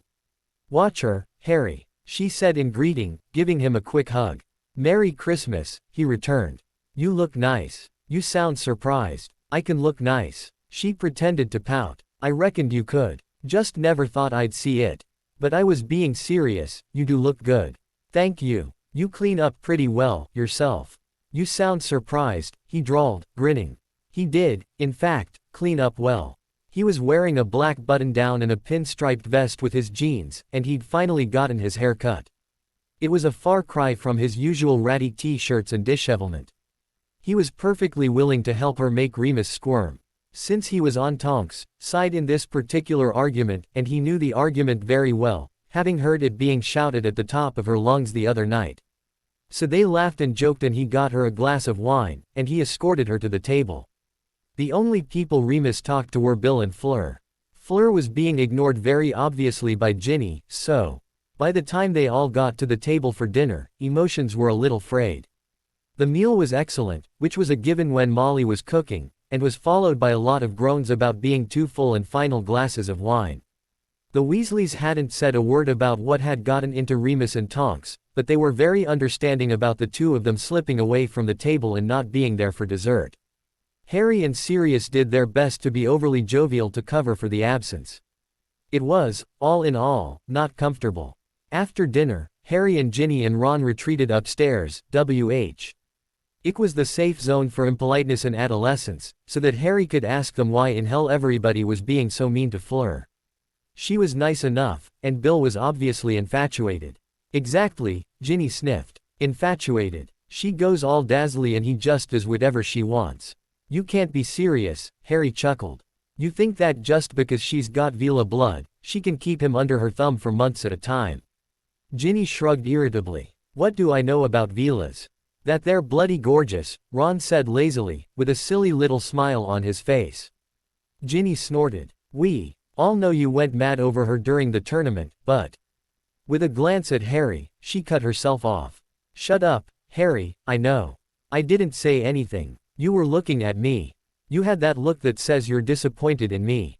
Harry didn't deny it. I'm better than I used to be. Anyway, sorry Ron, I know it's no good taking it out on you. The point is, I think Bill could do better. That's all. He's in love with Fleur. Ron pointed out. Maybe he could do better, but he doesn't want to. Ginny huffed and crossed her arms, and Harry offered to let her duel him to a standstill, so get it out of her system. I'd lose. So why bother? She sighed. Then she gave him and Ron both a sunny smile. I'm glad we're all friends now. You guys are so much better than the girls in my year. At least until you start in about how cute Dean is and how you doodle his name in hearts on your notes in class. I do not, she muttered. Ginny's more the type to get it tattooed on her ass, Harry snickered. She growled in outrage, but then they decided to find Fred and George and Charlie to play some Quidditch out behind the house. Harry was determined to fill up his day as much as possible. So he didn't have time to think about the fact that this time tomorrow, Remus might be dead. We need to talk. We did talk. We need to talk again. You weren't listening the first time. I heard you fine. I just disagree. Tonks scowled as the cold air flapped her skirt around her legs. She stopped and transfigured it into a pair of corduroys that would go a lot farther toward keeping her warm. What do you want me to say? Dora, he asked. He was the only one besides her parents who could call her that, and when he said it in that soft, heart-melting way of his, she couldn't be angry with him. Except that she was. He was being so completely pig-headed about this, and she had to be tough until they'd solved it. I have told you over and over that I don't want to see you anymore. Those words hurt her in a way that these ridiculous pumps she was wearing never could. She stopped again to transfigure them into more sensible shoes. At any other time, it would have made him laugh, but he didn't. Well, she hadn't expected it to. But I know perfectly well that it's a lie. You love me, Remus. You seem awfully sure about that. You would have said it to me when we had dinner a week ago, if you weren't so insecure. I could tell. He sighed, and it sounded frustrated. Okay. He turned to look her directly in the eyes. I love you. He let out a nervous laugh. That's just like me. To say it for the first time now. I love you, and that's the truth. I don't want to see you anymore, and that's also the truth.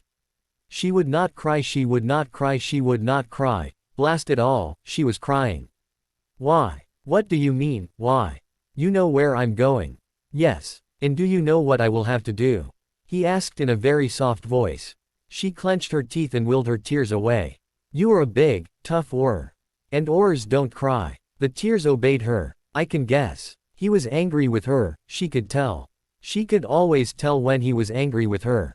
No, I don't think you can. I can't guess very well. Myself. What does it have to do with us, though? Let me tell you what I think I will have to do. I will have to fight everyone who thinks they can take me. Faded clothes, premature gray hair, soft-spoken ways, she loved him for every bit of it, but it made him look like an easy target. He wasn't, but they would think so. Yes, he would have to fight.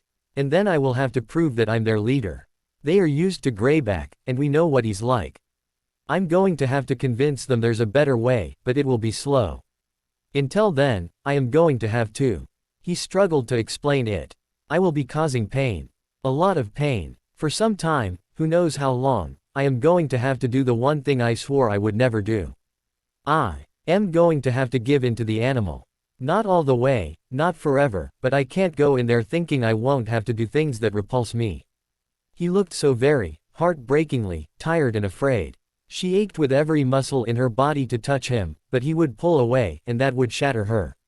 You can't see that, Dora. I don't want you to. I don't want you to see me that way. Now she finally had the reason. The absolute torment she'd been through in the last few days was because he didn't want her to witness the things he might have to do when he went to the werewolves. She couldn't help but laugh a little. You stupid man, she cried out, catching hold of his hands and not letting go when he tried to pull back. You stupid, stupid man, she repeated, leaning her forehead against his chest and suddenly choking on tears again. This was all because you wanted to protect me. Hesitantly, his hands pressed against her back. Why is that stupid? I don't need it, she murmured. I don't want it. His hands were trying to pluck her away, but she wasn't going anywhere. Don't you understand? I'm not going to be the same. I can't act like one thing when I'm with them, and then become something else when I'm with you. I'm just not that good an actor. I have to become this person, all the time. I'm not going to be who you want me to be. I've never wanted you to be anything, she said sharply, pulling back on her own now. I love you for who you already are, and this won't change that. You are doing this for the right reasons, and whatever you're forced to do. Remus, don't you know that we're all having to do things we don't want to? We're fighting a war, and I'm an Auror. I've had to do plenty of things I'd rather not. She found herself gripping his face in her hands, forcing him to look at her. I don't care what you think you might have to do. When we know what you really have to do, we'll worry about it then. It's not as though you won't have done them if I don't know. But you're not doing it alone. We've talked about this. You've been alone long enough, and you're never going to be alone again. Whatever you have to do, you do it, and then you come home and I'll be there to fix it. You can't go for so long without having me there to heal you. I want to be there, and you can't make me go. You don't even need to make me go. I'm not afraid of you, Remus, and I never will be. He might have started to argue again, but she had a fail-safe plan for winning their arguments. She leaned in and kissed him. It wasn't a quick peck to surprise him. It was a deep, binding kiss that claimed him as her own and made sure his lips were occupied until they forgot what they'd been about to do. Kissed him until he probably thought it was his idea to begin with. He might be foolish and stubborn and insecure and shy, but he was hers, because she loved him, and she wouldn't let him go. He would find it awfully hard to push her away if she was all but wrapped around him. He watched them from the shadows, wanting to count them and figure out who was important. There were 21, with 13 men to 7 women, and one who was barely a teenager, if that. And so skinny that he couldn't tell whether it was a boy or a girl. That was all he had time for, before their leader, the notorious Fenrir Greyback, lifted his head and stared right into the dark patch where he hid. I can smell you, he growled, stalking forward. He wouldn't wait for Greyback to come to him, so he stepped out to meet him. His pulse hammered, and he was certain that Greyback would hear it and feel it. He'd given in to his wolf so completely that even in human form, his senses were unbelievable. But what did it matter if he was afraid? Surely he had the right to be. Surely everyone who found them, came here, was afraid at first. He cast his eyes around their little settlement. Or maybe that fear never left them. What are you? That was a tidy little question. It summed up his name and qualities, and would basically answer the question of what he was there for. And there was really only one answer he could give, wasn't there? I am a werewolf, he said calmly. And in case that wasn't enough, I've come to join you. Greyback started to circle him. He followed the older werewolf's movements, tracking the placement of his feet, shifting his own in response. They kept their eyes on each other. What's your name? Remus Lupin. Greyback stopped circling and bared his teeth. In the periphery of his vision, Remus could see a few others do the same. Apparently they'd heard of him. I had no idea I was such a pariah, he said, trying to maintain the calm attitude he was projecting. You have been begging scraps from their table for years, and now you come crawling to me. Like a starving pup. Greyback's teeth were hideously yellow and his face was a mask of degradation. I had no intention of crawling. This was what he had to become, if he was to do this. Not ugly and rotted like Greyback, but dangerous and cruel and cunning. And he would. It started now. There was no more room for fear, no more thoughts of beautiful women who were crazy as hell. Nor more regretting that his new family would miss him. Just this. Just standing off with Greyback, and winning. He hadn't wanted this, had never wanted to be this. But they couldn't afford to this desperate little settlement go to Voldemort, and he was the only thing that could stop them from doing it. Greyback was snarling at him, snarling and crouching like he meant to attack him. It would be next to useless in this form. Although Remus had no doubt that Greyback had spent more time learning violence as a wolf than he had. You think you can stroll in here and do as you please? I didn't think anything, he said levelly. I've come to be with my people. Took you long enough, someone behind him muttered. Merlin, he really was famous, wasn't he? Of all things, he'd never expected that. Maybe they thought he was Dumbledore's pet or something. But he'd bet everything he had that Dumbledore had shown him more consideration than Greyback had given to any of them. Hell, he was betting it all right now. I can smell it on you, Greyback said, just when Remus began to relax, to think that he'd say yes and allow Remus in. I can smell your superiority. You think you're better than me. He began to circle again. You think because your master groomed you and fed you well, that it made you better than me. But I've never been a slave, Lupin. I've never accepted what they said was good enough for the likes of me. You're a slave, and I'm free. He began to shuffle his feet and follow Greyback's circling movement again. He felt the tension in his body, strained to the breaking point. He was expecting Greyback to leap on him at any moment. He was in the crouching position of a wolf ready to spring. The only thing to do was pick a fight and start it on his terms. I am better than you, Greyback. 29 days a month, I'm human, and I remember how to act like one. You were so weak that you gave in to what you were on that other day of the month. As he spoke, he slipped off the patched cloak. The heavy robes, that declared him to be a wizard. He shed everything but his trousers and a t-shirt he'd borrowed from Sirius. It was all Greyback was wearing, and he was signaling his intention to see this through. He refused to shed his shoes, though Greyback was barefoot. He thought he might need them. The other werewolf paused a moment, surprised by Remus, and Remus gave him a vicious, toothy smile. He might not look like much at first, but he'd been living and training with Sirius and Harry for a long time, now. He filled out the t-shirt quite nicely. He rather regretted that Greyback, not Dora, was the first person to see him in so little clothing, but he wasn't thinking about Dora now. Every moment, he slipped further and further into the character he was making for himself. The character was him, or rather it was the him he'd promised he would never be. This isn't what I want, Greyback, he said calmly. At least, it sounded calm. Inside, he was shaking with fear. I only came here to join you, not fight you. But I have no intention of bowing to you. He broke the intense focus they'd maintained on each other to look at the werewolf closest to him. They'd created a ring around him and Greyback, and he made eye contact. Did you all give in so easily? You just gave him your neck like submissive animals. Aren't you all thinking people, as well? Yet you crawl for him. Why? Don't you know that he's leading you straight to hell? Don't you know that Voldemort, for he would not quail at using the name, not now, will eradicate us, too? And we're on the verge of letting this fool take you to him. The man he'd spoken to looked away. The muttering from the ring of spectators was tinged with anger. He'd probably turned them all against him. And it probably meant he'd have to fight each of them by turn. But he couldn't think of that now. Greyback came first. And then he came. He leapt forward with a howl of rage, arms reaching and teeth bared. Remus ducked and put his shoulder into it. It was no great matter to use Greyback's momentum to roll the brute over his back and into the dirt behind him. He spun around to be sure Greyback couldn't get at him from behind. But he was still thinking too much like a human, because Greyback didn't get up again to hit him. He scrabbled forward and sunk his teeth deep into Remus' leg. Remus let out a cry and jerked away, feeling the muscle in his leg tear. His heart yammered with terror, for the man was more beast than he'd wanted to believe. He was going to have to fight him this way, as some kind of animal. With teeth and claws. Remus didn't have to use teeth to fight dirty, but he did have to fight dirty.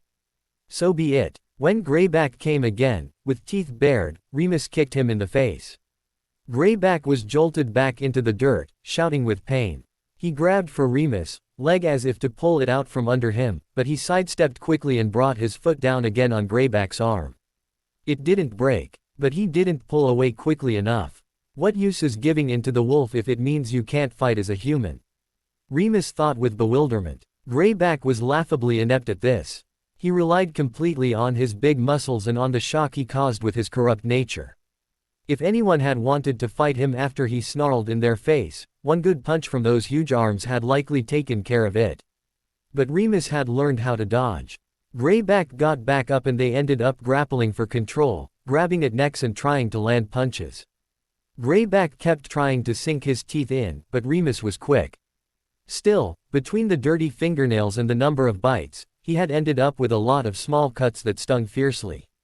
Finally, Remus realized what a silly fight this had turned into. He stopped trying to land a punch. He slipped out from under Greyback's flailing arms, caught one of them, spun around behind him, and broke it with a snap so loud that some of the onlookers groaned. He was too confident. Greyback ignored the pain enough to turn around with shocking speed, and the next thing Remus knew, he was on the ground with Greyback's teeth buried in his neck. He gasped for breath and beat his fist into Greyback's temple until the man was too stunned to keep up the assault and became sort of limp. Remus rolled him over and got on top of him and punched until Greyback's face and his own hands were a bloody mess. He was lost in a red fog such as he had never felt in his life. He'd never let go like this. When he came back to himself, he was still straddling Greyback's limp form, each heaving breath making him aware of the blood that stuck his shirt to his chest. There were 20 men and women and one child staring at him in shock and fear. But a disturbing amount of respect. He got up, checking to make sure that Greyback was breathing normally after that many blows to the head, and faced them. Most of you came here because you wanted to be with people who understand you. You wanted a community who supported one another. Greyback promised to change the way you were treated. It wasn't until you were under his thumb that you realized how he was going to change it. Am I right? The murmurs were a confusing mixture of surprise, assent, and ugly disagreement. Some of them had come here knowing exactly what would happen. And now that you've beaten him into submission, just like the animal you said you were better than, are you going to lead us to join Dumbledore instead? Fighting off whoever disagrees. Remus stepped away from Greyback, and staggered. No, I wanted none of this. I came here to join you, but not if it meant becoming his slave. Those of you who want that life, you can follow him. I'm here for the same reason you came here, to find a community. If I have to fight off predators, then I will. That's all there is to it. While they stared at him, Remus wondered how this might have gone differently. He could have let Greyback make the rules. If he had, he would have had to bow and scrape for favor, and become one of the ravenous, hollow-eyed men on the fringes of the crowd. He could have submitted instead of fighting. If he'd worked hard enough, he might have been able to bring some of these people away from Greyback.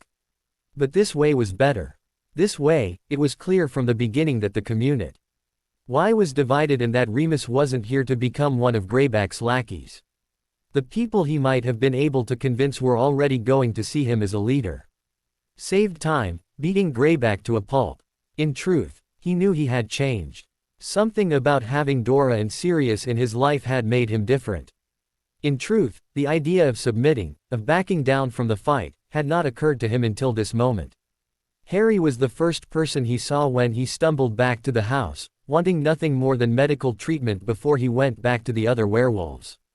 He'd continued to play the hard case. Anyone who wanted to try to salvage a real community out of their group could stay. Those who didn't could drag their unconscious leader off to somewhere else, and be gone before he returned. Harry was in the kitchen, which was where he'd hoped to quietly find Creature and swear him to silence. He wouldn't have even bothered returning if he weren't afraid of infection. Harry jumped up from the table. Holy crap, Remus. Shish, he admonished. What do you mean, shish? You're bleeding like mad. It's just a few bites and scratches. You should see the other guy. Harry paused. You beat Greyback. He grinned savagely. Stay here, I'll get some stuff to clean you up. He looked Remus up and down. You can finish this tea, it's still hot. Remus sank down gratefully and pulled the cup to him. His hands spasmed and he found himself barely able to hold onto the cup, much less drink out of it. He was shaking so hard his teeth were starting to rattle. Then a pair of NDS that were decidedly not Harry's slid over his shoulders. He let out a gasping breath and leaned back into her arms, not caring how she got there or what she was thinking. Neither of them moved or spoke. He slowly relaxed, with her arms around him and his head resting against her. The shaking stopped. "I knew you'd need me," she murmured. Harry came back in with his arms full of bottles and bandages. He was only too experienced in this kind of thing, after the job Sirius had taken in Austria. "I can't stay," Remus said hoarsely. "This won't take long," Harry said with assurance. He handed H.I.M. a bottle clearly labeled as blood replenishing potion. Remus grimaced. "I'm not badly injured or anything, I don't need this." Dora made a sound of dismay. "Your neck looks like raw hamburger."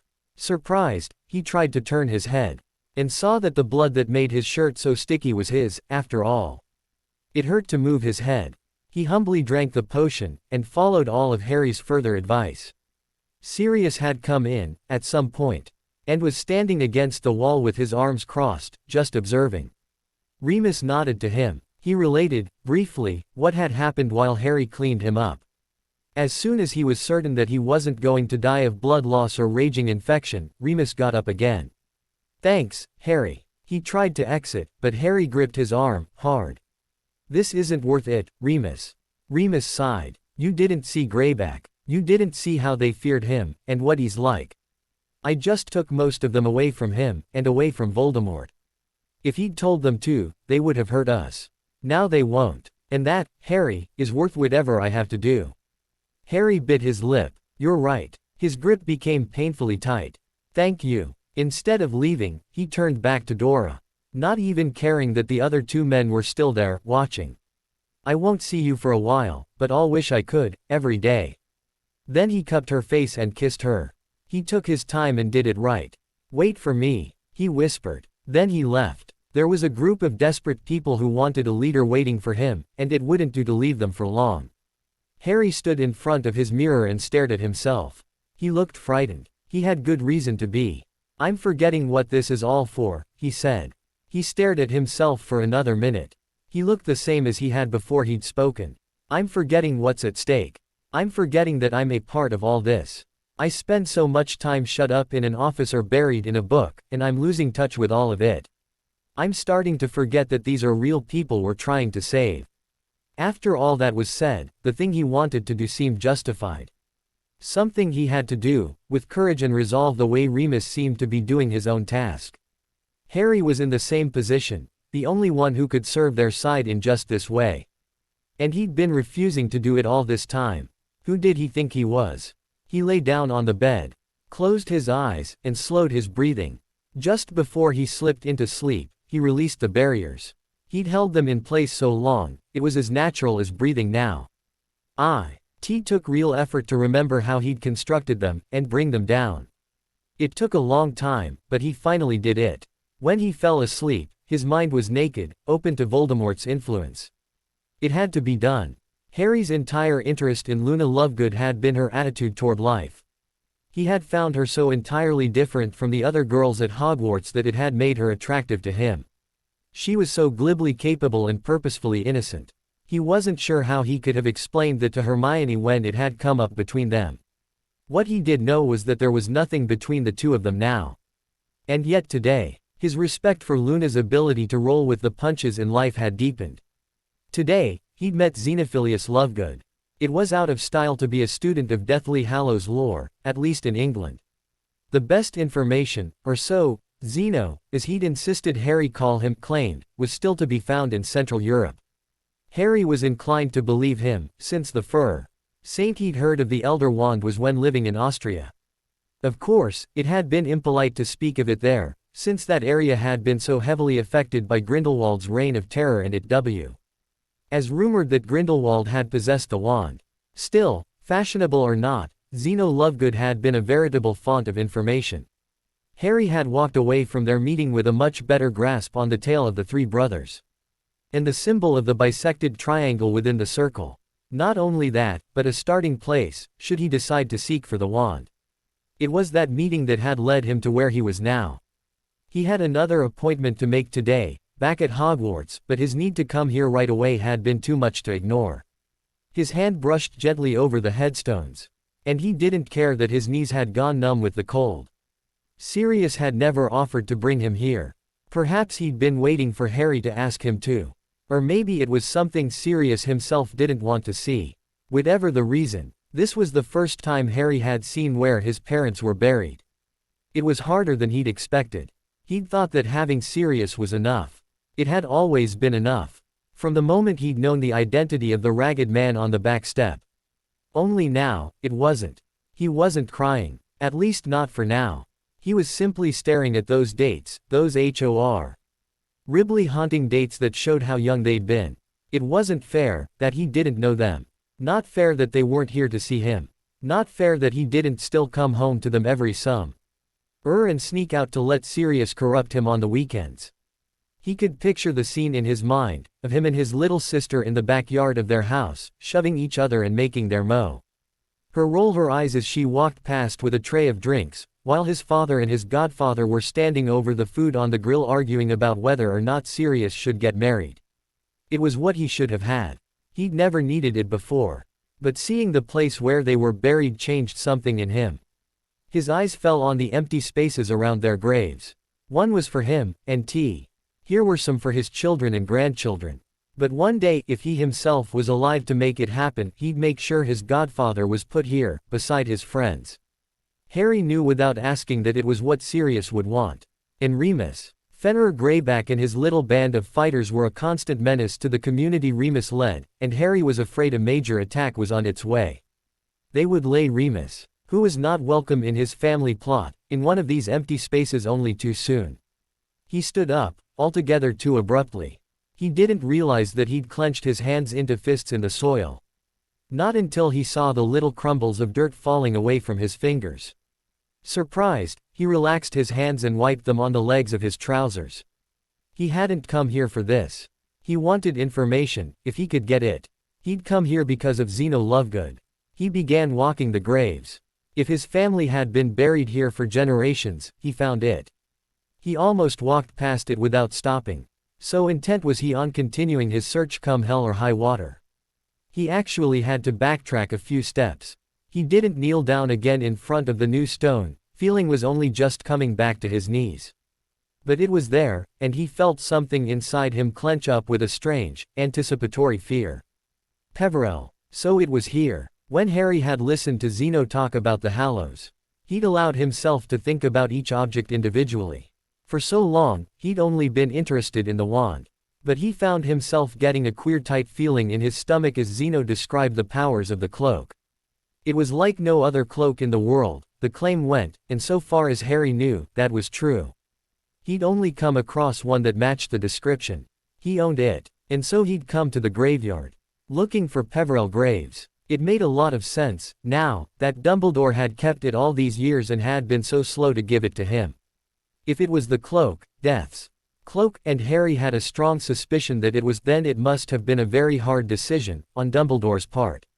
He'd trusted James, but not Harry, not much. He did now, or seemed to. Maybe he was simply bowing to what he believed was inevitable. Harry had a decision of his own to make. He had to decide if he believed in all this, in the tales of the Hallows and their power. Later, he wouldn't recall walking over there. But he was suddenly standing before the graves of James and Lily Potter again, staring down at them. Wondering if they were angry over their death, as he was. It was the wand he wanted. At first, his thought had been to escape from the death grip that Voldemort and prophecy had on him. With the Elder Wand, he could win in spite of his shortcomings as the Dark Lord's foe, and he could do it on his terms. But it became something more as he stood there. Voldemort had stolen his happy life with his family, and left him with this queer and lonely life in which few options existed. For that, he wanted to make Voldemort hurt. And he could. He could do it with the Death Stick. On the day of Harry's first appointment to enter the lake, Reed had declared that he was not ready. His people would be impressed that Harry was so willing to try, he said, but Harry would look foolish to them. If he did not mind that, then he could go. Harry had declined, and had set himself to more intensive study of Mermish. The Merpeople did not celebrate Christmas, but Reed had spent enough time talking to Dumbledore and to some of the forest creatures, that he understood why Why would not be able to try again for a while? Today, a month after returning to school, Reed said that Harry was ready, and Harry agreed. He'd already informed Sirius and Dumbledore that he would likely be entering the lake today. So he wasn't worried about drowning or random underwater attacks. Those two would come look for him if he didn't come back. He had a small dueling sheath for his wand strapped to his arm. To renew the bubble-head charm he planned to perform. Your preparation is complete but for one thing, Reed said, and held out his hand to Harry. In the webbed palm was coiled a SLIMY substance that Harry didn't immediately recognize. Eat this. Harry frowned. He liked Reed well enough, after a few months of weekly lessons, but really. What is it? So suspicious, Harry, Reed chuckled. Harry still hadn't quite accepted how funny his name sounded with a Mermish accent. It is only gillyweed. When I spoke to Dumbledore, he assured me that you would enjoy this more than a spell. Harry recognized the sketch from his herbology textbook in that very alive-looking coil of slime, now. Oh, right. He quickly scooped it up and popped it into his mouth. It tasted awful, but better than some of the things he'd tasted in the pursuit of advanced knowledge of potions. As soon as the gasping tightness in his chest began, he dove into the lake. He was not an excellent swimmer. But he did know how to dive without getting water up his nose. He saw the shine of Reed's scales as he went under, and oriented himself in that direction. When he turned, Reed was there, grinning with his mossy teeth and looking cheerful where he was normally rather sober. Will you follow me? He asked, the musical tones dancing across the small currents created by his tail, spinning in little swirl of bubbles to Harry. Harry gasped in delight. He never would have imagined how much better Mermish sounded when spoken in the proper habitat. I will, teacher, he said in a serious voice, but he was grinning in return. Reed whirled with a flash of his tail, and the grace that belonged to the merpeople became evident as Harry struggled to follow. I will take you to my home, where you can meet my wife. Reed called behind him as he swam deeper and deeper, with powerful waves of his tail. He did not concern himself with whether or not Harry could keep up with him, and likely with his entire clan. Harry thought, you kept up or you didn't come. Then I will bring you to our meeting place so that any who wish to meet you, can. I am honored, Harry said, almost shouting to be sure his voice would make its way up to Reed. It was a strange and alien feeling, to be panting for breath and to feel water moving through the gills that had formed in his neck. His lungs tried to heave with effort, and the sides of his neck expanded and pushed the cold lake through. It was utterly amazing. There was a small collection of huts at the bottom of the lake, formed out of stone and weed and bone. It was crude looking, but somehow graceful and beautifully alien, like Reed himself. Harry had settled into a rhythm, and swam more casually now, giving him the time to look at the huts as they swam by. Some were more elaborate than others, with braided vine or branches forming arching doorways, or with stone of different hues creating patterns in the walls. Reed gave a last powerful stroke of his tail and pulled open the woven branch door of the hut Harry guessed was his own. Delicate fronds of lakeweed created curtains that Harry had to brush away as he followed Reed inside. There were range half-arches formed from the floor of the lake that were collected in a small ring of 4 in the middle of the room, weird depressions with high curving tops. Onto the walls had been fastened interesting creations of woven plant life and bone, wall art, Harry realized. There was another curtain of waving fronds that must be covering the entry to the rest of the hut. A hand brushed aside this curtain. A hand that was small but too callous to be considered delicate, and a mermaid emerged. She was a tiny thing, compared to Reed, and very slender, but she looked strong for all that. Her hair was short, held back from her face with a comb of sorts made from fish bone. Her face broadened into a smile. Welcome. You must be Harry, Reed's wizard student. She spoke in slow, careful tones for Harry's benefit. Harry followed the custom he'd learned from Reed, spreading his hands in front of him and dipping his head, a horribly difficult proposition when he was also frantically trying to keep himself in an upright position underwater. He was momentarily surprised by the sight of his own hands, webbed as they were, but he straightened up with admirable poise. I thank you for your invitation, lady. Reed had confided to Harry that calling their women lady was likely a custom they'd picked up when they had more regular contact with wizards, but it wouldn't do to point out to a merperson that anything in their culture had come from humans. They preferred to think wizards picked up habits from them. This is my wife, Sylphia, Reed said, sounding proud. Please, come in and rest, the small mermaid said, gesturing at the weird shapes rising from the floor. I have almost finished preparing some refreshment. Reed laughed at Harry's befuddlement, and his wife's laughter joined his to create a night sky of bubbles instead of stars over their heads. He maneuvered himself into a sitting position inside the depression. The weird arch was over his head, and held him down so that he did not float into the ceiling.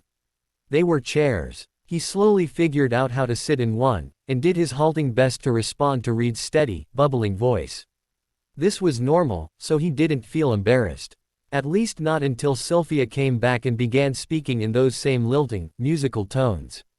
Harry spoke with hesitation, wishing once more that there was someone back at school whom he could practice with. When he was with Dumbledore, they had more important things to do. He was nervous about the refreshment, thinking that he was going to be consuming a pile of fish gut and lakeweed salad. Instead, he was given something that greatly resembled sushi. He even discovered that he had the linguical skills to inquire about the rice-like substance. The best he could figure out the response was that the merpeople cultivated it in the muddy bottom of the lake. Reed told him that his folk, here in the lake, had come from the great sea folk, and this was a dish they had been preparing since time immemorial. Sushi was something wizards had gotten from merfolk and then passed along to the rest of humanity. Harry was positively gleeful about that. That was the sort of things He'd begun his studies with Reed to find out. His mind automatically began tracing a course of studying with the lake folk until he finished at Hogwarts, then moving to the Mediterranean coast where merpeople of the sea still flourished to study with them. They would likely speak a different dialect that he would have to adapt himself to, but the number of things he could find out. Apparently, he'd been speaking aloud. Because Reed and Sylphia were laughing at him. Which was strange, because he'd been speaking in English, so far as he knew. What is the reason for your laughter? Harry asked. Mermish really needed to develop the word, why, in his opinion. You a scholar, as my husband, Sylphia answered in broken English. You and Reed love study, the same way. Reed began laughing, the sound flying in bubbles around the room. As you can see, my wife is not the student we are. Harry didn't feel right about laughing at Sylphia, but she was laughing herself. I do not have dedication such as you or Reed does. She admitted, switching back to Mermish. But Harry, she said, her face growing serious, even my husband, with his need to know all the history of our people, does not weary himself as I see you do. I don't understand, Harry said automatically. He was getting tired of accusations that he wore himself out too much. Sylphia, perhaps thinking that he didn't possess the capacity for language to understand her, floated gracefully forward to trace the circles under his eyes with her strong, small hands. This is not from study, though. I know what worry looks like. My husband has told me of what is happening in the above. The wizards are at war again. Is this your worry? Harry pulled his head back. I'm fine, but I thank you. She made a noise of disbelief, and gave his cheek a maternal pat. Reed should have told you, you cannot lie to me. I always know. He tried to smile at her, and found that he had to revert again to English. He hoped she would understand. I've been told that I take too much on myself. What can I say? I do it on purpose, so I have no reason to complain. This makes sense, Sylphia said frankly, but is not an excuse to kill yourself for the world. Harry shrugged, understanding her Mermish well enough to know what she was getting at. The world needs saving. If not me, then who? She had no response, and floated back to her seat. I like him, Reed. Reed grunted, busy with eating a piece of his wife's cooking. He'd heard this from Harry before. I said you would, he muttered. I've liked him for months. I have the responsibility of ambassador for our people, and I do not invite wizards down here if I do not like them. You let those foolish children down here, she said primly. That bird girl nearly got killed. I did that for Dumbledore. Reed said dismissively. They didn't stay long, and I knew Pesca and Merc would love threatening them. Harry is different. I am, Harry said. You are here to learn, Reed shrugged. We are a culture that appreciates such things. We are entrusted with ancient secrets and knowledge that wizards have forgotten, but you have come to find out. As I told you, when we first began to meet, you have a responsibility now. To my people, you must hold our secrets as close as we do, but you also must find one person you trust, to pass the knowledge along. Harry had thought, when Reed first said this, that it was sort of a symbolic thing, or a tradition. He could see now that Reed had meant it. And suddenly he realized what his desire to learn meant to Dumbledore.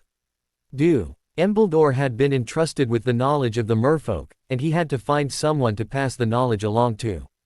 Harry had come along just when Dumbledore had probably begun to believe that he would fail to keep that trust. Is the origin of sushi a secret? Reed didn't laugh, as Harry had thought he would. It is knowledge of my people, and you must hold it with care. Can you think of problems it would cause if this became common knowledge? Or if people knew that we can sing the fish to us, or that we still know secrets about wizards and other humans from long ago? Harry began to see Reed's point. He had a brief image of flocks of people standing on the shore of every major body of water in the world, begging the merpeople for every secret they had, or terrorizing them in a Malleus battle to prove the legitimacy of their claims. Or killing them to cover up information about their ancestors. He shuddered. I understand my responsibility, he said humbly. Reed nodded curtly. I knew that you would. Or I would not have taken you as my student.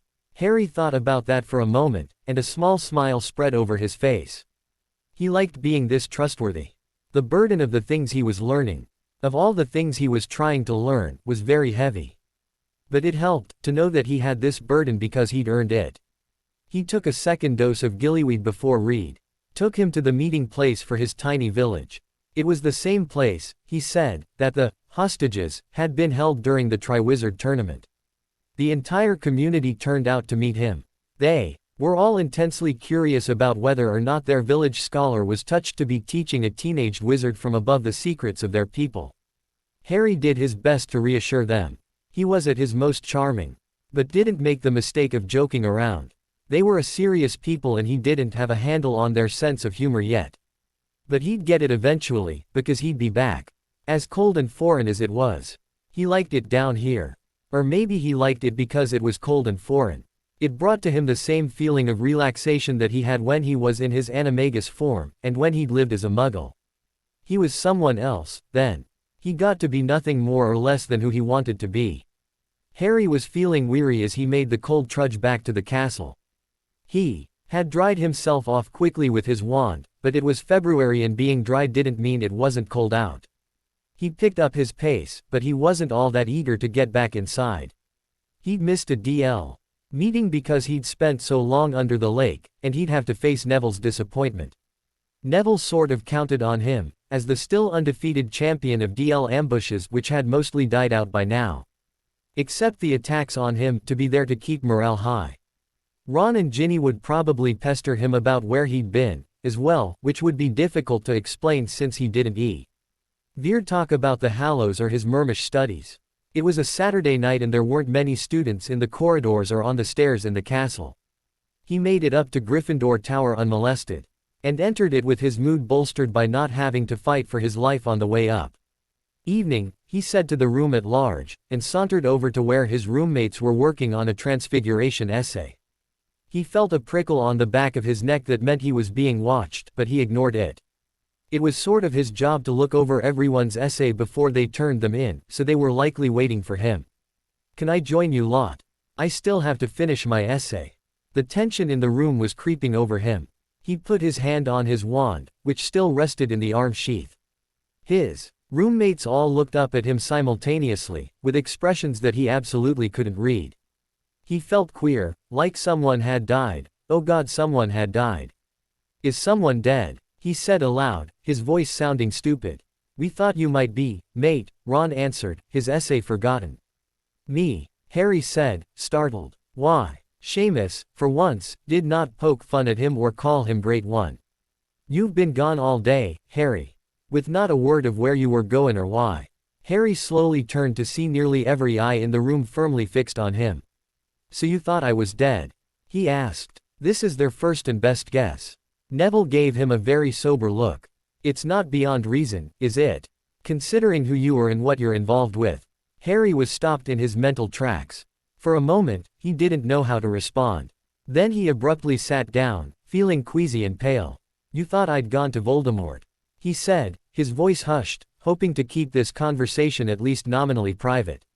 And that I'd been killed. Dean spoke up when the other three seemed to be too uncomfortable. We didn't really think so, or we'd have gone to one of the adults. Well, what? Ron saw it only a minute before you walked in that if you weren't here by the time he finished the next paragraph, he was going to find your godfather. So we didn't really think you were dead, but, well, okay, we were worried. If you had gone to Sirius, you wouldn't have been. He knew where I was. Where were you? Ron challenged. Harry shrugged. I was talking to a couple of experts about some of the subjects I'm studying. Ron knew better than to press him for details at this point, but he did give him a look that communicated repressed anger. Next time you decide to disappear for an entire day, would you mind telling someone? Harry experienced another moment of being too stunned to come up with something to say. Why were they so concerned as to his whereabouts? Did they really think he was so foolish that he'd go herring off to take on Voldemort's entire army without even telling anyone about it? Okay. He might be able to think of a few circumstances in which he'd want it to be a secret. Like if he was planning to infiltrate Voldemort's stronghold or something. But he probably wasn't going to do that. And they ought to know he wasn't ready to try. Besides, he wasn't entirely sure he liked how upset they were. He was so tired of being a symbol or whatever he was. You guys really need to figure out that if I'm gone, someone else can take care of Voldemort. I don't see myself dying anytime soon, but even if I do. I assume you're planning to keep fighting. The other boys gave each other very odd looks. What? Harry snapped. Of course we'd keep fighting, Ron said. That's not really the point I was trying to make. We were concerned because you're a friend of ours. Oh, Harry said, only just beginning to understand. I might even be sort of sad if something were to happen to you, Ron said in a dry tone. Not that I'd miss you or anything, you great prat. Who would miss someone so completely clueless? Harry wished he was dead. This wasn't exactly a comfortable moment for anyone, least of all him. He was a secretive and emotionally distant bastard, wasn't he? He didn't contribute anything to this little group but mental stress and stringent standards of personal discipline. They humored him, but he couldn't imagine they'd miss it if he wasn't there. The only thing he could conceivably be good for, as a friend, was that he could always be counted on to correct their essays. You forgot short-tempered, he joked. Seriously, I do still need to finish my essay, so I'm going to run upstairs and get it. Will you still be a while down here, or should I head to the library? The others looked like they wanted to say they were done, but Ron spoke first. I still have quite a way to go. You know me and essays. So Harry stood up, with a desperate desire to get away from the table for a moment and get his mind into some semblance of order.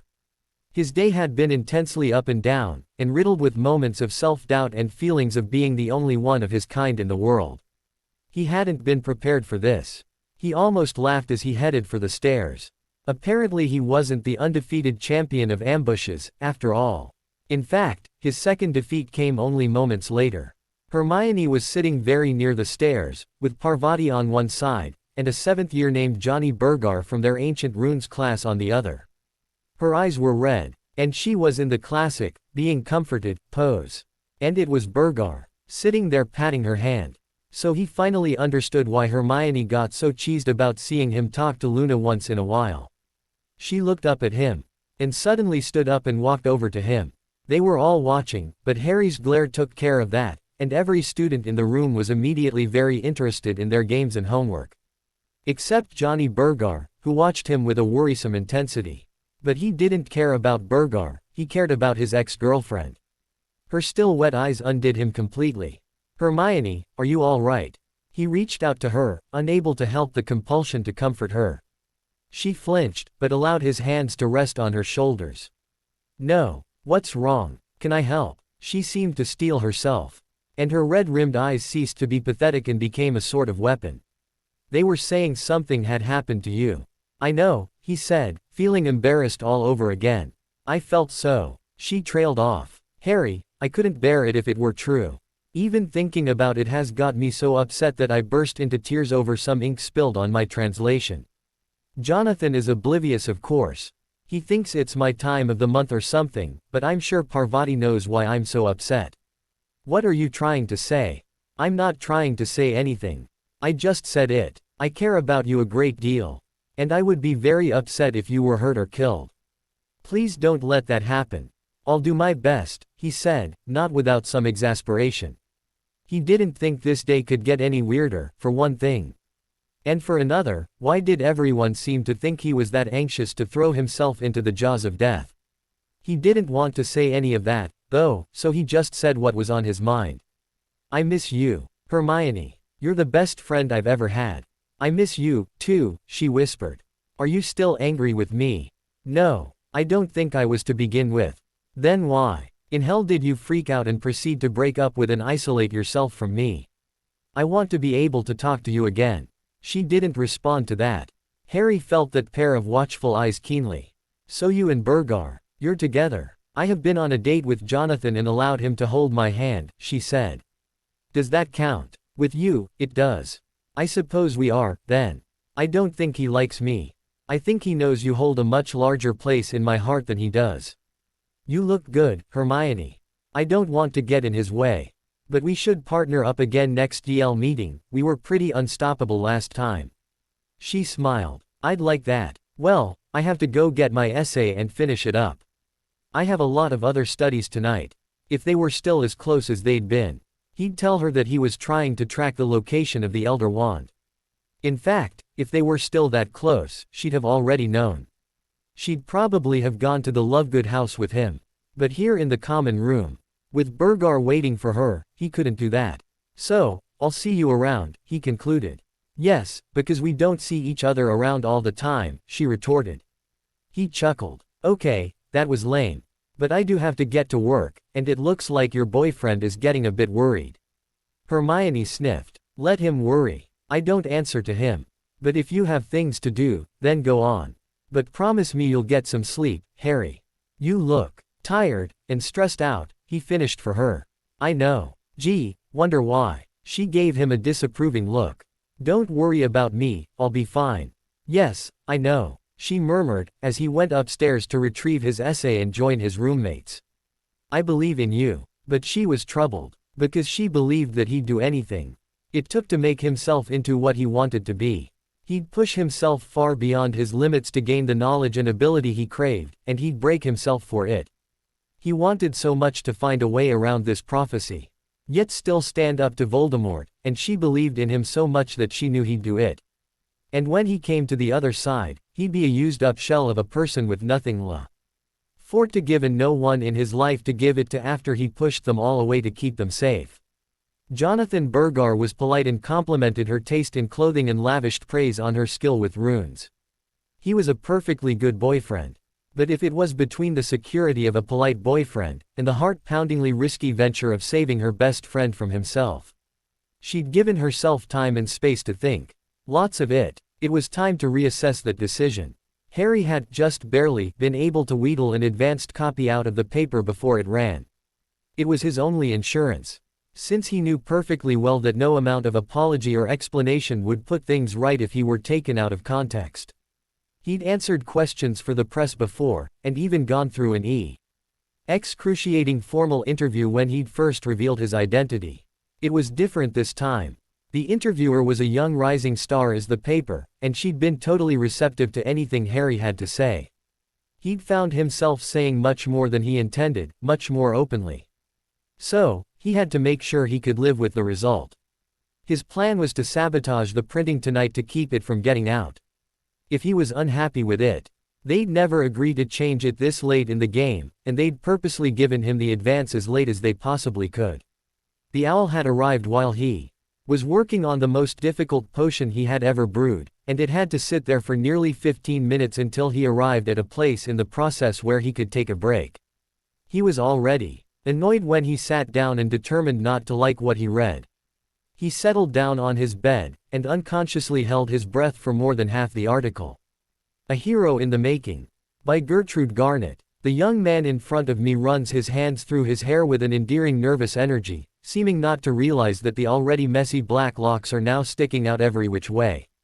He looks uncomfortable and restless, even though patrons of Three Broomsticks normally love its cheerful and warm atmosphere. Try to relax, I urge him. I know I'm a reporter, but I don't bite. Promise. He laughs, and seems to settle.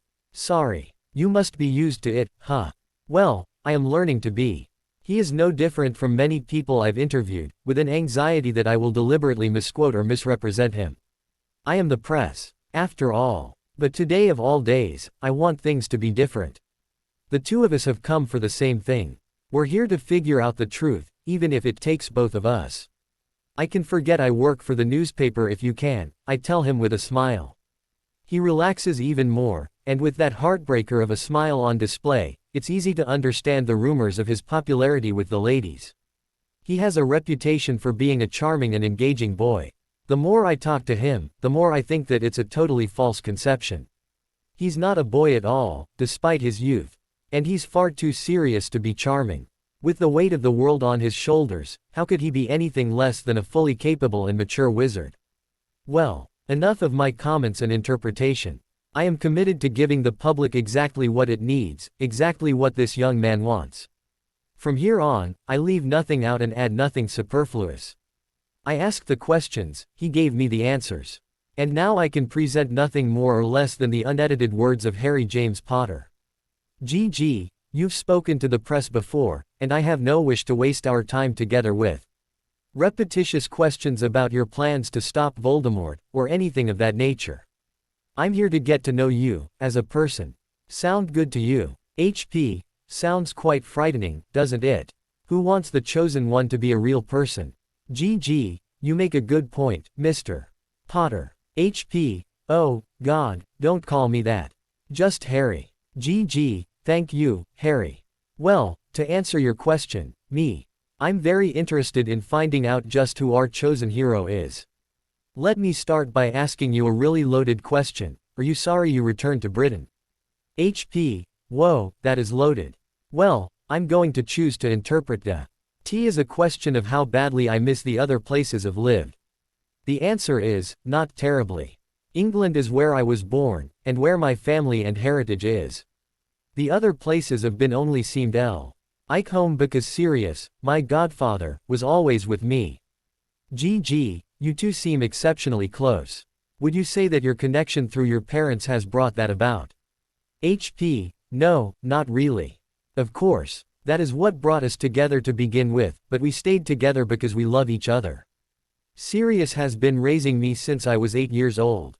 He gave up his entire life, several times over, just to stay with me. I want to say that I owe him for that, but we don't think of our relationship in terms of who owes what. He filled the need for a father in my life, and he's done an excellent job. GG, some would say that going on the run and never letting you stay in one place for too long is bad parenting. What do you say? HP, wow, you really aren't going to ask the typical questions, are you? Not that I'm complaining, I'm quite tired of the political crap. Anyway, the answer is, we did what we had to do to stay safe.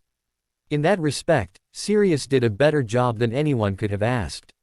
Not only that, but I was always very happy to go to a new place, and I sometimes got to pick the spot. I absolutely love traveling to new places and experiencing new cultures and types of people. I love learning new languages and customs and eating things I've never tasted before. Every time we went somewhere new, I learned a new way of thinking and was exposed to different styles of education. So wouldn't you say that Sirius gave me a great deal more than any traditional parent ever has? GG, I'm not here to make any judgments at all, I'm just here to let you talk. I will say that your passion speaks volumes. If I had any doubts about the love and loyalty in your home, I've lost them.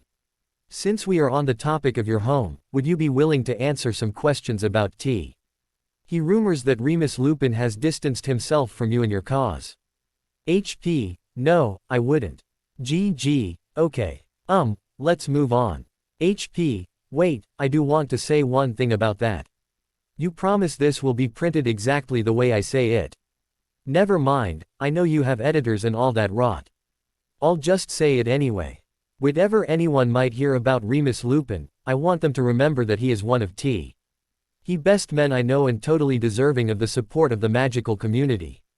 I have heard the rumors that we kicked him out or that he became uncomfortable living with us because he has lycanthropy. And I want it to be known that it isn't true. I will always consider him a member of my family, and I am insulted that anyone thinks Sirius and I are such bigots. GG. Okay, thank you for clearing that up, Harry. I take it that you feel strongly about werewolf rights. HP, like I was hiding my opinions. I've been trying to get involved in some new legislation and I've been as loud as possible. In my support of the changes that would allow werewolves to find work and homes among the rest of the wizarding population. There's not a lot that I would say muggles do better than wizards, but why they've improved the treatment of people with illnesses is one of them. I'm not trying to say anything nasty about wizards.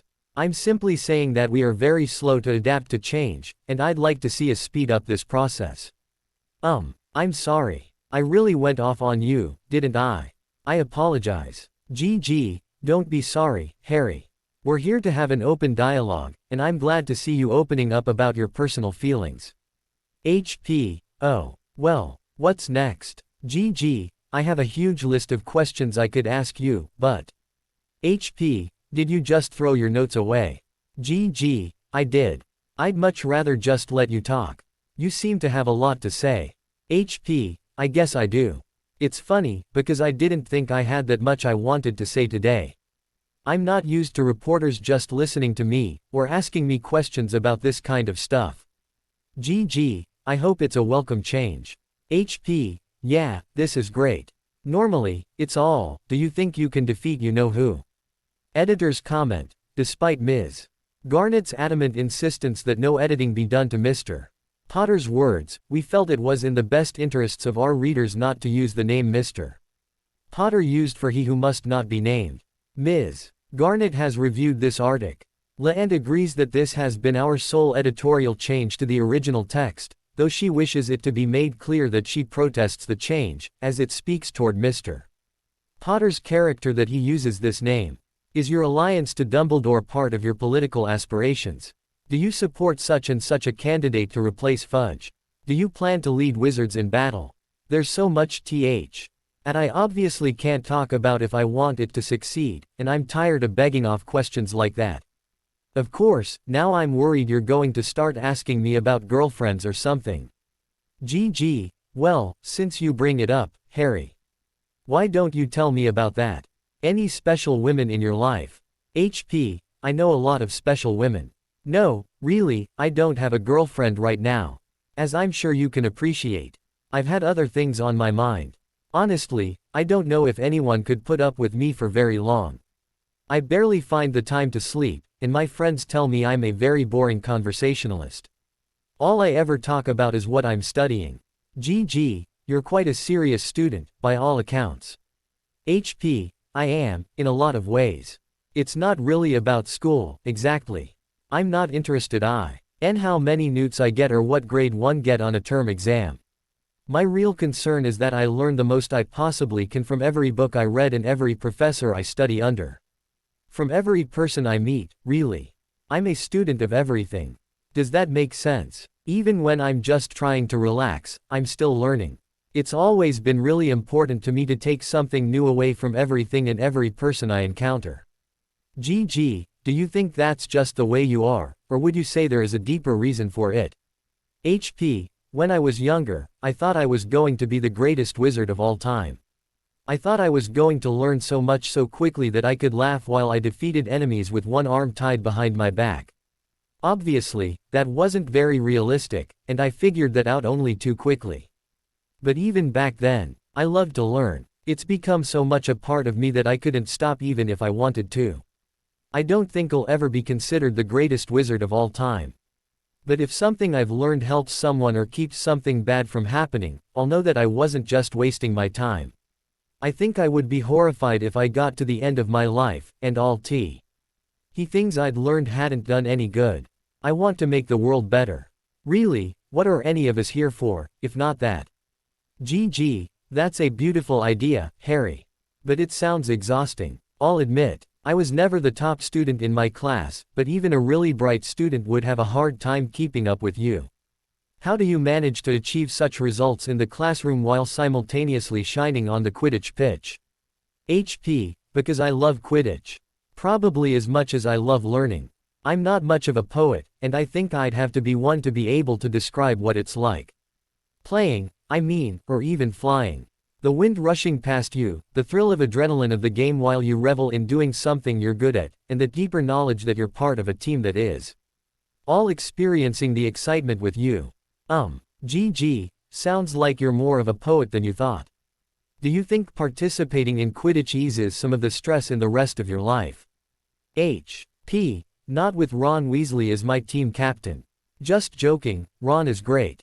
But Quidditch is hard work just as much as it's fun. Now I'm just rambling. I think it does relieve a lot of stress, yeah. Doing something purely physical and just letting go for a while is nice. GG, one look at you and I can tell you're quite used to doing physical things. Does Ron ask everyone on the team to stay in such great shape? HP, no. Well, we all stay in decent shape. You can't do the things we do on brooms if you're not, but I tend to go a little overboard. Why not, right? Everybody needs a hobby. GG, you're part of a group of students who meets regularly to practice dueling techniques. Do you think your physical strength is a factor in your achievements with that group? HP, definitely. Helps to be able to dodge, just in case. But that's only part of the story.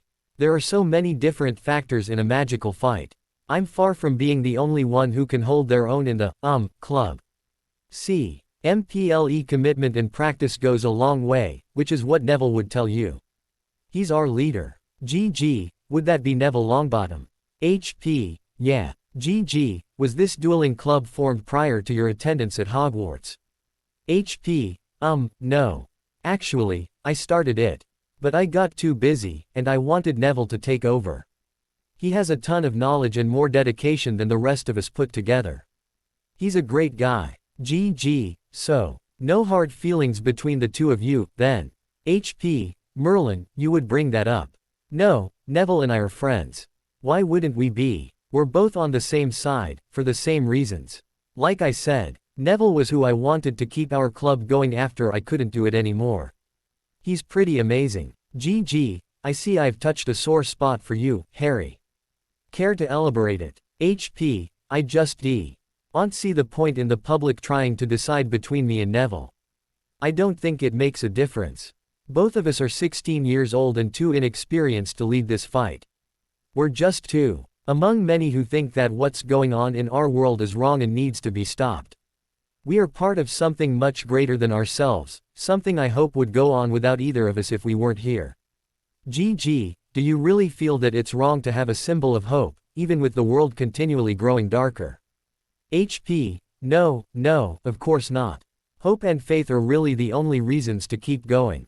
But put your hope in something meaningful, not in me. I'm only one person. We need to have faith, collectively, wizards I mean, that we are better than this. Faith that together we're going to make a better world.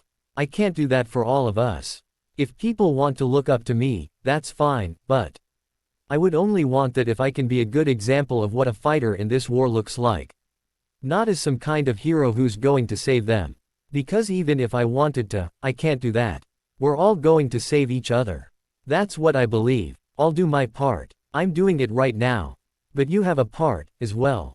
GG, I really appreciate you sharing that, Harry. That's an amazing thought, that we could all save each other. I really can't wait to share this with my readers. HP, yeah, I almost forgot that's what we were doing. I didn't feel like I was talking to a reporter at all. Are you sure you're from the paper? GG, yes, I really am. Believe it or not, Harry, I think the world ought to hear what you have to say. Not only that, but exactly as you said it. If we're going to put you up on a pedestal, I think we owe it to you. HP, I didn't think of it that way. You're a really good listener, you know. I could get used to this. Hey, you get the exclusive interview when I lead England to win the Quidditch World Cup, okay. GG, oh, I'm going to remember that. I know how valuable your time is. And I can't thank you enough for allowing me this interview. HP, honestly, Ms. Garnet, it was no trouble at all. This was really not what I was expecting. GG, so you learned something new. I guess you've met your real goal, then. HP, she's funny, too. I still find it hard to believe that you're going to print this. People are actually going to know what I believe. I was beginning to think they never would. GG, have a little faith, Harry. I mean it as a parting joke, but the extraordinary green eyes begin to fill with tears. I can see that the things he's been discussing with such conviction and passion are beginning to overwhelm him. We exchange a few more words, and I know that he is trying very hard to hold his emotions together. He's been let down too many times, and I can hardly express how amazing it feels to be the one with the opportunity to correct that. He tries to thank me, but I don't need any thanks. The privilege was all mine. Besides, he promised me an exclusive interview when he becomes a Quidditch star. Don't think I won't hold you to it, Harry Potter. Harry clutched the copy in his hands so tightly that the pages began to wrinkle. He couldn't believe it. It was actually going to print, and they weren't going to edit out anything they didn't like. He'd liked Ms. Garnet from the moment she'd shaken his hand, simply because she didn't fawn over him. He only grew to like her more the further they got into the interview.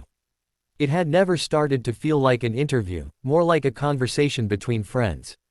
She hadn't asked him about Voldemort, or Dumbledore, or if thoughts of his dead parents were guiding him. Not one stupid question. She'd just let him talk.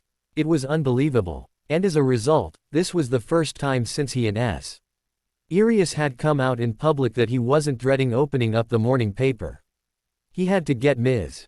Garnet something really nice. Maybe a potted plant. Speaking of plants, he needed sleep, but he had to get back to brewing. This was too important to be anything less than perfect. Breakfast. The Great Hall. The release of the morning paper. It was only 2 or 3 minutes before the sleepy mumbles erupted into a steady buzz of conversation. Harry looked up at the staff table and he and Sirius beamed at each other with pride. Dumbledore seemed too careworn and distracted to share in their happiness.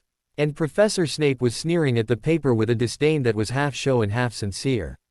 Harry wanted to look down the table to where Hermione sat, but Johnny was there with his head practically laid on her shoulder, reading the article with her, so Harry turned away. Ron, sitting beside him, became very quiet, but Ginny was there to pound his shoulders and tell him what a great job he'd done. I didn't actually do anything, he answered. She plopped down next to him and stole a piece of toast off his plate. You're doing it right now, she said, crunching into it and king without concern for the fact that her mouth was full. All the stuff that you were talking about in that interview. So, if I'm hearing you right, you're congratulating me for having opinions. Ginny scowled at him. Get over yourself, Great One, I can tell how pleased you are. How can I be pleased? You've stolen my toast. Your coffee, too, she smirked, picking up the cup and taking a leisurely sip. Hey, that's my coffee. And you called me Seamus' stupid name. Is she looking over here yet? Ginny asked in a very quiet voice. What? Who? Ginny mocked. Hermione, of course. No, don't look right at her like that. You can't be obvious about it when you're trying to make someone jealous. I didn't know I was, he said in bewilderment. She pushed his coffee into his hands. You're hopeless, Harry. But it's all right, I'm on your side. You two were so perfect together, and Johnny Burgars got his head up his own ass. She stood up again. Don't worry, she was looking. But I meant it, Harry, congratulations. I think the interview is brilliant. She sauntered away, and Harry turned to Ron to see that he looked just as confused as Harry felt. Girls, mate, Ron said with a helpless shrug. But she's right. Hermione was looking. And the interview is, really good. It is, isn't it? Harry said happily, catching the nods of encouragement coming from all around him. He risked a glance at the Slytherin table, to see if the entire tables was matching their expression to Snape. He saw the 4 prefects all gathered around, making disgusted faces in Harry's direction and speaking what were obviously detrimental remarks. But in the midst of it, Draco stood up, slowly laid his copy of the paper down on the table, seeming not to care that it landed in his break. And left the room without a word to anyone. Served the bastard right if it upset him, didn't it? He'd made his choices. When Harry and Ron and Dean left the table, Luna was also leaving hers. She, accidentally, crossed paths with him just outside the door. Trading smirks, the other 2 boys left Harry with her. Daddy wanted me to tell you how much he enjoyed your last conversation, Luna said, seeming just as oblivious as ever. Harry knew for a fact she'd noticed what passed between his roommates, and she might even have mysteriously divined what it was he'd been talking to her father about. He says he has some more information, if you can find the time to come over. He'd also like to get a quote from you on the conspiracy among Quidditch League coaches to overthrow the Muggle Prime Minister. Harry worked very hard to keep a straight face. I'd like to meet with him again soon, although I don't know enough about the Quidditch conspiracy to offer a reliable quote. Thanks, Luna. You're quite welcome, Harry. Say, Luna, do you have a minute so I can ask you something? Well, Harry, I do have a minute, but that seems like quite a long question. I meant, did you have time to answer once I ask? You are certain that the answer will only take a minute? Well, no. I was just hoping that you did have time to answer. I don't know. Perhaps you should ask the question, then I can decide if I have the time. Harry was simultaneously exasperated and delighted.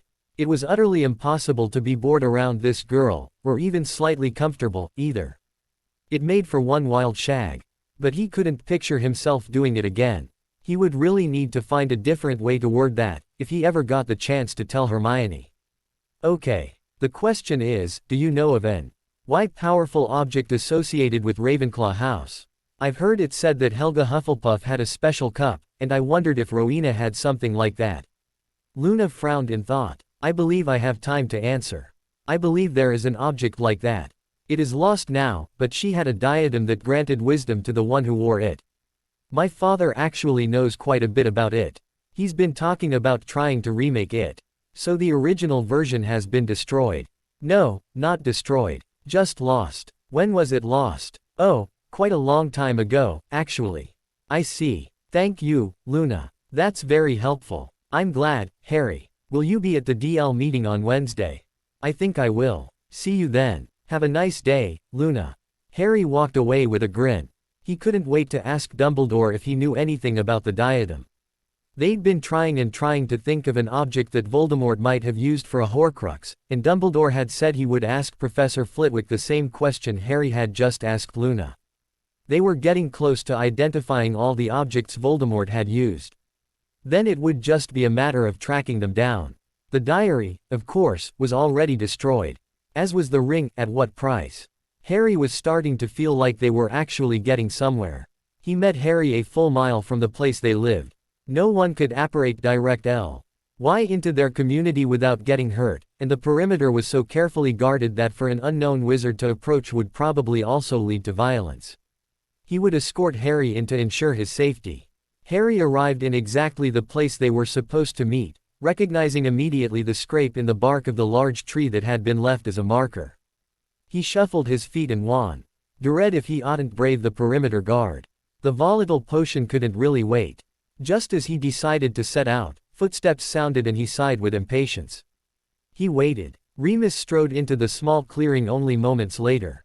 Harry noted that he looked a little more ragged than usual, but he was so tired of hearing about his own decline in appearance that he decided not to bring it up. Where's Sirius? At school. He didn't even wait around to say hello.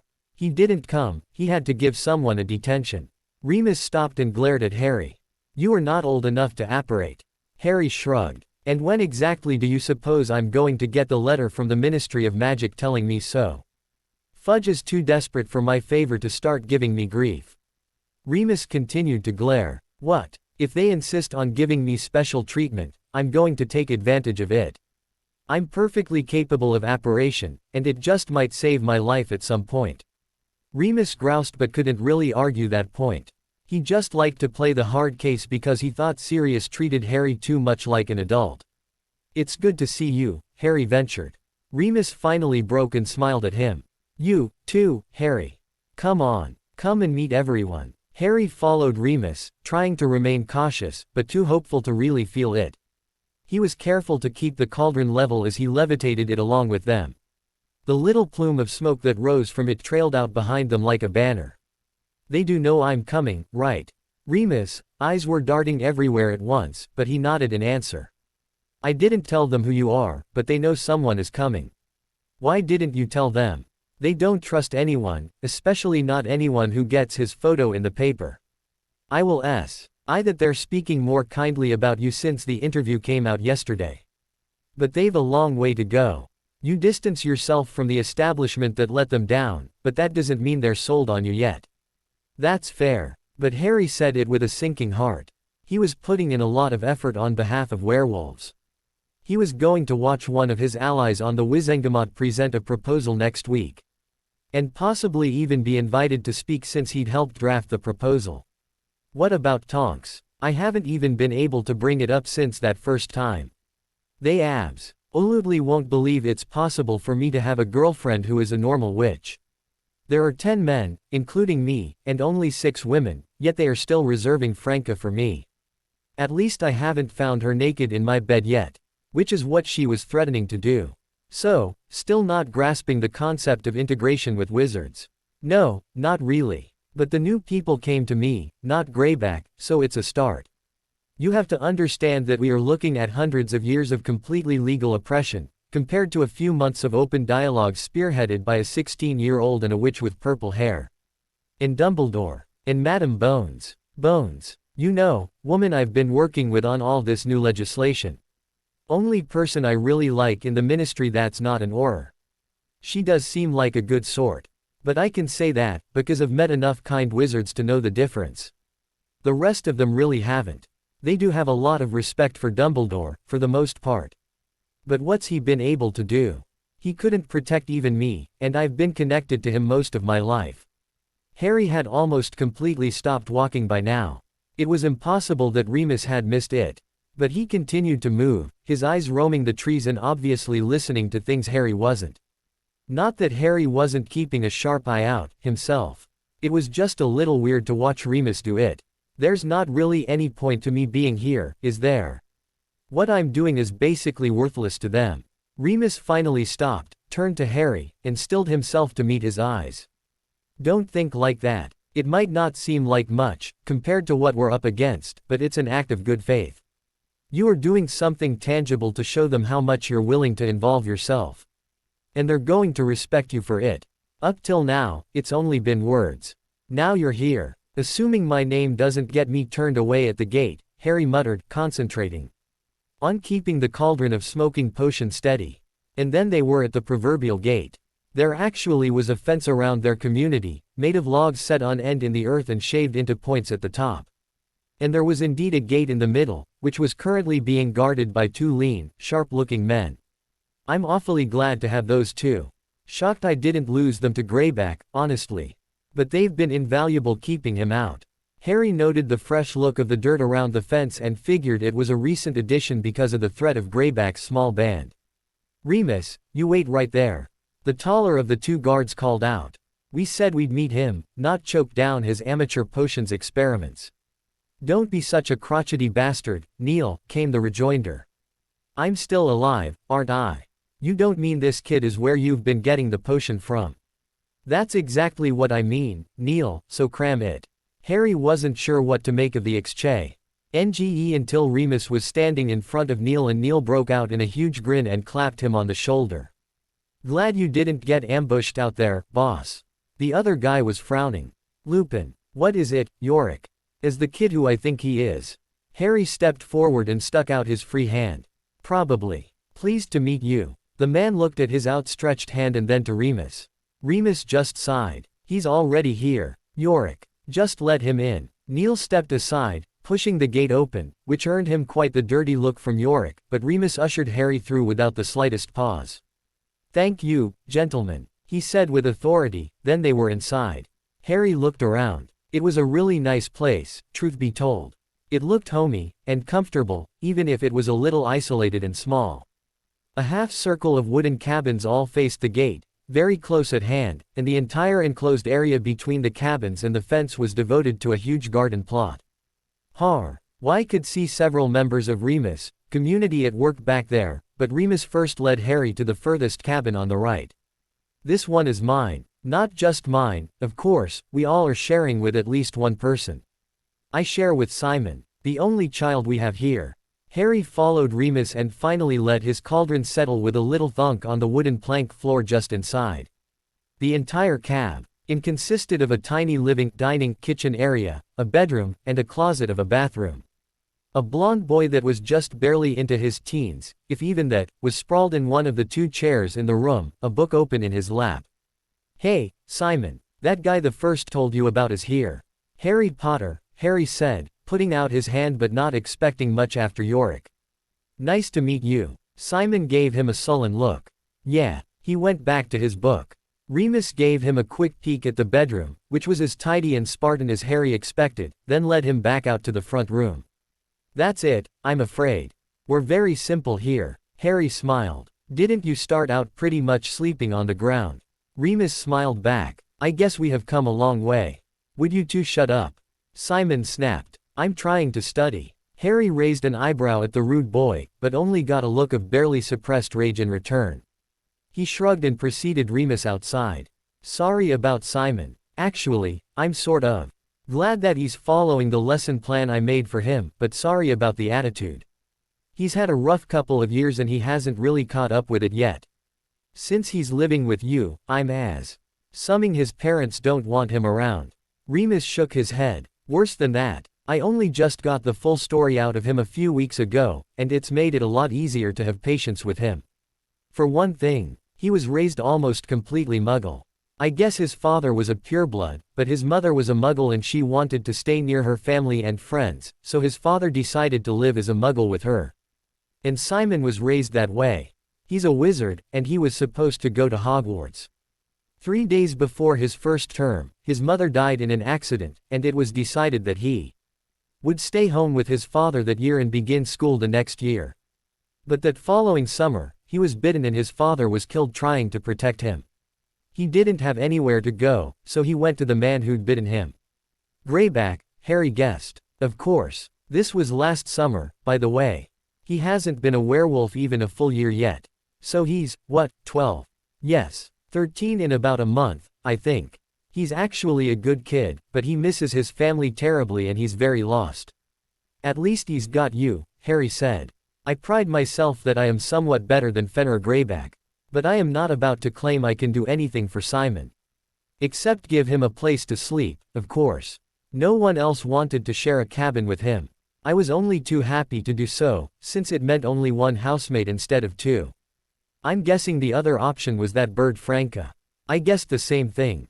Hence, Simon. I shouldn't say that, the two of us get along well most of the time. I'm almost starting to think I make a difference. Harry looked around. 4 men and 4 women were tending and collecting from the garden, which seemed to range from vegetables to herbs to potion supplies. The cabins were neatly arranged and tidily constructed.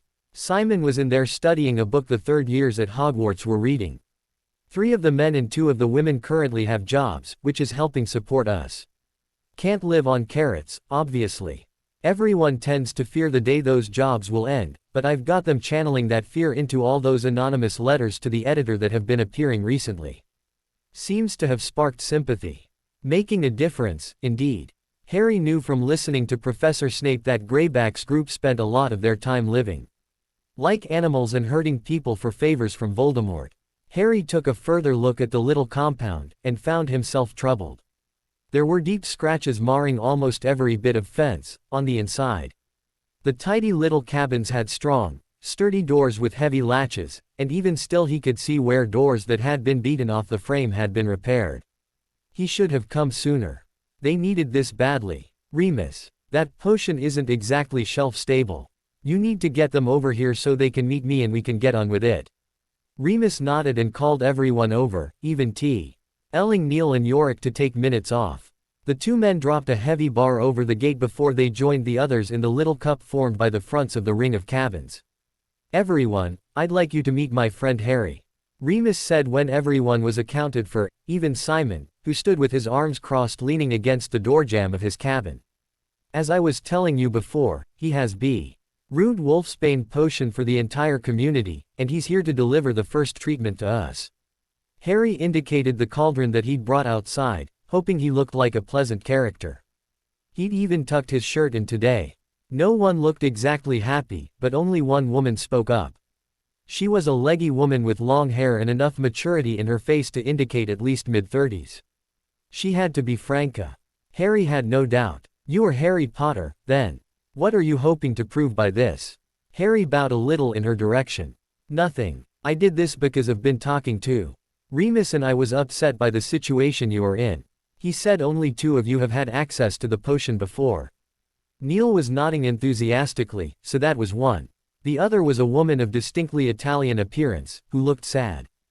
As I've come to find out, he said with a little chuckle, this treatment is a pain in the neck to make. I can see why they charge so much for it. But it's ridiculous to me that the very people it's intended for can't afford it or don't know where to find it.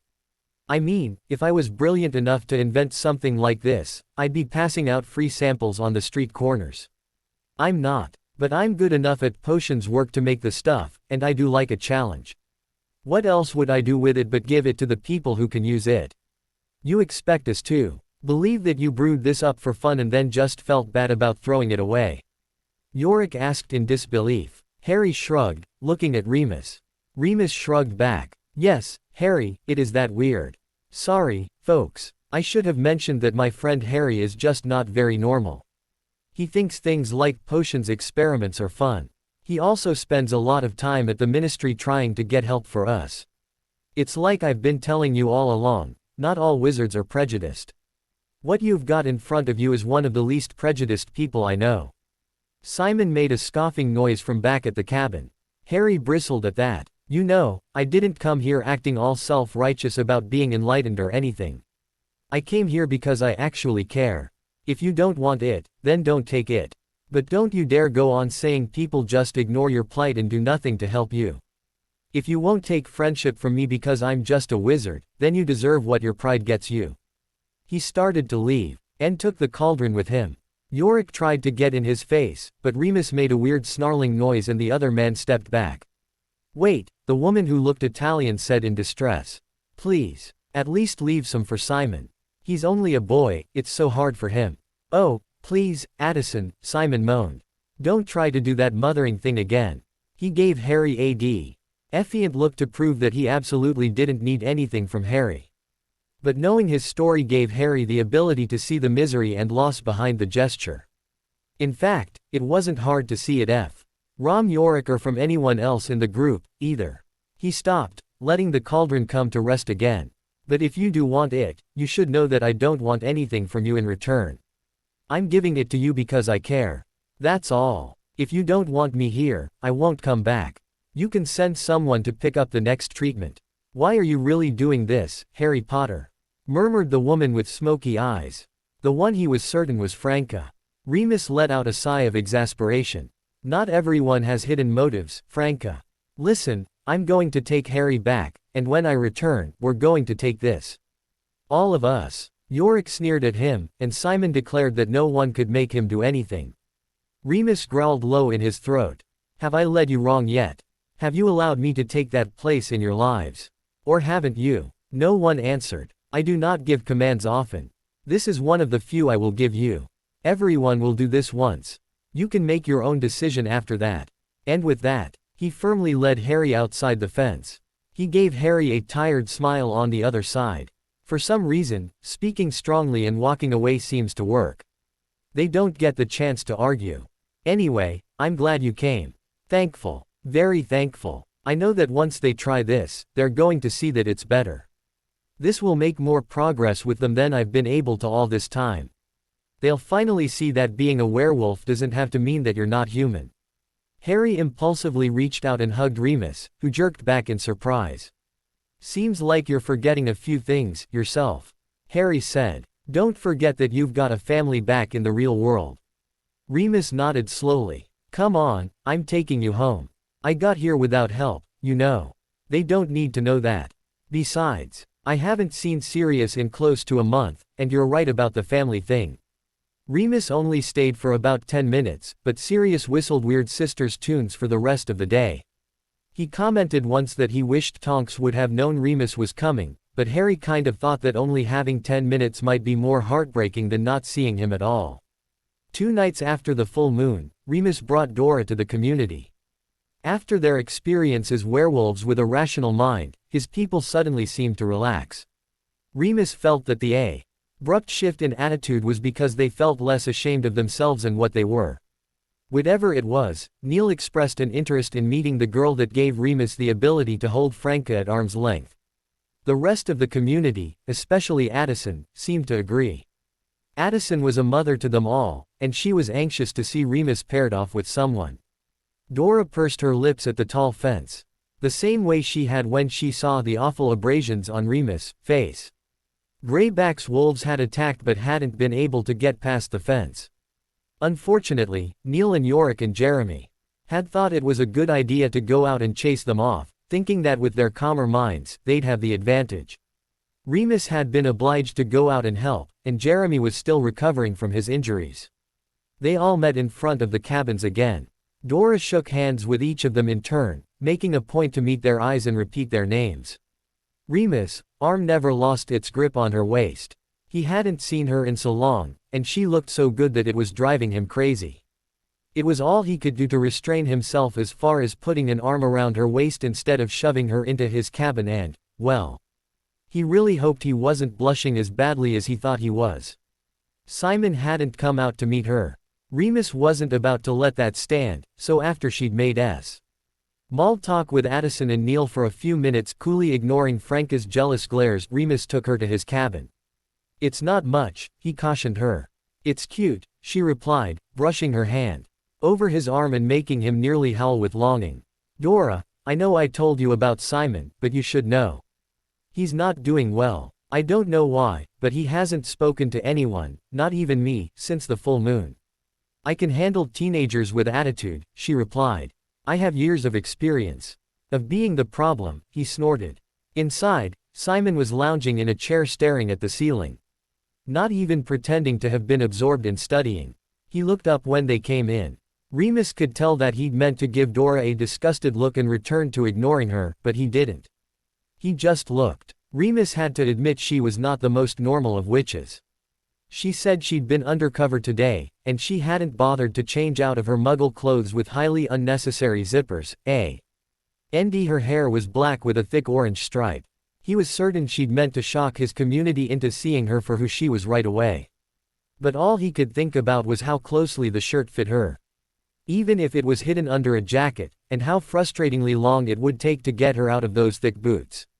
And how brave she was to come here and just be herself. She was one of the most courageous people he knew. Being the first Auror to declare her belief that Voldemort had returned, and having that complete inability to hide what she was thinking because she didn't care if anyone judged her for it. And frighteningly smart, when she wanted to be.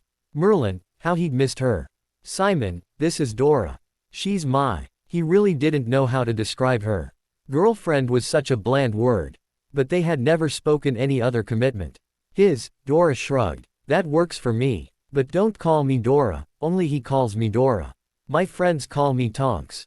Simon glared at her. Then she giggled. "Has anyone ever told you that you look like Cloud?"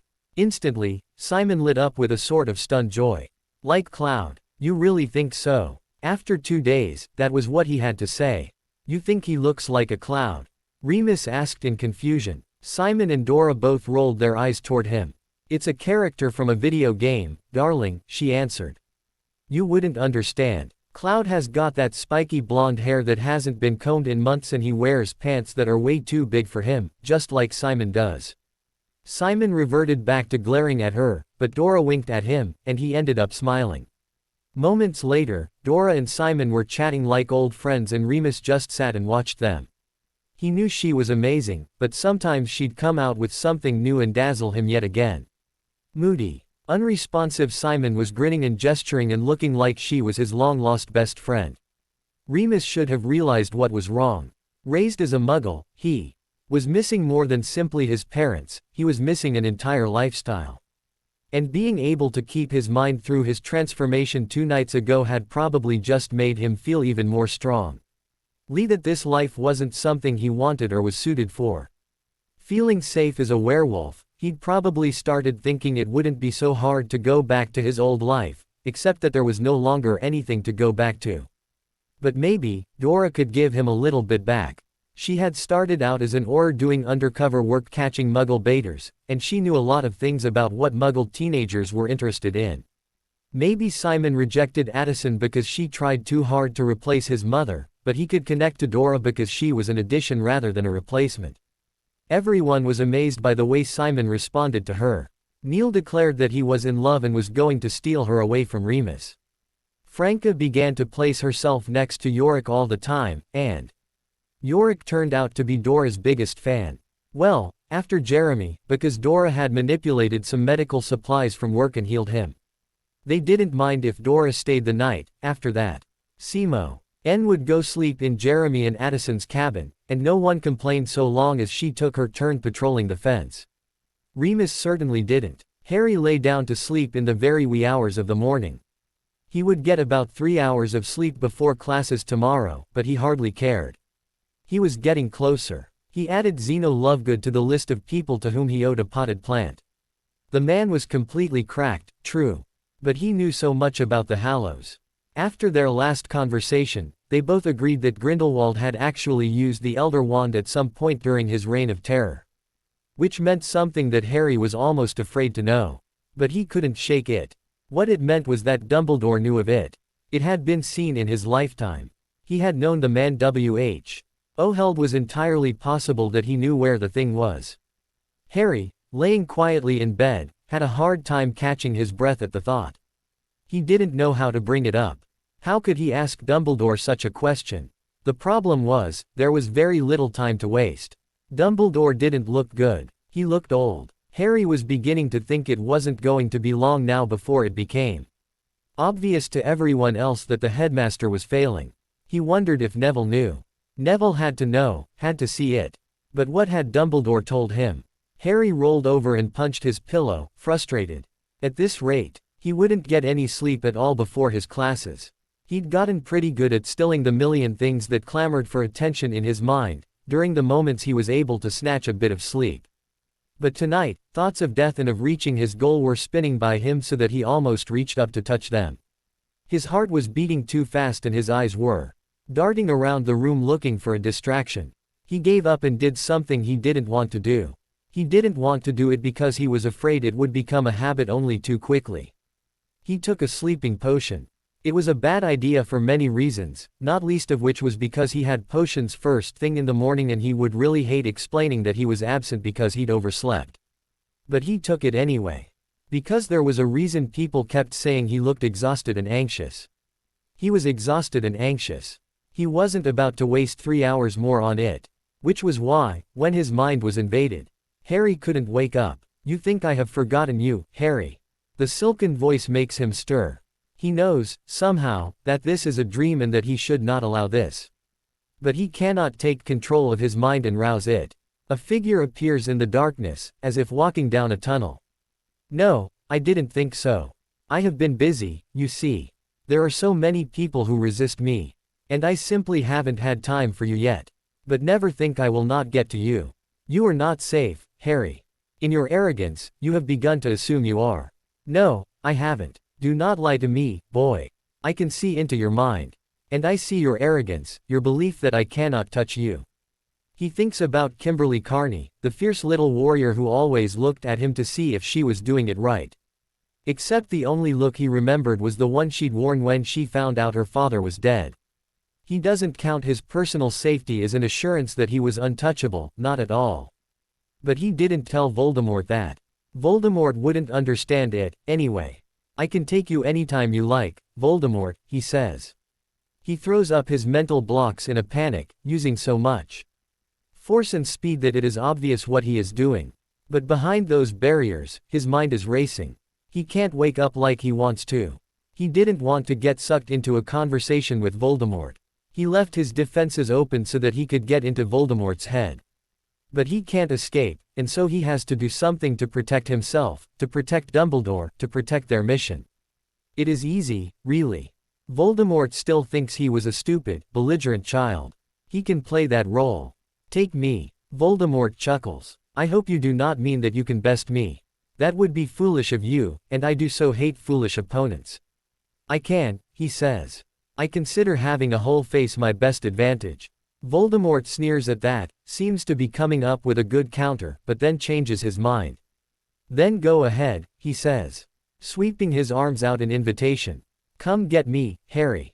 I welcome the challenge. That would be stupid. There is some trap here, some hideous mental trap.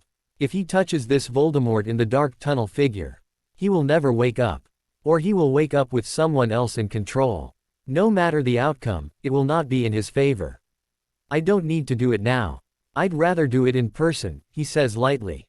So much more satisfying that way, don't you think? I haven't spent 5 years training myself to beat you just to deny myself the opportunity to hit you in your ugly face. Voldemort snarls in outrage, but it seems obvious to him that he has the upper hand. So, you are trying to become a great wizard, Harry. Borrowing on what your betters have done and King that your youthful body will be enough. You really are foolish. Why do you hide in Hogwarts, if you think you can best me? Why not come out and face me, Harry? I'm not that dumb, he protests. Like I'm going to leave the protection of the castle when I don't know how to kill you yet. I'm staying here until I find the perfect way to kill you. Voldemort throws his head back and laughs. Impossible. How many times must I tell you? I cannot die. You stay in Hogwarts, Harry, do that. Comfort yourself with the idea that someday you will defeat me, if it helps. Meanwhile, I will destroy Eve. Writhing you love and make the world as I desire. No one can oppose me.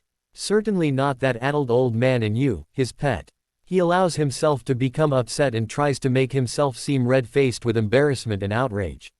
He's not sure he has a physical body for Voldemort to look at, but it hardly matters, with the Dark Wizard in his mind to get it directly from the source. Just you wait, Snake Face. You'll get what's coming to you. You're evil. Voldemort laughs and beckons yet again for an attack. Instead, he adopts an attitude of retreating, spitting curses and meaningless rhetoric as he goes. Voldemort seems to give up on the idea of luring him forward, and begins to fade. He can feel his mind becoming more alert, somewhere in its conscious part, and the retreat becomes rapid. I'll get you if Dumbledore doesn't. He shouts to the tiny figure. This is the last thing he is able to say. Harry, wake up, for the love of Morgana. Harry shrinks from the sensation of cold and cracks an eyelid. Neville is there, yanking his sheets away from him. He moans. His scar is throbbing with a pain he hasn't felt in a long time, but he clenches his hands into his pillow to keep himself from touching it. He doesn't want anyone to know. All he can do now is trust that Professor Snape will give Voldemort the proper picture of Harry, as a coward and as an immature puppet of Dumbledore's. Without Snape's cooperation, that whole conversation will become too obviously an act. Speaking of which, he'd better get out of bed and to Snape's class on time, if he wanted any help from the man. He'd obviously missed his morning run, which meant he would have to take it tonight and disrupt his study routine. He tried to get up to get his uniform, and fell on the floor instead. Surprised, he just lay there for a moment, feeling his cheek pressing into the carpet. He tried to convince himself he'd tripped, but he hadn't. He'd just fallen over. How weird. Harry, mate, what's wrong? Not sure, he answered.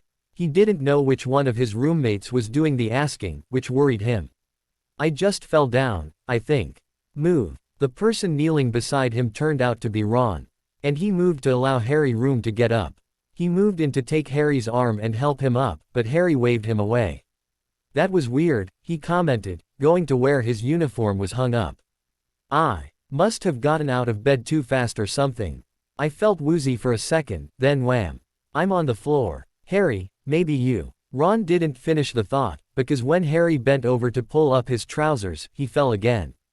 This time, he couldn't stop his fingers from massaging his aching scar as he lay there and tried to figure out what was going on.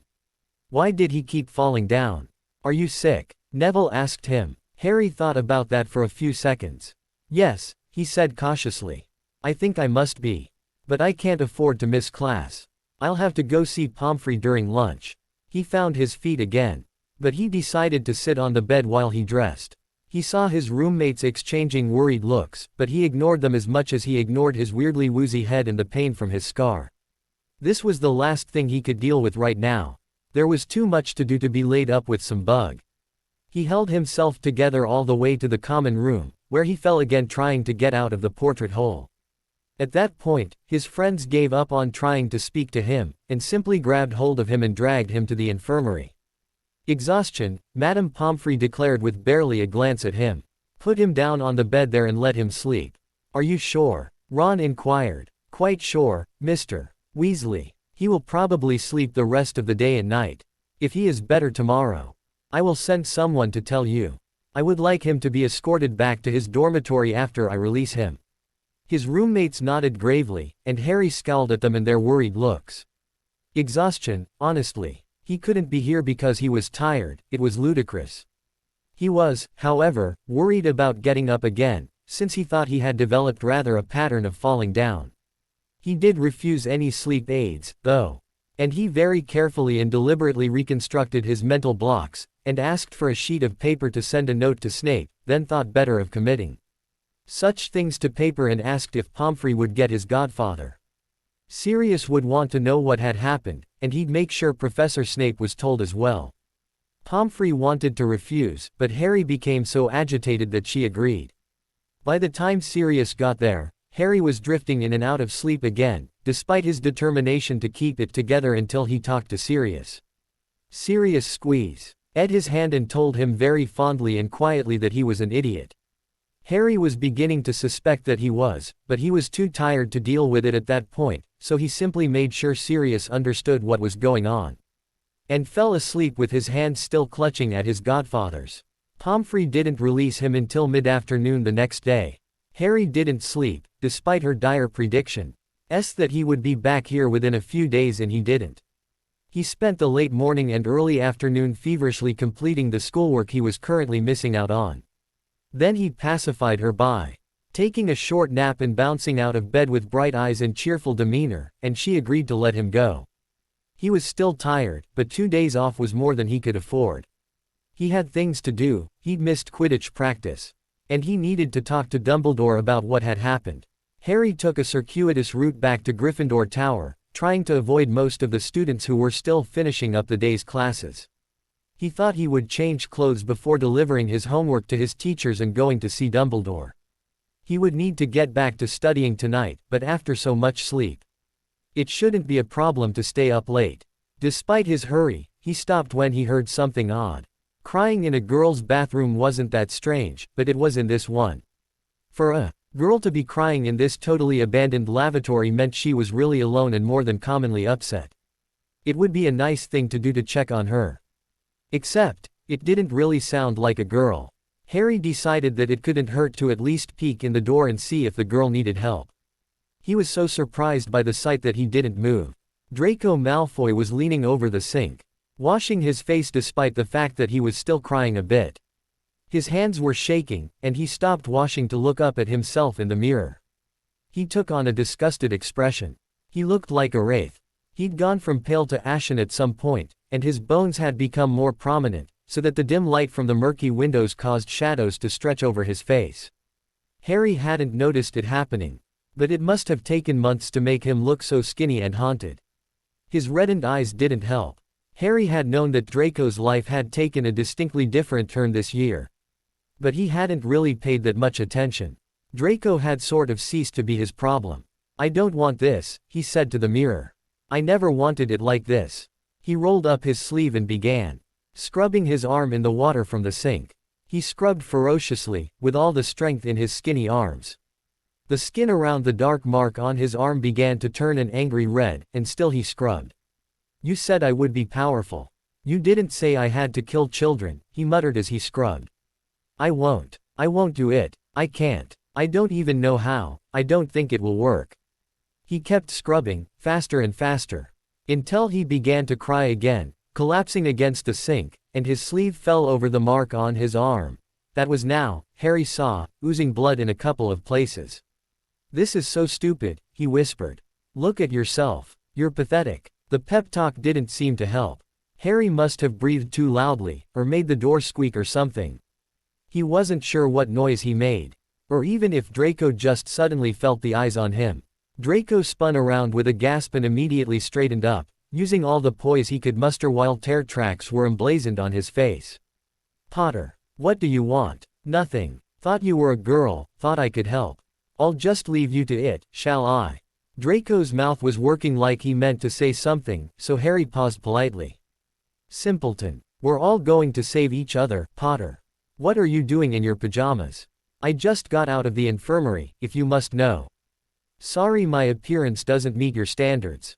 "Nothing about you meets my standards, Potter," Draco declared with a slightly hysterical laugh. "Not your tatty nightclothes nor your empty rhetoric." "Which rhetoric? I'm not a hero," he said in a high, sing-song voice. "Let's all be heroes together. Like you don't think you're special." I don't think I'm special. I think I'm dedicated. Big difference. As for the rest of that interview, I don't remember a single piece of empty rhetoric. I was being honest, especially about everyone having their part. It means that I value each individual person in this fight that much more. The sad thing is, I think I believe you, Draco said with a pitying look. You are so terribly naive, Potter. I'm sure I am. Look, Draco, I don't care if you disapprove of me. I never did. I don't live my life for anyone's approval. Much less yours. I mean, look at the great decisions you've been making, he said with a brief gesture at his own forearm, causing a flash of panic in Draco's eyes.